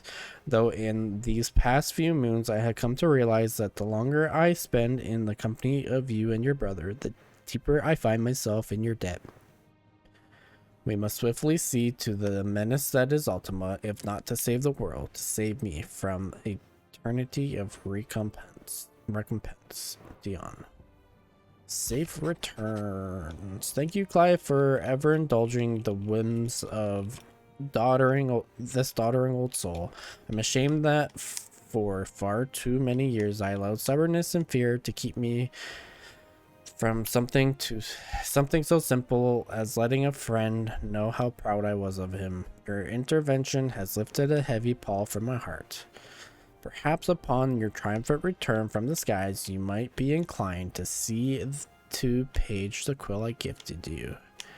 There are many of us who would hear at first hand account of your time with the Holy Prince, myself included, Hippocrates the Second.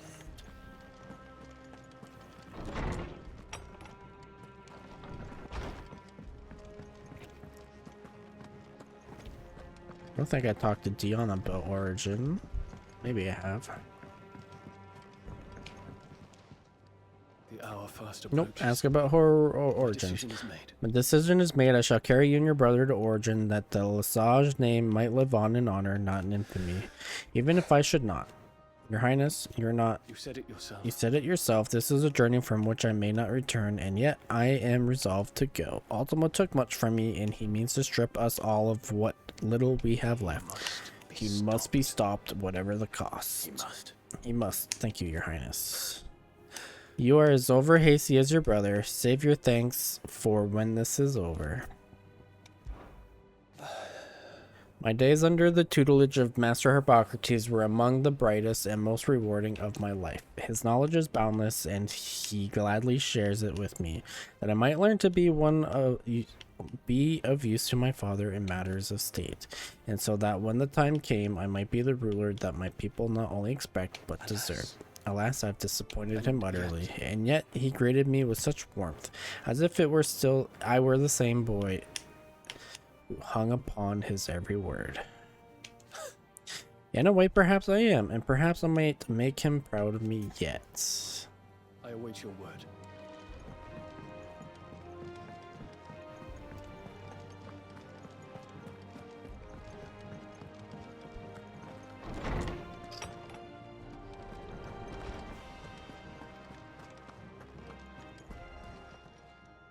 Good morrow to you, my friend. About Dion. I well recall the time I spent at the Imperial Palace instructing the young prince on the history of our realm. He was quite unlike the other noble-born children I had taught, not only for the keenness with which he listened, but for the earnest of his conviction. He truly believed that it was the empire's duty to serve the people, and was determined to study the past that he might not repeat its mistakes, which is the reason why what befell Twinside weighs so heavily on his soul. He must live with the consequences, and I fear it will take more than merely time to heal such wounds. It will take forgiveness. It will take forgiveness, not from you or from me, nor his countrymen, nor even from his later late father. From himself. Only then might his flower bloom again. I have a few new notes that might interest you. We'll go through a little bit of lore. Oh, we hit max. For you today. Okay, we might have a lot to go through. I should be happy to answer it.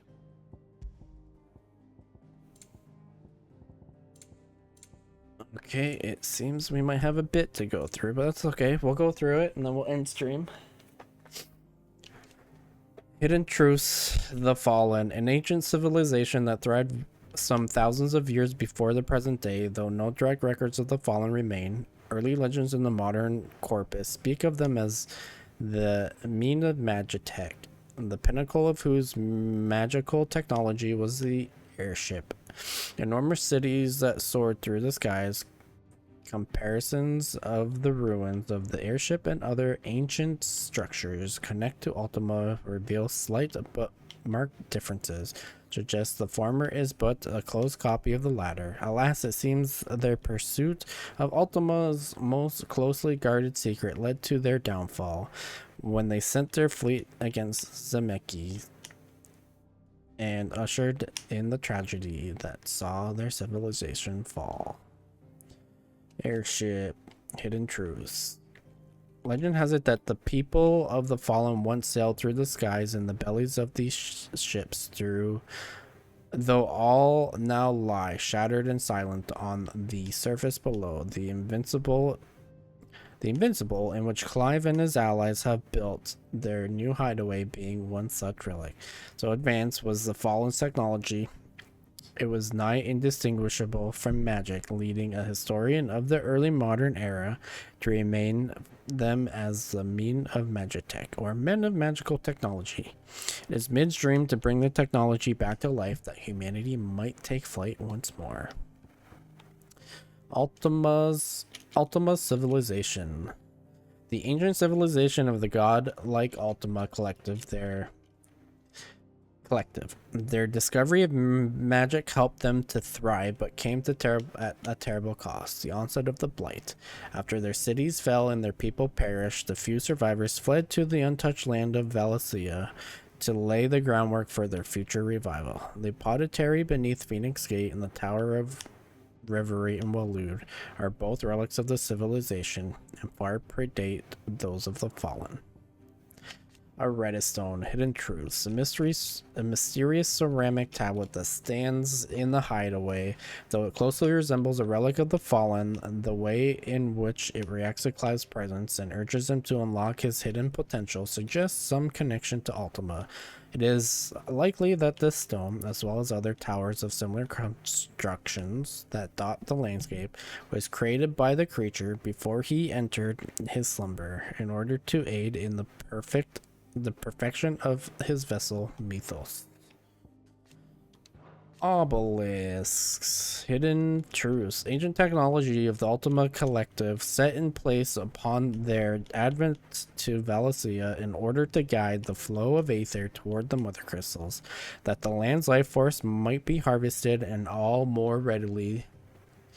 The obelisks are separate entities of the mother crystals themselves, so the latter destruction does not affect the former function.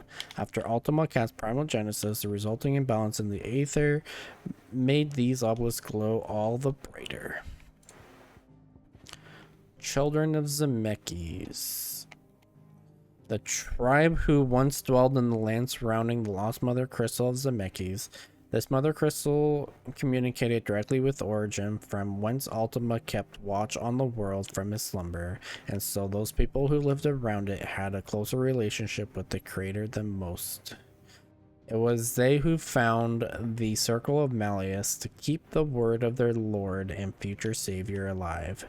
After the tragedy of Zemekis and the first fall of humanity, the few survivors of the children of Zemekis fled to the outer continent, where they continued to worship their god and await the day that would join him in paradise. The Savior myth. Among the teachings of the Circle of Malleus and the story that the Lord Almighty delivered unto the children, a prophecy of their future salvation before hiding himself away in the heavens, a myth that lived on in many of the folk religion that would later supplement it. Though long considered to be not but a legend, it is possible that it reflects a real historical event. Ultima's final words to humanity before he entered hibernation depth beneath Valencia. Valisthea is how they say. I don't know. The few remaining sources disagree in Ultima's precise wording. Of 4 points, they all align that on some future day of reckoning, the incarnation of the Lord would appear among mankind and remake the world. That the advent of the incarnation would be heralded by the emergence of several heavenly servants of great might. That the Lord's faithful should rally these servants together in order to bring the incarnation into being, and that for their loyalty they would be rewarded with the greatest gladness. Ultima's thralls, hidden truths. Soulless automata, largely composed of Aether, whose only motivation is to see that their creator's will is done. Ultima gave them life upon first arriving in Valisthea and immediately tasked them with defending the realm's shores from any outside forces that might seek to interfere in the endeavors. The deity now employs them solely to test the strength and durability of his self-proclaimed vessel, Mythos. Wyvern's tail. Their use in branding. The elegant white flower that is a symbol of the Holy Empire of Sanbreque. From its roots it distills a dye that which the bearer brand is inscribed. The dye is highly poisonous when it enters the bloodstream, and so it's not uncommon for bearers to lose their lives either upon receiving their brand or during an inexpert attempt to remove it. While cultivated wyvern tails bear white blossoms, those that grow in the wild adopt a purple hue. The Journal of Moss, a hidden past. The Annals of Moss, a chronicle, scholar of Valisthean history, who unearthed many of the buried secrets of Ultima in the Circle of Malleus. Shortly after he encountered a young Hippocrates in the outer continent and inspired the boy's own pursuit of learning, Moss returned to the Twins, where his long years of wandering from ruin to relic in pursuit of the vestiges of Alessia's past finally drew to a close.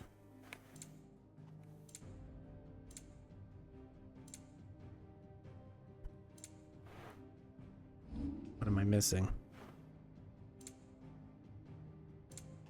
Dominance, hidden truths.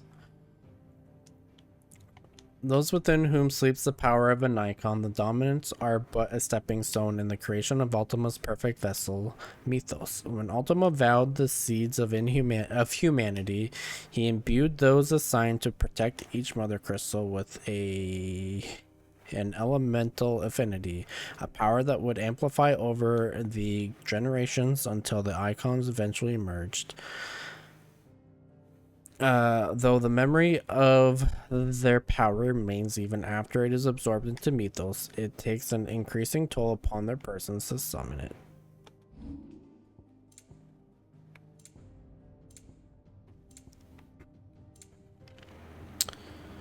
Lay of the land, Balmung Dark, a Colosseum-like prison located immediately north of Ravenwood Walls in the Kingdom of Waloed. Bearers sent here became the unfortunate subjects of an ambitious military endeavor designed to train untrainable beasts of war. When the kingdom fell and the wardens lost their will to the Aether, those same bearers were left in their cells to starve, which most did. The Bad Bat Conservatory, a dilapidated orphanage for bearers that sit upon a hill overlooking the verdant plains of Vidargraze in Waloed. The children who live here Siege, thank you for the raid. Just going over some lore before I stream myself. Gotcha. Can you send me your command on like the auto like shoutouts for when people raid you? Yeah. Thank you. I meant to ask you that the other day and completely forgot.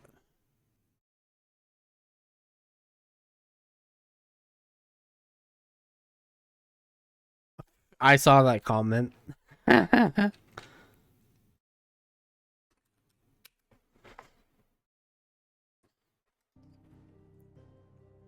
The children who lived here were not cared for, but rather experimented on, enduring hiring tortures designed to turn them into fearless, mindless weapons and education that few were to survive. How was Lingo? That's good. What's going over I just put it. I just posted it in the group DM, the event in Touch Portal. Okay, thank you. Oh wait, it's a touch portal thing? Yeah. Oh, I thought it was like a bot thing. Nope, Touch Portal just when it sees a raid, it posts what it Okay. posts. Okay, that's easy enough. Okay, Reverie. Hidden Truths. An impossible tall tower in central ash that seems to pierce the very heavens. It was built by Ultima when he first arrived in Valencia. From its heights, he examined the flow of aether through the land and thereby determined the optimum placement for the mother crystals. The triunity of 878, 98% of panels done and octillion coins achieved. That's a lot of monies. If that's if you can send that to my bank, I'll take like 1 octillion. I'll send it to your Peg Idol account because that's where it is. I already that does nothing for you. I already You have got way more that. money than me. I don't know what I have. I haven't opened it up since I You don't have to open it up anymore. That's how much you have. Yeah. I have all the achievements. That's what I have. I finished all the achievements in Vampire Survivors and in Viewfinder. Oh, nice. Hell yeah. The Triunity of 878. An alliance formed by Lord Byron Rosfield of the Seven High Houses in the comfort of his well-appointed mansion in Port Isolde. According to the agreement reached between those he summoned to his aid, Lord Rosfield would take charge of supplies. Field Marshal Eugen Havel of Military Affairs and Quentin of Lostwing would handle political affairs. With these key angles covered, they hope to lead Valencia forward on a path of unity, given their home countries of Rosario, Demeki, and Sembrek, respectively. The name of the famed Treaty of Old all but suggests itself. There's this other dot. There it is, the Curse Breakers. A unity dawn from those of fighting age and martial training among the residents of the Hideaway, who conduct operations to liberate bearers from slavery. Beginning in Sid's Hideaway, the order was greatly expanded, but its ranks and its operations since moved to Benamir. While Otto manages their activities, day-to-day operations are led by Doris and Cole. Potential new recruits must undergo rigorous training and pass an induction test before joining the Cursebreaker ranks. Let me... Where did you put it? In the group DM. Is this still muted? Oh, it must be. Okay, so raid. We go downloads. We'll copy this. We'll put it into my Touch Portal folder.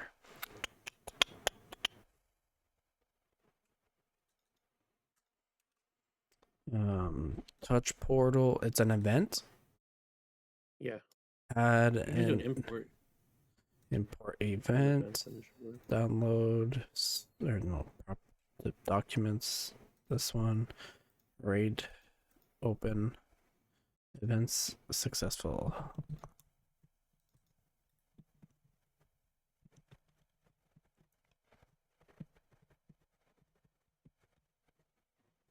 /S. I should probably change that, right?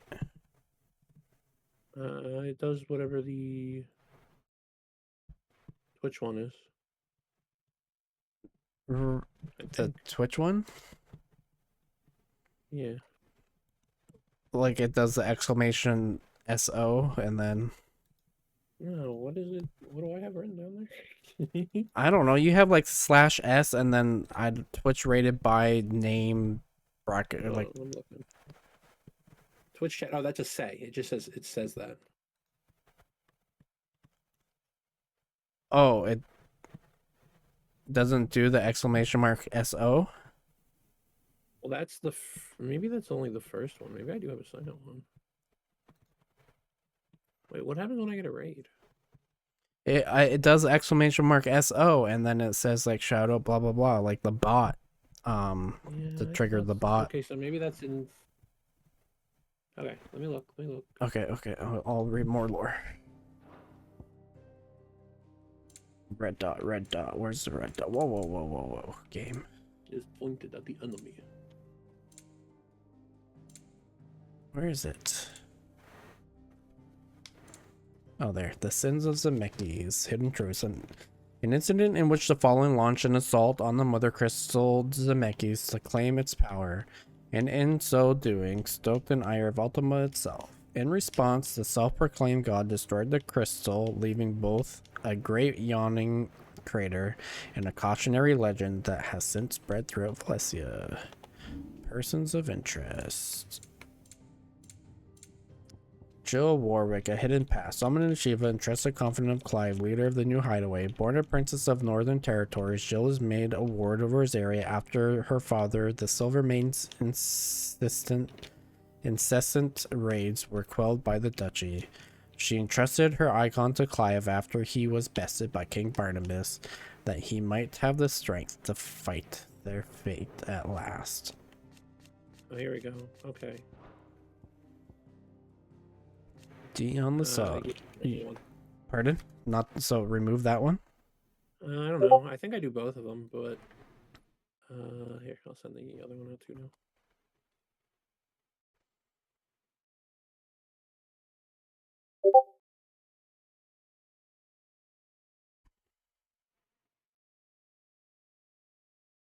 There you go. Because that one, when I'm being rated, it waits 3 seconds, and then it runs the Twitch chat exclamation mark SO, their username, which then activates my Steam elements to do it. Okay, so Which will do the same thing for you. yeah. Okay, so then we do touch portal, import this. It's an event, right? Yeah.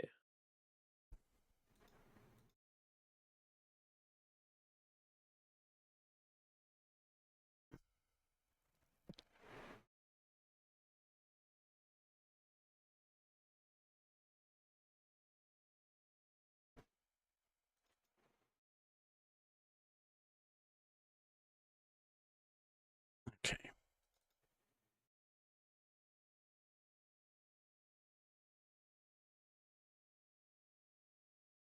Okay. Thank you. Yarp. Okay. Save and quit. I'm getting out of here. Have a good night, bud. All right. Have a good night. See ya. Dion Lesage, Dominant of Bahamut, Warden of Lights. Before he joined the Dragoons, Dion spent his youth studying that he might assist his father in ruling the Empire. On returning with Clive and Joshua to the highway, he is reunited with his old tutor, Hippocrates, who inspires him to renewed determination to bring Ultima evil to an end.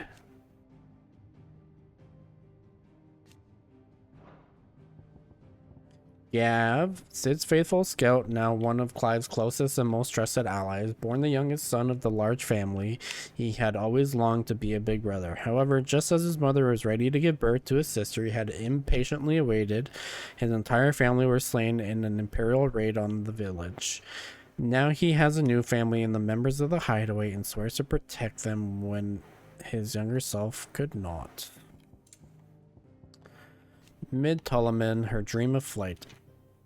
Adoptive daughter of Sid, who saved her from the streets as a girl and raised her as his own, and raised as his own he did. The young Mid followed in her father's footsteps in perfecting his design for the Mithril engine. Though she fears the complete engine might be used for ill if the designs were to fall into the wrong hands, the dream of flight that she and her father shared is too great to seek co-sign to the dustbin of history. And so she continues to labor that one day that dream might become reality. Hippocrates as imperial tutor, a hideaway resident historian before meeting Sid and moving in with the band of outlaws, Hippocrates dwelled in much grander surroundings, the imperial palace, where he served as tutor to Prince Jan. He bears a deep, lingering affection for his former charge, and on reuniting with Dion in the hideaway, presented him with the gift of a wild wyvern tail, that he might be reminded of the goodness within him and not punish himself unduly. Doris, at Balmung Dark. Captain of Cursebreakers, who directed the Bearers' liberating operation, she learned that Chadwick, fellow bearer and brother-in-arms who helped her escape her former master, met his untimely end in the cursed depths of Balmung Dark. He died the same hero he was in life, having fought until the bitter end to save the life of a young bearer girl. Doris swears to keep fighting herself that the legacy might live on. Ember, a cursebreaker in training who wished to make of himself a scout that he might follow the footsteps of his idol, Gav. Though his test did not proceed entirely smoothly, he showed enough promise to warrant being accepted into ranks for now. Quentin, as founding member of the Triunity, the inscrutable landlord of Lost Wings Tavern after the village was swallowed by the Aether Flood. He and the survivors of Lost Wing family labored to build a new village in Gotan's Bale. However, Clive convinces him to join his uncle's Triunity and put his oratorial skills to use, not merely in leading Lost Wing, but in restoring order to the entire realm. Alwyn Rosfield, Hidden Paths, late Archduke of the Grand Duchy of Rosaria and father to Clive and Joshua. During his reign, he strove to bring an end of the mistreatment of bearers and his people's reliance on magic, a mission that he knew would meet with fierce opposition from the court nobility and would not be achievable within his lifetime. That his sons might follow his footsteps, he fashioned for them a pair of matching armbands to give them strength when all stood against them. Byron Rosfield, a founding member of the Triunity, younger brother of the late Archduke Alwyn and Warden of Port Isolde, together with Field Marshal Eugene Havel and Master Quentin of Lost Wing, he founds the Triunity, an accord that sets out how the nobles, armies, and common folk of Valencia shall come together to see the crises that blight the realm. Want of food, water, security, and shelter ended and order restored. Eugene Havel, a founding member of the Triunity, former field marshal of Dalmatian Republic, at the insistence of his old friend and rival Byron Rosfield, was convinced to return to the front lines in the defense of the realm, using his old military connections to bring the dissipated armies of Valencia back under control. That is all the lore. We are going to save and we are going to end stream. We have no more side missions. Let me double check that before I say anything. No green. These are DLCs, so we're gonna do those after. But yeah, we're done all the side missions. So with that being said, tomorrow we will get into the main mission and maybe finish up. No, I'll see you guys tomorrow. Have a good rest of your night. Bye bye.